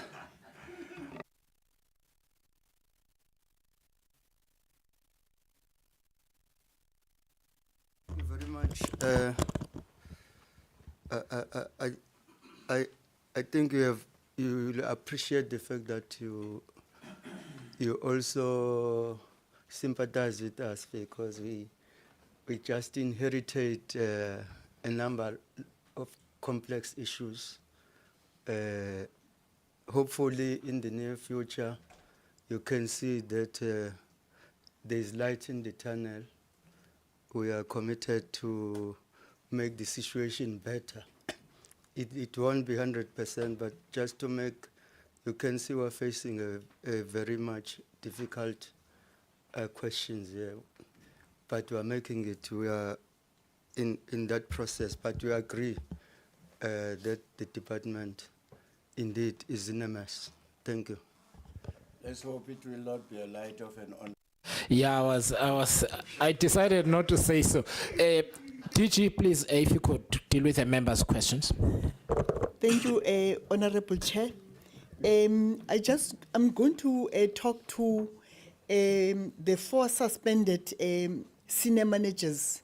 The process that was followed was the suspension was lifted on the 8th of March 2023, and then the chairpersons and initiators of the disciplinary hearings were then convened, and a process of withdrawing the charges was dealt with. So basically, the charges were withdrawn and the suspension was lifted.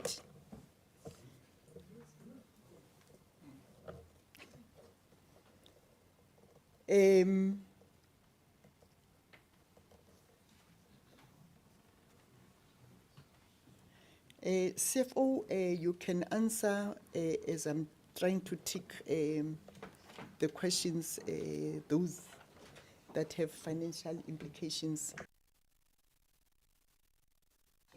Sorry, there were other questions, so I don't know if the CFO is going to answer, for instance, Honorable Doug Moore's questions. And so can you just please go through the questions in turn, because the members were quite clear and very concise when they were asking the questions.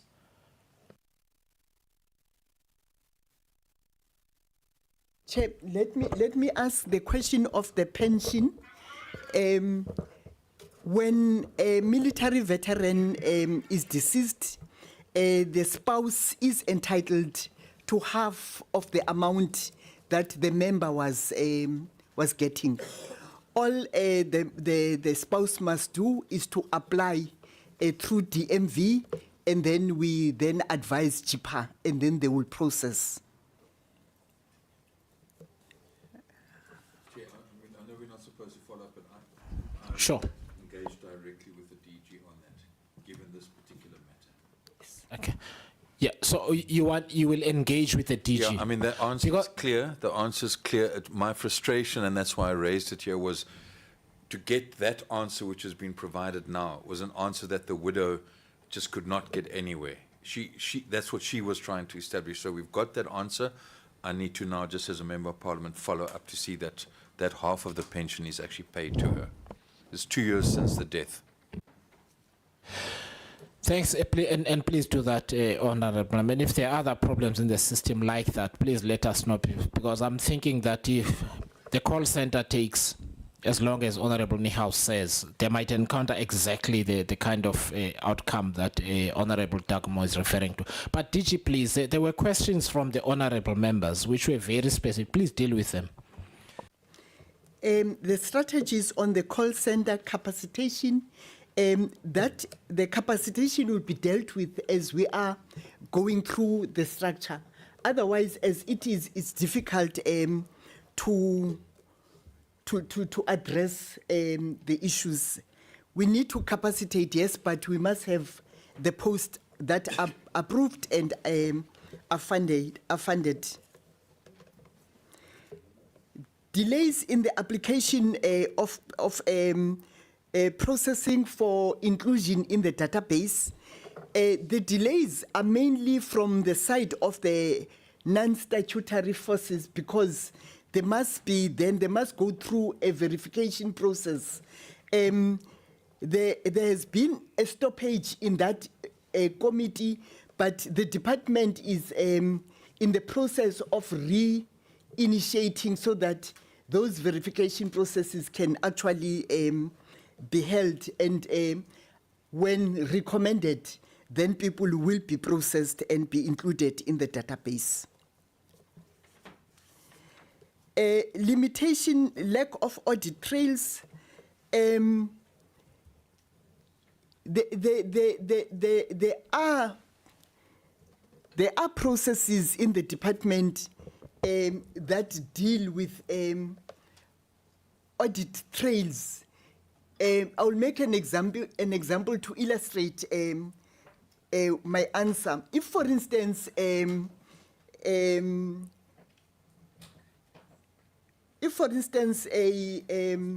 procurement has happened, irrespective of the amount, there will be an end user who initiates, and there will be a process that gets followed, and then ultimately it should then be possible to get the submitted memo requesting for that service to be procured, and then the process that end up procuring that service.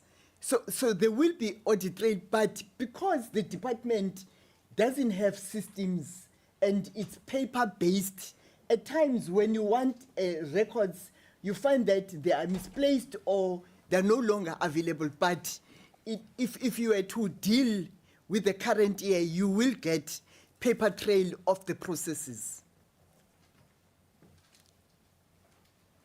Chair, I'm sorry, I apologize profusely to you, committee, but I think that's...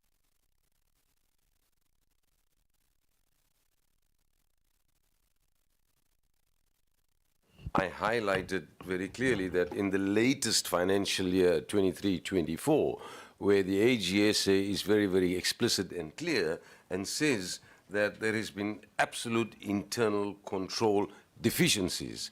So I hear the Deputy DG saying, or the Acting DG rather saying, that there are paper trails, there's no systems. But this is 23-24, we're talking like now. So I don't comprehend exactly how is it possible that the AG can highlight that, you know, there's a total failure to identify issues and there's internal control deficiencies. So I was just trying to get a more substantial reply, and I apologize profusely, Chair. Chair, I was still dealing with Honorable Notenjwa's questions. I wasn't yet in your questions. I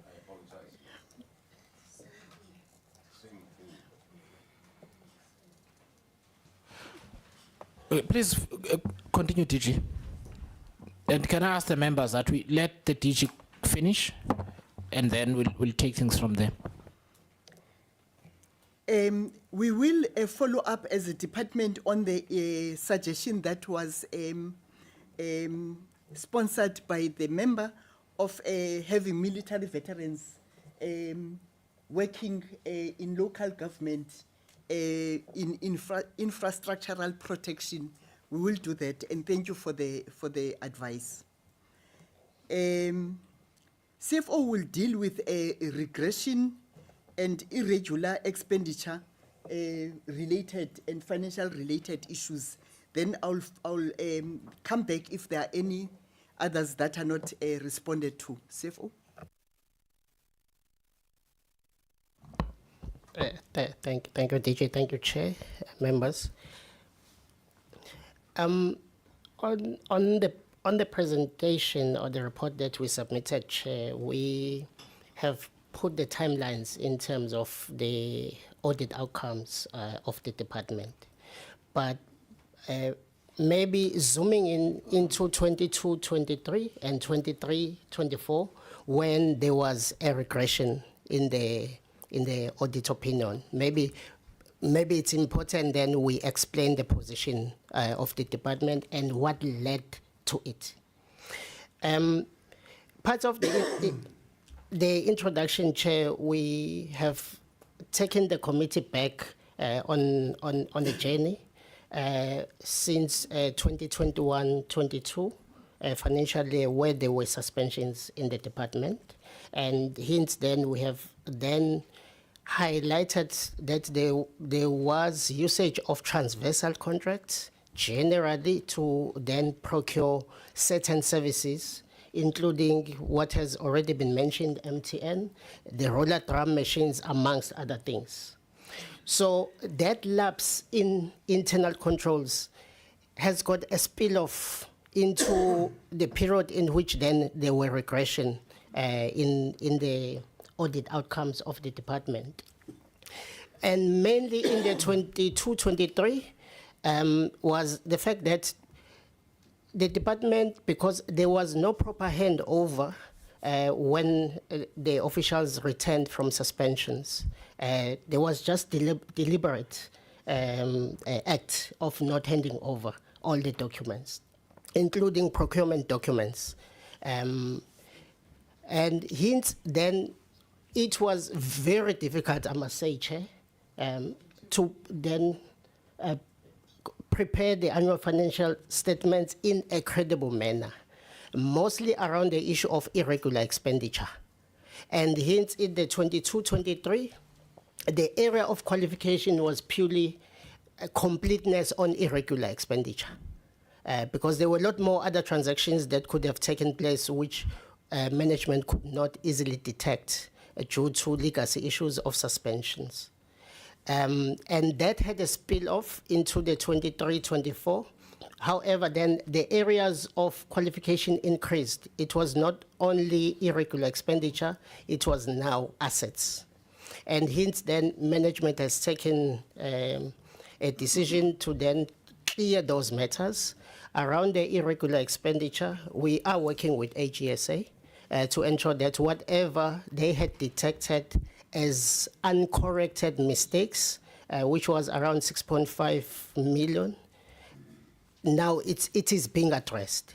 On the issue of asset management, Chair and members, as indicated earlier, because we don't have capacity, let's admit, but we cannot then say we cannot do anything about it, and hence we are working with the assistance of a service provider to verify all assets and reconcile our asset register so that our asset register clearly indicates what is missing, including what is currently verifiable, including the condition of the assets. So that exercise is progressing well. We are also targeting this annual financial statement so that when we do the disclosure on assets, it's complete and the assets are in existence. Anything identified to be missing will be disclosed accordingly. So I'm positive, Chair and members, that we will turn the corner around those two qualification areas. Then just to confirm, maybe I should go logically according to the questions raised so that I don't find myself all over the place. Maybe starting from the front end, just to confirm, Honorable Madlala, I hope you were cleared by the minister in terms of how we will go about filling the vacant posts by also getting concurrence from the DPSA so that then we tick all the boxes. Because at the end of the day, you don't want to compromise your DPSA regulations. So that is then well handled by the ministry in terms of us being compliant. So then the advertisement, once all the boxes are ticked, then we will be able to advertise and fill the posts. Just to confirm from Honorable Mente, the issue, or the question raised was who is designing the scope for internal audit. As DG has indicated, you have to find the short-term solution while addressing the long-term issue of capacity. The terms of reference, with the assistance of the audit committee and the procurement committees, we have designed the terms of reference for internal audit so that it is formidable. So those terms of reference now are in circulation for the 3-year period, undergoing the adjudication process before an advertisement is made.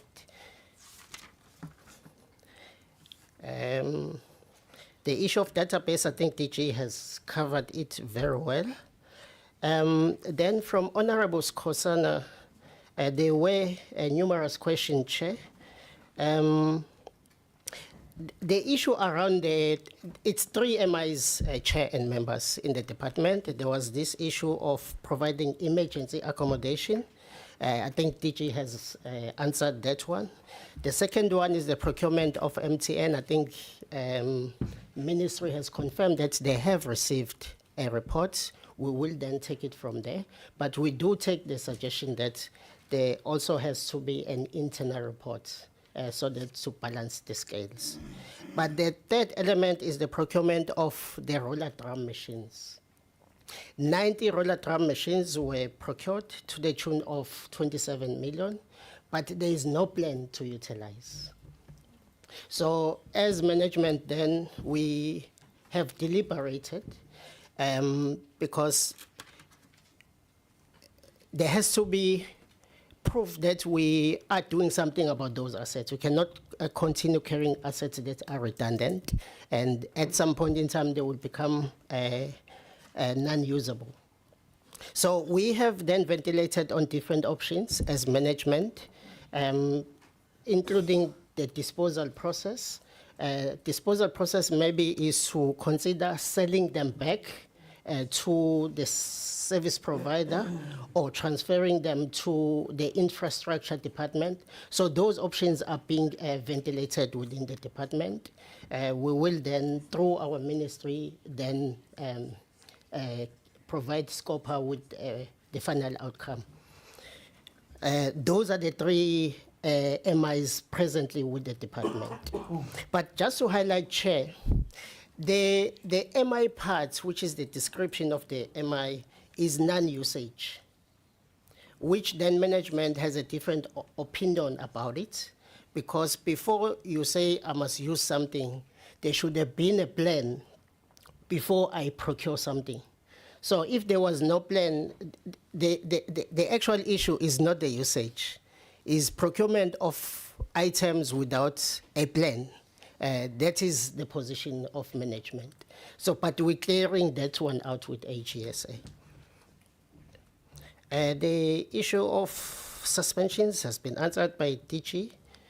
There was a question, how does management hold meetings with the skeleton staff?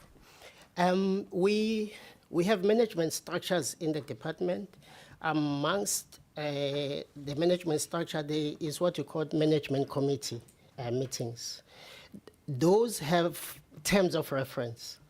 Terms of reference will cover who should attend, which will cover the quorum and the likes, all administrative matters. So we do hold management meetings with proper adherence to the set terms of reference.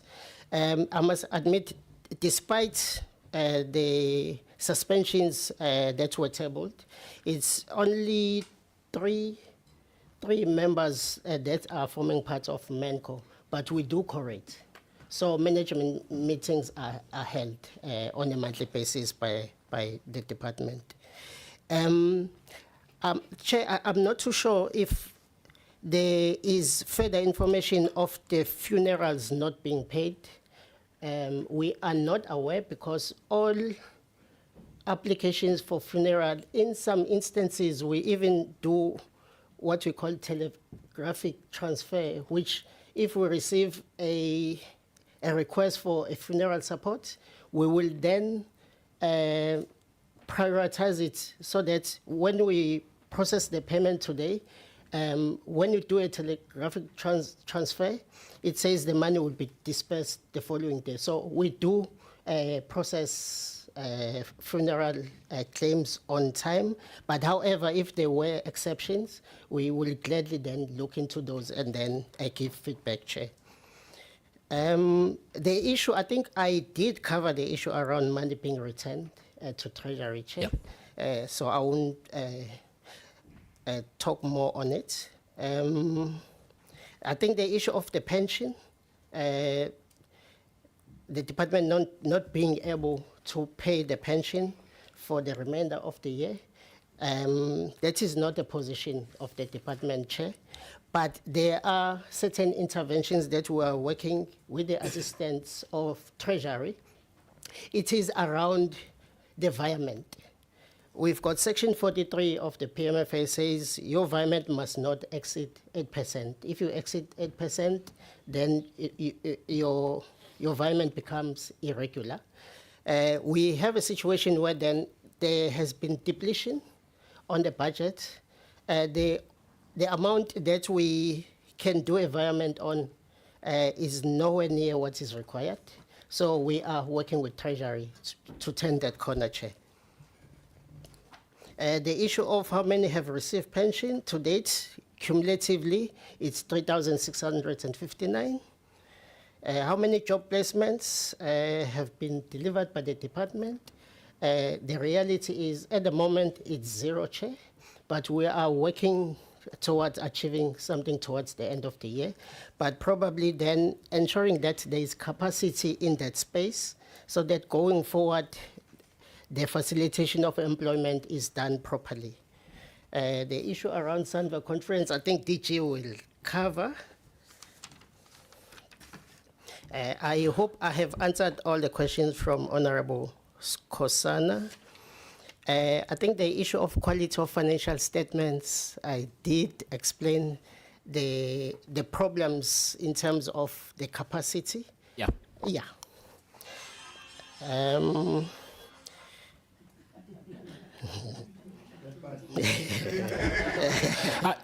Let's just expedite. I'm just worried about time. Sure.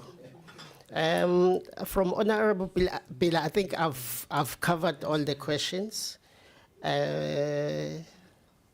Okay, employment facilitation from Honorable Neil May, I think it's been canvassed. From Honorable Non-Tanjwa, the regression, I think I've covered. I can confirm we do have an audit action plan, Chair. Based on the 2022-23 financial year. Though the picture is not that rosy, Chair, but there is progress on addressing critical audit issues, including the areas that I've mentioned that caused a qualification. On the performance side, Chair, I must confirm what was happening in the past, as Chair had indicated, there were no quality reviews of information. A planner will receive information as is. They will just capture the number without verifying the accuracy of the numbers. So with the current internal auditor, internal auditors, they do quality reviews of performance information, key indicator by key indicator, and we do get audit reports on that. So that area is being done, which will cover the issue of lapse in internal controls. Who's setting up the targets? DG will answer that one. Just to indicate, around the current database system, Chair and members, the real issue is that you have a database system. If you utilize the Access, Access is more like a Microsoft-based system. So you may not have full audit trail, but you do have access control because Access is access controlled. So basically, you can pull out some audit trails from that system, which we are currently using, but it's not good enough. It has to be fully automated. It has to then integrate with all the benefits in the department. Just to confirm, where the AG said there were no internal audit reports, yes, it was correct. That was for the 2022-23 financial year and partly 23-24. But as of today, we have 6 audit reports, internal audit reports, which AG has indicated that they will also consider when they do the regulatory audit.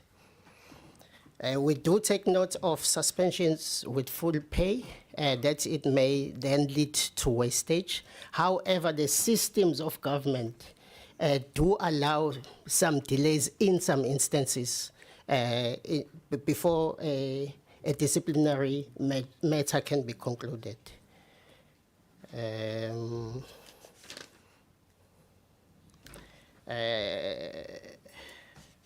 That should be all from myself. Thank you, Chair. All right. No, thank you very much. DG, I don't know if you've got anything to add. I'm really concerned about our time. So let me propose that because I also have questions, so I'm going to submit mine to you in writing so that we may then get the benefit of the full answers. We will then use the answers as part of our oversight work going forward. Minister had already summarized, I think, the issues pertaining to defense. I think the most important is you've got an acting Secretary of Defense, you have an acting DG. I think those are absolute priorities. I take the point that you think that you don't want to be appointing chief directors, you shouldn't. But that means everything waits if there is no head of department in both instances. Then we're going to have a continuation of what we are talking about here into perpetuity, and we shouldn't do that. So, Minister, the timeline I've set out, that we must have another conversation, but certain things need to occur before we do that. Part of our interaction is what the action plan is going to be. So we'll be discussing that substantively and progress made at that point on those action plans. So let me thank the honorable members and the colleagues from DMV and you, Minister. I'm not releasing you as such. I'm just saying we're closing this part of the conversation. We're going to amend our procedures to take account of time in this way. So Honorable Mente and Honorable Neil May are going to lead our discussion. That remains so. What I will ask is that the chair, I'm going to ask the chair of Denel to make opening remarks. You've also made a submission to the committee. I have it and the committee members have. Make opening remarks. It's particularly important that you just zoom in on the audit issues raised and your approach there too, and also our discussion with the Special Investigating Unit that raised certain issues with us. What we'll then do is Honorable Mente and Honorable Neil May will then interact with you. We will rely, honorable members, largely on that because we're out of time, but I'm going to ask Honorable Mente and Honorable Neil May also to be concise in but we're going to give you as much time, the two of you, as much time as possible so that there can be an interaction. There can be an interaction. So otherwise we then going to, look, if we need to schedule another, we will. But the point I'm making is instead of asking, giving everyone an opportunity and then getting half answers is not going to be helpful. Let's get the two honorable members to have a meaningful interaction with you, and the rest of us, we will then fit in there. So, Chair, if I may hand over to you. Thank you very much, Chairman, and the honorable members. I would like to clear first the the fact that looks like we were expected here on the 18th, which is what I spoke to the chairman about. We got our invitation on Wednesday, 19th, on the 19th, to be here on the 25th. We do not have an invitation for the 18th. Just want to make sure that the committee doesn't think we are such rogues as to just not appear. We only had the invitation for the 25th. We are understanding that as being the transition between the two departments. And the minister is doing her best to make sure that when we finally get handed over to her, she has had those courtesy meetings with us and all of that. So I would imagine that the next time there will be stability in the invitation issues. But practically, our invitation, we had it on the 19th to come here on the 25th. We're going to move to the Department of Defense Ministry, which is quite convenient for us because our largest client is AMSCO. And so we sharing a shareholder or sharing a parent is going to be much better for us in terms of the coordination between ourselves, including payments. I can just use the 2 minutes, Chairman, because it's our first appearance to this committee under your chairmanship, to just say, in the case of Denel, the malfeasance or the corruption, like any other entity, there was lots of money issues. But I think the more severe thing on Denel was the theft on intellectual property and also intellectual capital, which then links to some of the issues that are sitting with the audit. Because the intellectual capital, once it's gone, and we had the issues around payment of salaries, and the top brains left, it was difficult to get that capacity back. I can only report, though, that we're quite pleased that we managed to get the top CA in the country for our group CFO. And we also have a permanent CEO. With that, then all the layers of management are being dealt with, including we do have the executive for internal audit, which is one of the things that the AXA was complaining about. So our internal controls are being dealt with, but the CFO and the CEO are actually here to expand on that. The nature of the weakening of Denel is quite deeper than the headlines. For example, you have over 300 Denel employees in UAE, to the extent that some of the board meetings there are dealt in Afrikaans. That is how severe this whole exodus has actually happened. It's working in concert with some of the people are domestic and some are offshore. And the whole program is that of collapsing Denel.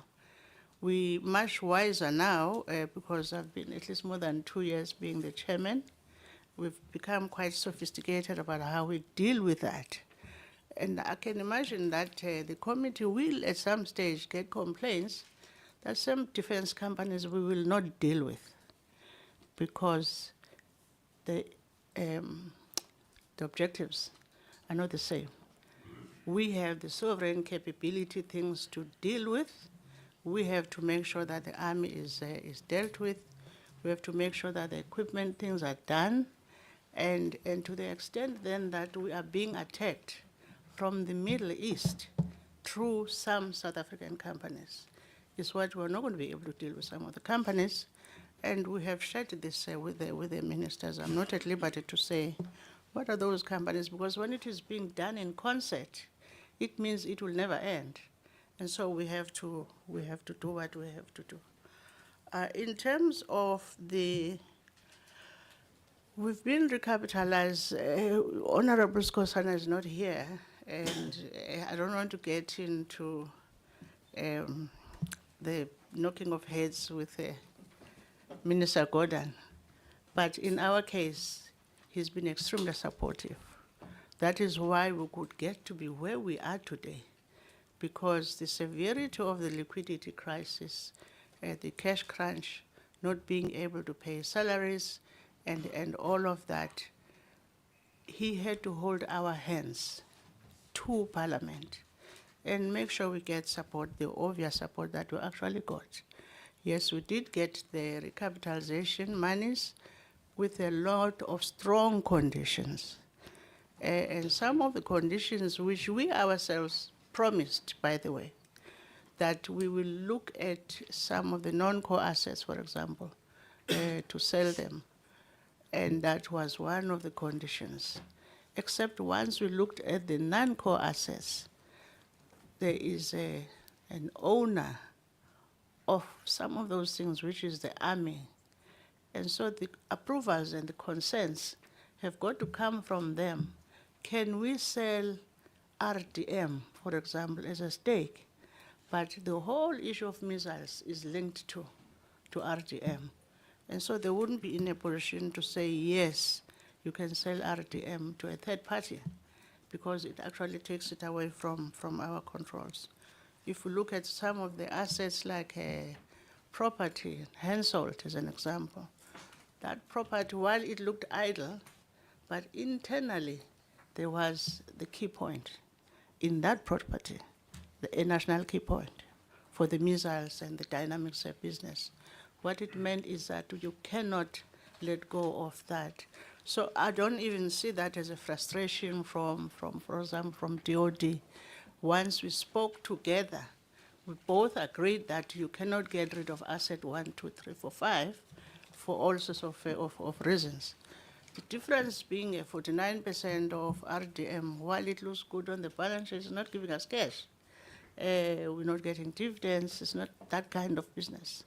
And so it is, but because it is critical to DOD, we could not touch most of those assets.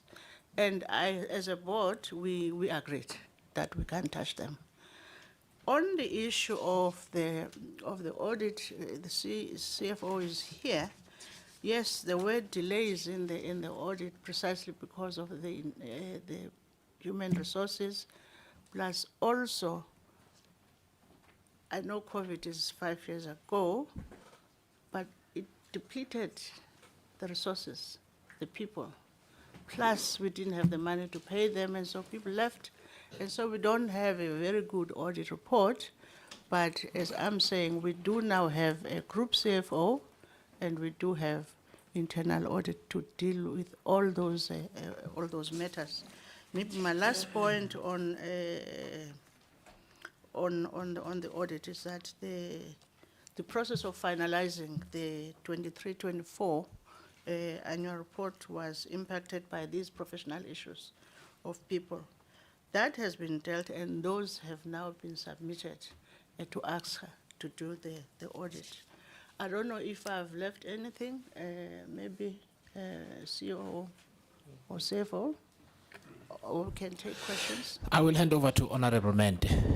Thank you very much, Chair. Sorry, my apologies. Thank you very much, Chair. I will hand over to Honorable Mende to have a direct interaction with you for the next 20 minutes or so, and then we'll move over to Honorable Neil May, and then we'll close up the rest of the time with the members. Thank you. No, thank you very much, Chair. Chair, I just want to first, before I ask question, be certain with terms of office. Each of them, if they can indicate for how long they've been there before we go into the... So in other words, how long has the board been in place, and how long have the executives, the senior execs, been in place? So I think the CEO and the CFO are just over here. Me? Yeah. I've just been here on the 14th of Feb, so I was making a year. The CFO came. I started on the 24th of June, 2024. So it's just over here. And the board has been there for more than 2 years, I know. No, the board is longer than that, but the chairing is the one that is just over 2 years. And also... Sorry, can I ask that way? So it's important that we switch off the mics when the one is speaking, Oh, so that sorry, there's, sorry. yeah, there's no interference. All right. No, thank you very much. Now that we have that clear, I want to understand, you had missed 3 years of submitting financials. That even when they were submitted eventually, they were all disclaimed. And after they were disclaimed, you then failed to submit financials completely again, and you were late. You are attributing that to staff that left and the experience that left. Why was that not taken care of? Because for you to have money to hire people, you ought to account for what you have been given. That's the only fair way. So how were you expecting Parliament to give you money, yet you don't account for it for 3 years as a board you are there, and the space is such that there are no systems, nothing whatsoever in place.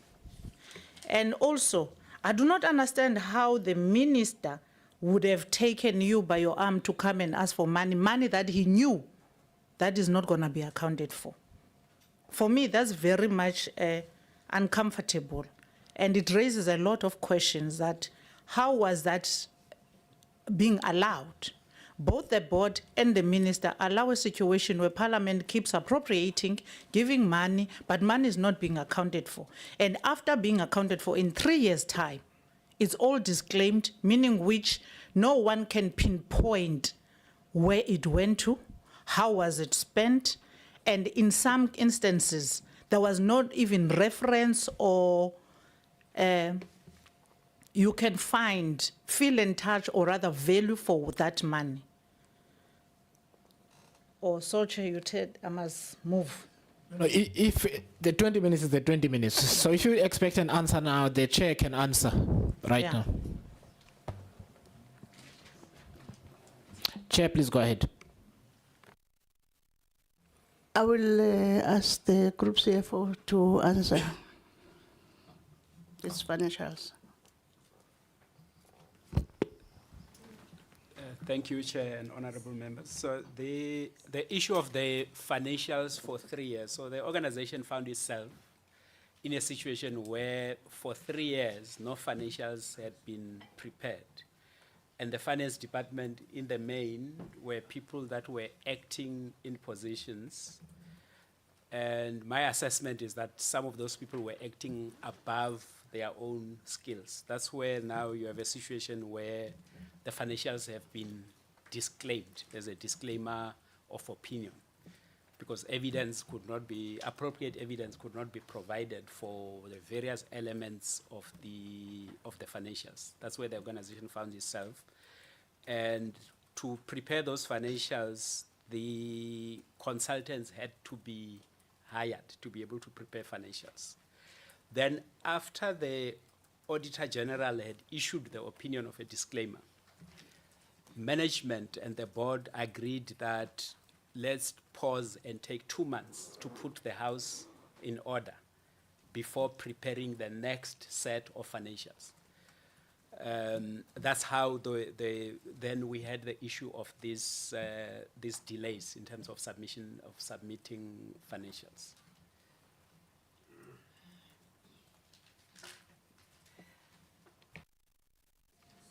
Can I maybe answer the second part of the question? How would the minister hold our hands and come and ask for money that is not accounted for? No, it is accounted for. Remember now, at the same time, we've got a lot of people chasing Denel for prepayments that were taken and the delivery did not happen. And part of our many years was that of traveling to these countries and paying and apologizing and cleaning our reputational issues. So the money is accounted for, I don't think that the AXA is saying it is not.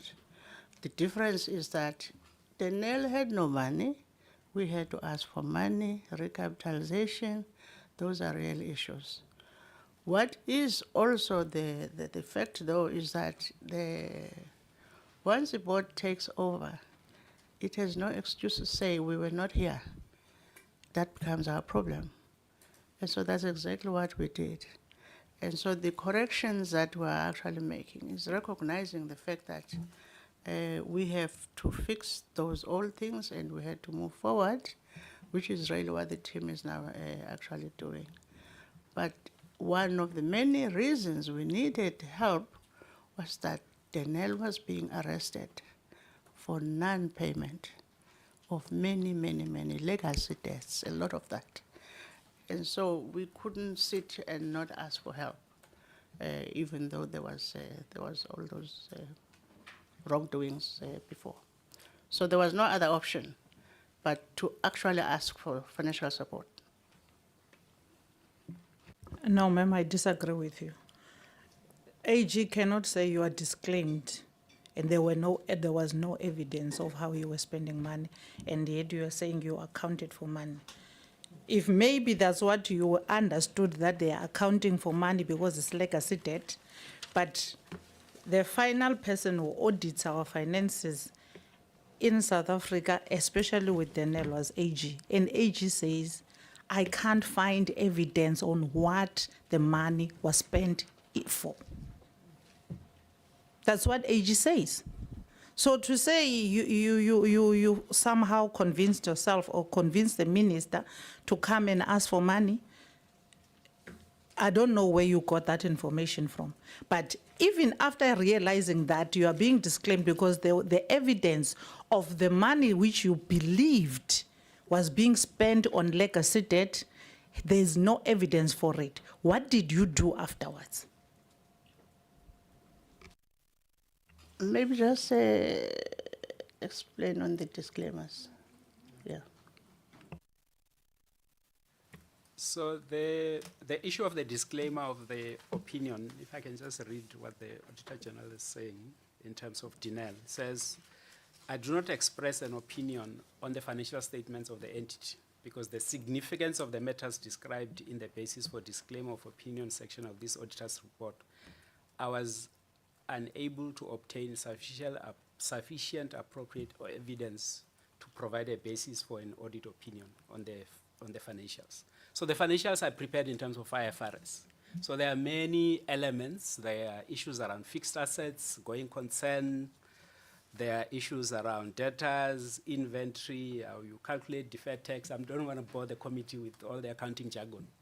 But that's what the Auditor General was looking at in totality to say, are the financials of Denel, have they been prepared in accordance with IFRS? So, and based on the fact that in some areas, for instance, on if we take property, plant and equipment, there are some standards that you have to comply to. There are certain things that Denel had not done. Assets had not been counted. Certain actions had not been implemented. So that's where we then found that the organization found ourselves with a disclaimer of opinion. So the question, if I can answer the next question with your permission, Chair, the question that says... Now, before you go there, I don't know which document of AG you are reading, but the briefing of the AG, in the briefing document that she gave us, it's under page 37, 2.3.2, overall audit outcomes. The audit outcomes show that Denel is still suffering from the effects of historical irregularities, that is acknowledged, and governance weaknesses, which they are still the problem to date. Annual financial statements, compliance with laws and legislation, audit of predetermined objectives. Everything is there. Because I was also going to say don't move to the next one. Okay? So let me try and assist here. Because there is something in what you read which actually says what Honorable Mente says. what we need to understand as a committee and the public, I will emphasize again, so we need to be patient with one another, is what, in your opinion, led to the conclusion by the AG? So when you say you don't want to bore the committee, trust me, we are not going to get bored. We want that. You need to take us through what it means, right? Because you've seen the outcome of the audit. Does it relate to issues of managing the asset registers and therefore people don't really know what had been purchased or not? Are your systems poor, etc., etc.? Take us into your confidence to explain, in your view, why that conclusion was reached, in your view, so that we then develop an understanding so we can ask further questions. Just an addition, Chair, to assess the situation. When the AG is opening this paragraph, she says the entity's overall audit outcomes for the 2020-21, 21-22, 22-23 financial years are disclaimed with findings. It is the same as the previous audit outcomes of 1920. Overall, the audit outcomes of the entity have remained stagnant, with no notable improvement in outcomes in the past 6 financial years.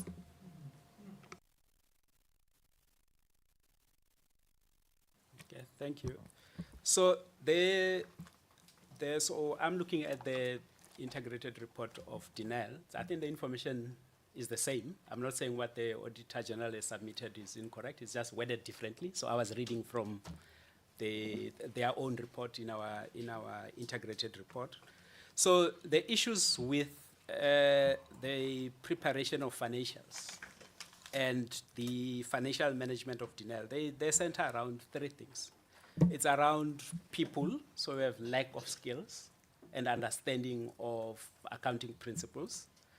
Then there's also an issue of processes, so people not understanding that when it comes to month end, for instance, a typical thing that you would do as a financial manager, managing a particular unit, that at month end, I must do reconciliations to make sure that if I'm looking at inventory, what I have in the books is the same as what I have in the warehouse. I must look at, do what's called variance analysis, that what has been spent was spent in the right place, so I know what is fruitless and wasteful expenditure, I know what is irregular, things like that. So that's around processes. Then the other issue is around systems. So Denel has roughly 3 ERP systems, so sometimes I get that wrong. So ERP systems that don't talk to each other. And so if you have a situation like that, it's very difficult to have standard processes or standard approaches when doing financial management, when reporting financials to the board and so on. So if I can just run through the elements that were raised by the Auditor General. The first one was the issue of going concern. Is Denel, as an organization, when they were looking at the financials, was it a going concern, meaning that it can operate in the next 12 months with no issues? So the Auditor General said, given the information that I have, I don't think the organization is a going concern. But obviously, us as management did not agree with that conclusion, and we did give them reasons why. If I look at the management of property, plant, and equipment, the staff, as I mentioned, there were issues with skills and knowledge of managing, of complying with IFRS. So people were not doing what they were supposed to do. For instance, you're supposed to run, when you're managing finances of an organization, you're supposed to calculate depreciation on a monthly basis. To do the financials of 2023, 2024, I've had to go and get somebody outside to come and help in one of the units where that was not done at all for 12 months. So, and the reason for that is because people that are in positions, as was explained, it's acting people and people acting above what they are capable of doing. Then on the accounting for inventory, the same thing. So you're supposed to count your stock on a regular basis and make sure that the stock that you have in your books is the same as what you have on the floor. So there were issues around that. And then I'm not going through everything. Then on trade and other receivables, there were also some adjustments because you are doing financials for 3 years within 6 months, within the same period. So there are some adjustments that management had to do that were not appropriate and had to be reversed. If I look at the issue of provisions, IFRS says International Financial Reporting Standards requires that you do what's called provisions on an annual basis. So if you're a private company, you'll do it every 6 months. In the public sector, for SOEs, we'll do it once a year, every 12 months. That was not done. And it will be provisions around various issues. So it could be on creditors, it could be on debtors, it could be on even items that relate to long-term receivables. Then Denel, given the industry that we operate in, receives a lot of deposits, advance payments from clients. You have to have a system to be able to record those advance payments, put them, link them to various contracts. That was also an issue. And we are addressing that to make sure that advance payments are used for what they're supposed to be used for and that they are accounted for appropriately. So there were also issues around lease liabilities, issues around reserves. There were also issues around accounting for revenue, so sales. So this points down to, for me, it points down to the issue that I spoke about earlier around people not having the necessary skills. They just didn't know accounting, how things are supposed to be accounted for. And also having processes that are not followed. That was also an issue. And I spoke about systems. The systems of Denel are not up to this, that they are not up to modern standards. Okay, having answered all of that, now it is clear that that which was supposed to have been done was not being done for that 3 years. Now it still remains a question. At what point did the board arrive at a conclusion that even if we don't have people to tell us where the 1 million went to, how was it spent, and how much are we operating on, income, expenditure, everything of Denel. Let's go ask for money. If where it goes, it will be seen at whatever moment. Want to understand at what point did you arrive at that? Not sure I'm getting the question now. You are saying, why did we ask for money? Exactly. Is that the question? Money was not, there was no accountability in the first 20, 21, 22. No.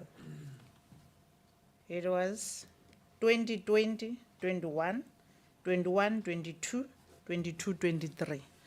2020, 21, there's no accountability. 2021, 2022, there's no accountability. You come and ask for money with the hope of where is it going? It hasn't been accounted for 2 years or 1 year. Maybe you have a hope you will find some people to do it. Second year, the same thing. There's no hope of anything. There is no system being corrected in terms of acquiring the required human resource with the capacity, but money must come in, even if we don't have that capacity. Where was it going?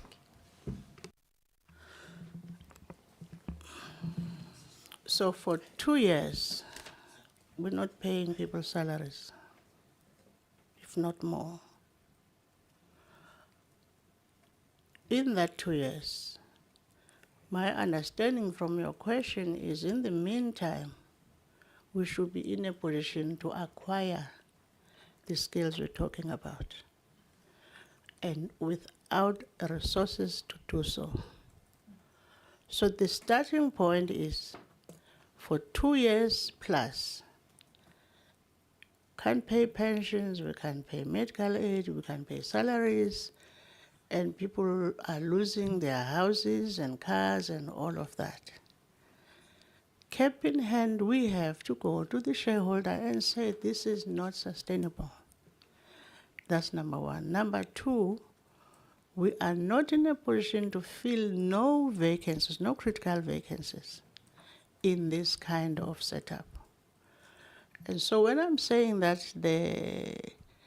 we ask for support for visible things, in the meantime, everyone is taking Denel to court, including unions, rightfully. And so I'm not too sure now what the expectation from this board in terms of how do you get out of this quagmire? You cannot claim, I did not create it. You are now the board at the time. You have to say, I have to solve it. And solve it without resources is not practical either. And so to bring in people to do what the CFO is actually doing, one of the things is that internal audit was not functional. Of course it wasn't. And so, but how do you get a chief external audit person in the midst of that? So I'm not quite sure where we're going with the question, because I'm saying we came here to ask for money for visible things that we had to solve. Irrespective of what the AXA report is saying, there is no money that is not accounted for. There are all these technical things that the CFO is talking about, which leads to a disclaimer and a lack of follow-ups and all of that. So I'm not quite sure whether we should not have come here to look for money and just leave that thing hanging only to claim that it's not our own creation. Once you are in the board, it is now your creation. And that was the only way we could do it. Number two, we have big creditors, quite visible. Many lawyers, litigations, everything. I'm not sure why we can't come here and ask for help to get us out of that. The main issue that was asked, and we answered, was that, what are you going to do with the money, and how do you make sure you don't come here again? That we have put on the table. In fact, the last recap, which we have now got, is sitting in the escrow account, just to make sure that it is not used for the things that it was never meant for. Hoof Haystack program, we all know about it. It's a messy program over 20 years. It is what it is. And any auditor is going to have a disclaimer around that. That's reality. So I'm not quite sure, Honorable Mente, as to, I would understand if you were saying to me, are you going to come here and ask for money again? That I would understand. I do not understand this part about why did you come here looking for money? I'm not sure how else we would have done it, because we needed to do that to clear that backlog and actually make sure we have the right adequate resources to deal with the problem. That's exactly what we did. So I'm not sure if I'm missing your question, maybe I am, but I cannot see how else we couldn't come to the shareholder and ask for support for that kind of historical problem, because that was the only way we could do it. So, Never mind that, sorry, Chairman. In the midst of that, that board actually looked at what else can they do internally to get out of trouble, and that's how we got into the medical aid surplus, which has been sitting there for years and not being used. Even that took more than a year to fix, because there were legalistic things, there's actuaries, there's all sorts of things that need to be done. So this board was not sitting there just waiting to be helped. It did their best, but there was no way this board could not come to the shareholder for support. You can ask me about future. Are we planning to do that? No, we can't. We have to actually show where that money goes operationally. That's a different question. Sorry, can I say I'm just saying I'm mindful of our time. So it's clear we're going to need to have part 2 of this conversation because the matters are many and the matters are deep. I just want to ask the following questions in as a follow-up to what Honorable Mente said. Were the funds allocated by Parliament to Denel at the time conditional? Were they for very specific things? Let me ask that question. Yes, Chairman, they were for very specific, reduced into writing things. We had to list all these people that we took prepaid payments and did not deliver what we were supposed to do. Money is gone wherever, but now people, we have to pay them. That's what we call legacy debts, specific. We then had the line item for clawback of the salaries for people, a line item. Keep up with the salary payments.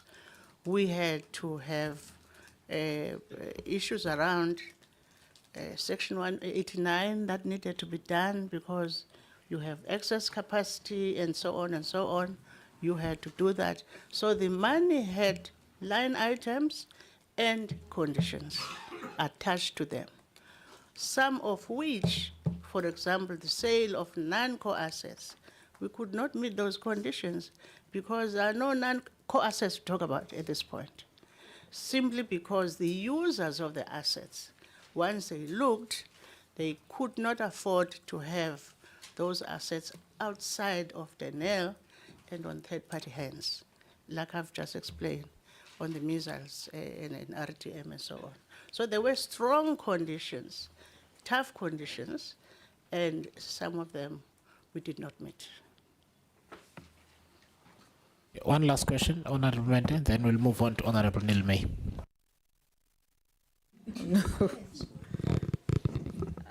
Chair, we're gonna have to have a second part of this. Yeah, no, that's a given. Because my follow-up then is, where are these executives that were receiving this money? Because you received 3.4 bailout with conditions. And then you spent 2.4, which some of it went to things that were not allocated for it.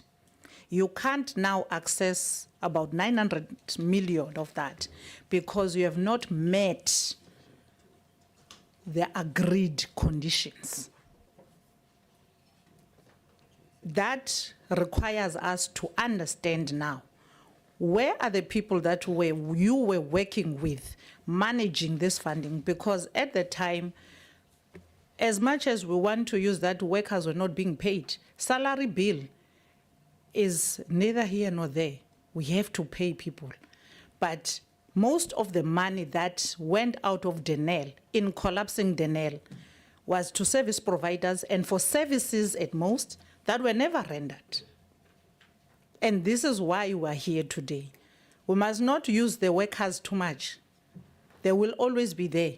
But we want to understand where did the money go to, because the salary bill of the Denel people is always within the budget. It's known, you know it.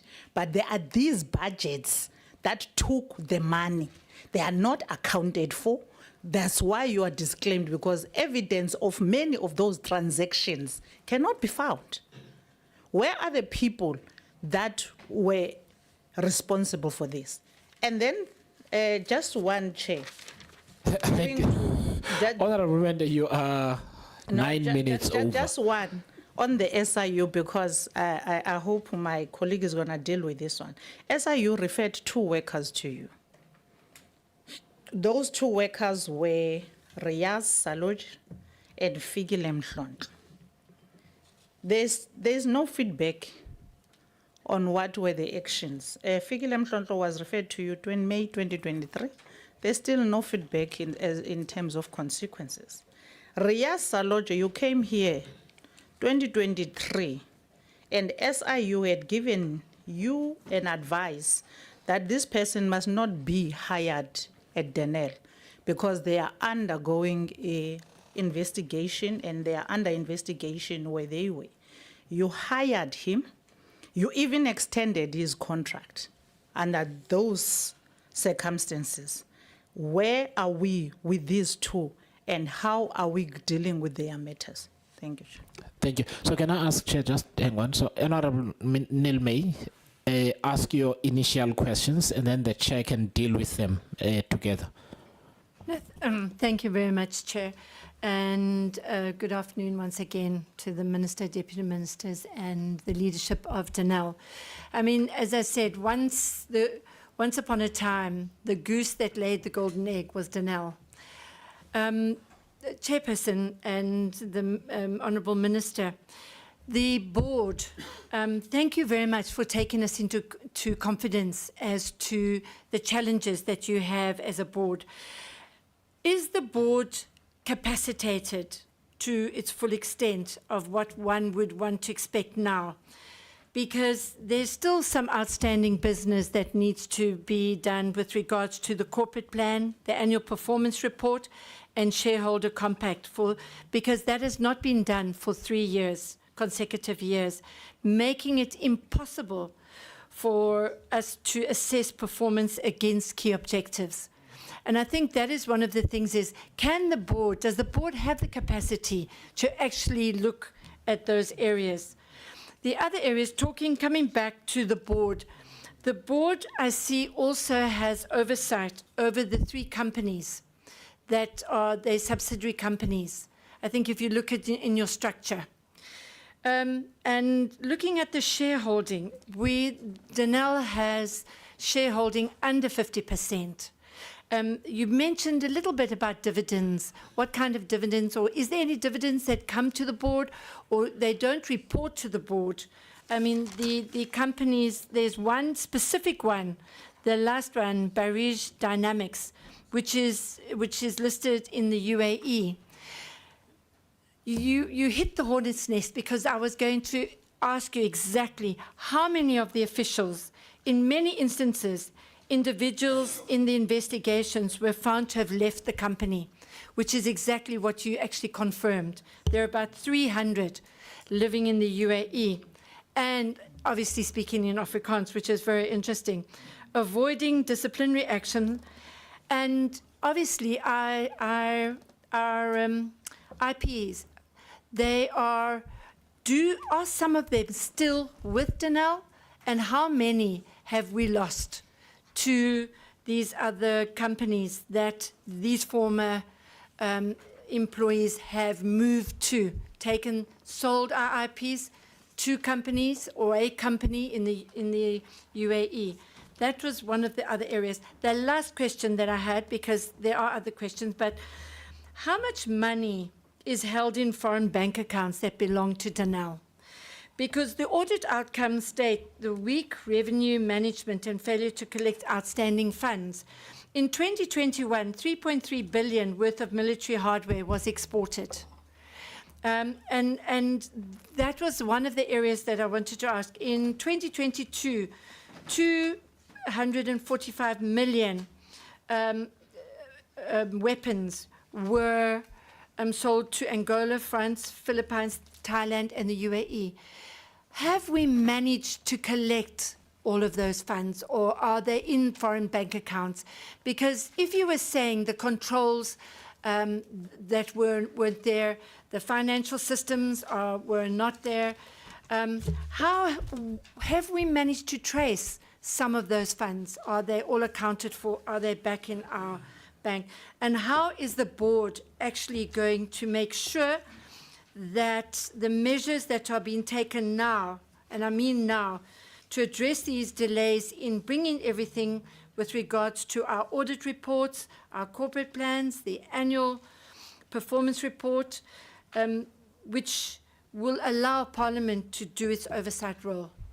So those were the 3 that I wanted to bring in. Thank you. Thank you very much. Over to you, Chair.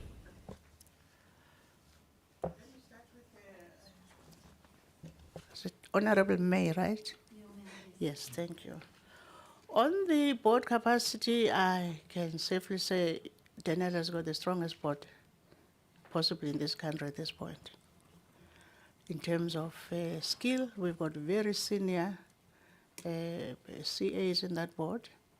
We've got lawyers in that board. We do also have an ex-military person in that board. So the board itself does have a capacity in terms of what the board needs to do. The weakest link was on the management side. And I can just say again, to answer that question about the management capacity, we needed money to do so. So once we got the money to do that, and so we have actually started. And nobody is acting now. We don't have acting people. Most people are now permanent.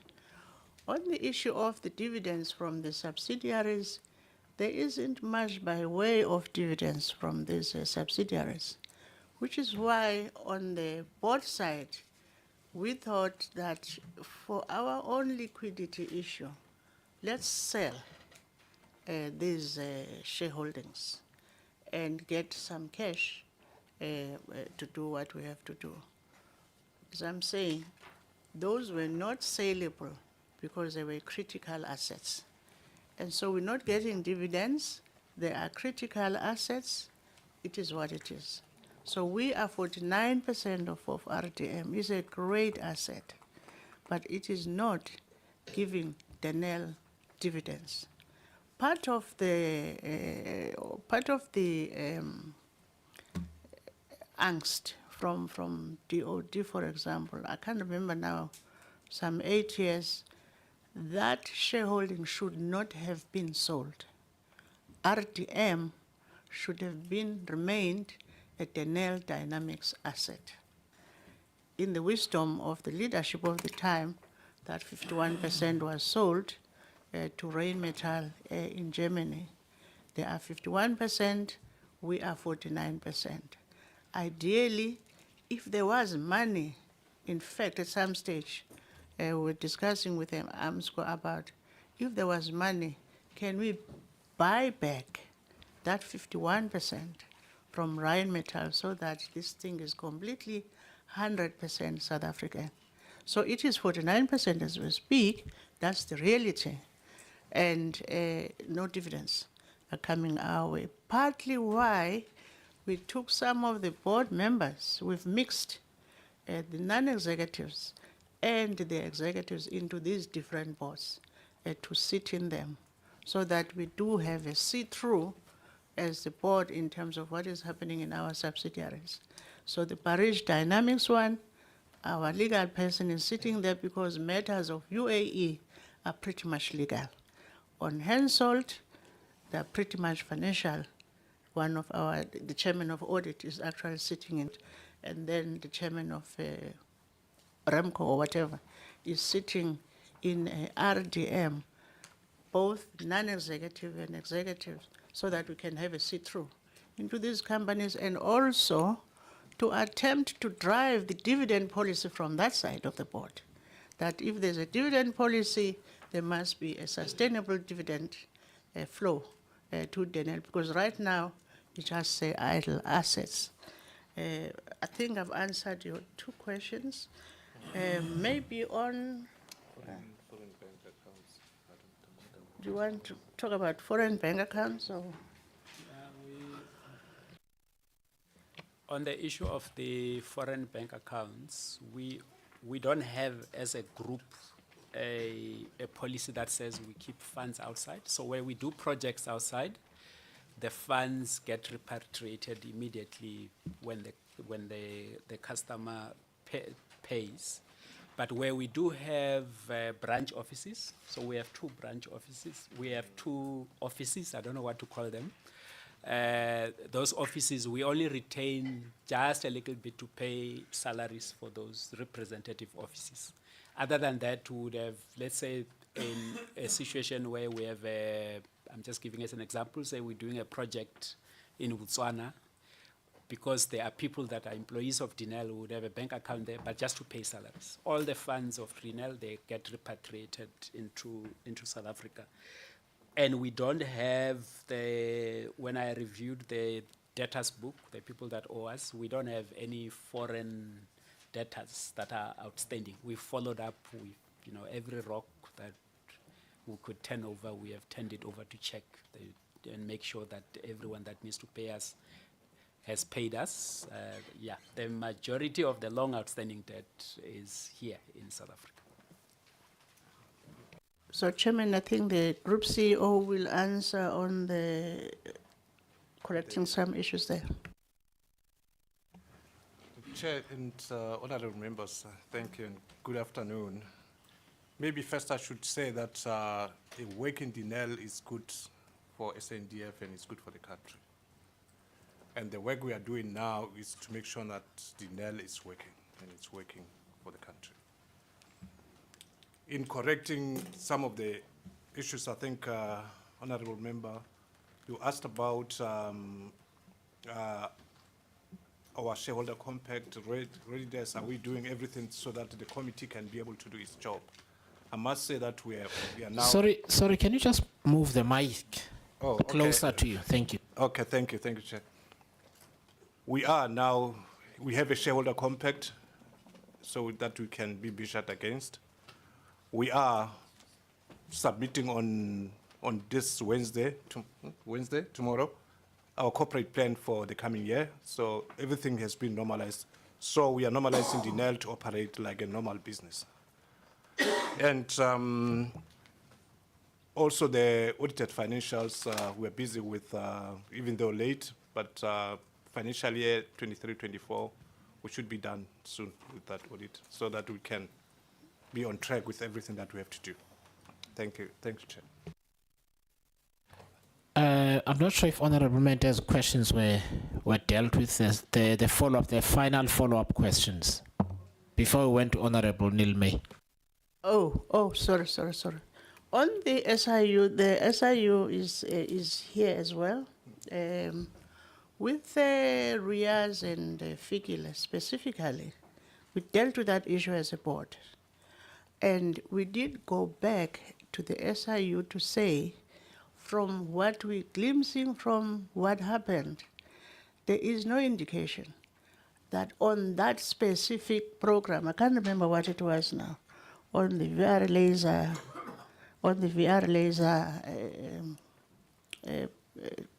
thing, for that particular thing, we did not see how there would have been the fall guys for that, given the sequence of events.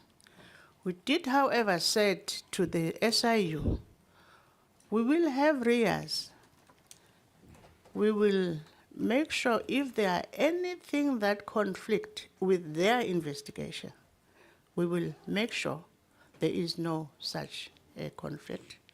And if it so happened that in the end we conclude that he could take responsibility for that particular project, we will do the right thing. Having said that, there are other investigations that the SIU is busy with, which may or may not implicate them. But even worse for Fikile now, Fikile cannot be in problem with this. I think the idea of trying to blacklist people for things that even us as a board we look and we say, really, we have to let this guy go. By the time all of that chaos happened in Denel, both of them are out of the system. So I'm saying it is not something that we didn't look at, and we did share our conclusion with the SIU as to why we think it is okay to take Riaz in. Fikile at that time, I can't remember, was in SAA, even him, we would have loved to have had him in the Denel system, because in terms of the experience, we needed that experience. And secondly, we were not capable of getting more out of the market. So I'm comfortable, Chairman, that having Riaz in the system or Fikile was not a problem for us, but we did share. But the SIU is also here, they can comment on that. Okay, so let us do this. So it is clear that we're going to need a second conversation, just ourselves. And Minister, for now you are excused from that meeting, okay? I'm saying that meeting. So we, Chair of the board, we're gonna need time with you and your executive team. And there might be more issues that we add in our letter of invitation to a conversation with you at the earliest available opportunity. But for now, please note the following.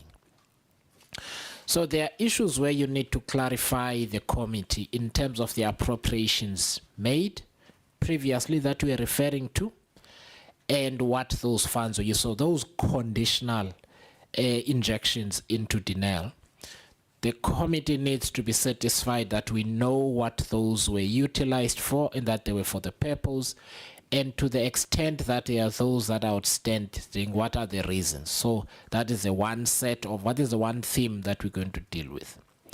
The second theme that we are going to deal with is we need to be sure as a committee that we've got visibility in terms of the financial management and accounting issues.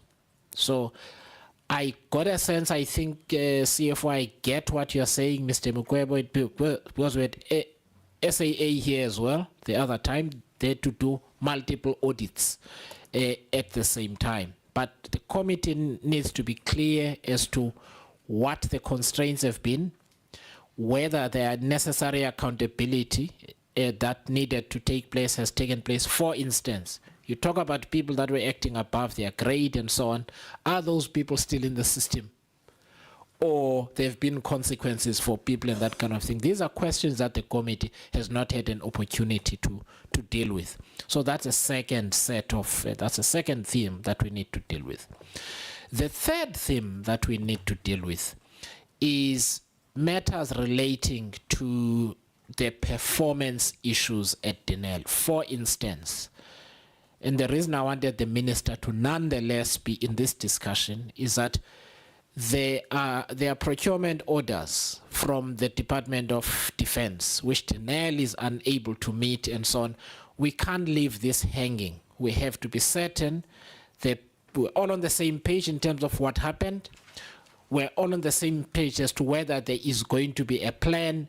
And for instance, where any deposits paid or prepayments made, what happened to those prepayments? Did you use them for other things? And how is this matter resolved now? So that the Defense Force can get the equipment that it had, and also deal with the obsolescence of some of that equipment. Can you deliver now the same equipment that was ordered then, or it needs to be different and that kind of thing? So we need to deal with those. We need to deal with the matters relating to the performance of Denel. There are the issues of intellectual property and the intellectual capital of Denel. We have to canvass those specifically. Then we have to have a discussion about the SI, the matters under investigation by the SIU specifically. Then we need to talk about issues of, I will say, for the general financial health of Denel vis-a-vis your plans getting forward in terms of accessing the capital that you need, in terms of fixing the governance, because I think having worked in a bank, your audit outcomes do not help you secure capital, which means you become a burden on taxpayers for much longer because nobody else will help you with money. So we need to deal with the overall financial health of Denel. Most important in that is specific plans about what you are going to be doing to fix those issues. So going to have two segments to the conversation. Litigate the past issues so that we all end up on the same page, and then we deal with the future relative to the same page that we're on in terms of what has happened in the past, and the past up to today, this meeting that we're on, not at some point in the past, so that we can then hold you accountable to that plan. So we will have an opportunity as ourselves. Minister, when we come back to have the discussion with you, we're going to cover all of these matters. By then, Denel will now be your baby, and it will have been your baby for a few months. And I don't think you'll be able to say, I don't know, I'm not sure, I will see. So that will also be on the table. But we will have that discussion about executive oversight, policy issues, and political accountability issues with you primarily So we will expect to have that discussion with you and the 2 deputy ministers. You may bring some officials if you feel that's necessary, but we don't want to see 20 people coming here with you. We want to have that conversation with you specifically. So 2 appointments. One is with the minister. After the Denel one, we're going to set a date for ourselves that works. Final thing I want to say is I am always available with the secretariat here ahead of appearances here to clarify what we need so that upfront the members get the issues that they are concerned about so that we can have a flowing conversation. Do not be afraid of this interaction, please. We want to help you prepare adequately for these meetings so that members get as many questions answered upfront as possible. So I look forward to that. The Secretariat will be in touch with all parties and we'll find a date that gives. And I want to ask the members if there are any specific things that you feel need to be in that conversation, please let the Secretariat know so that we can then prepare adequately for that meeting. As I said, there is a committee that's chasing us out, unfortunately, so I apologize. I also didn't get to ask my own questions. I just want to thank you, Minister, Deputy Ministers, for honoring this invitation, Chair of Denel, Chief Executive CFO, Acting DG of DMV, the Chief Financial Officer. There are follow-up issues with everybody, so we are going to be in touch with you. Honorable members, thank you very much as well. There is transport arranged for members. Can you just... is it at 2:30? 2:15. Oh, no, then they must wait a bit. The members can't run. But they said 2:15. So I want to thank everyone for this conversation. I appreciate it. Thank you. But we'll notify you of the date for Denel to come back.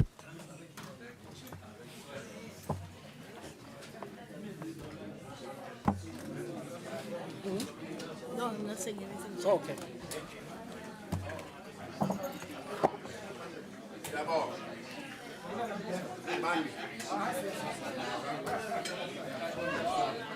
Tom, does this go to Lungisa? Yes, please. Okay, I'll keep it so long.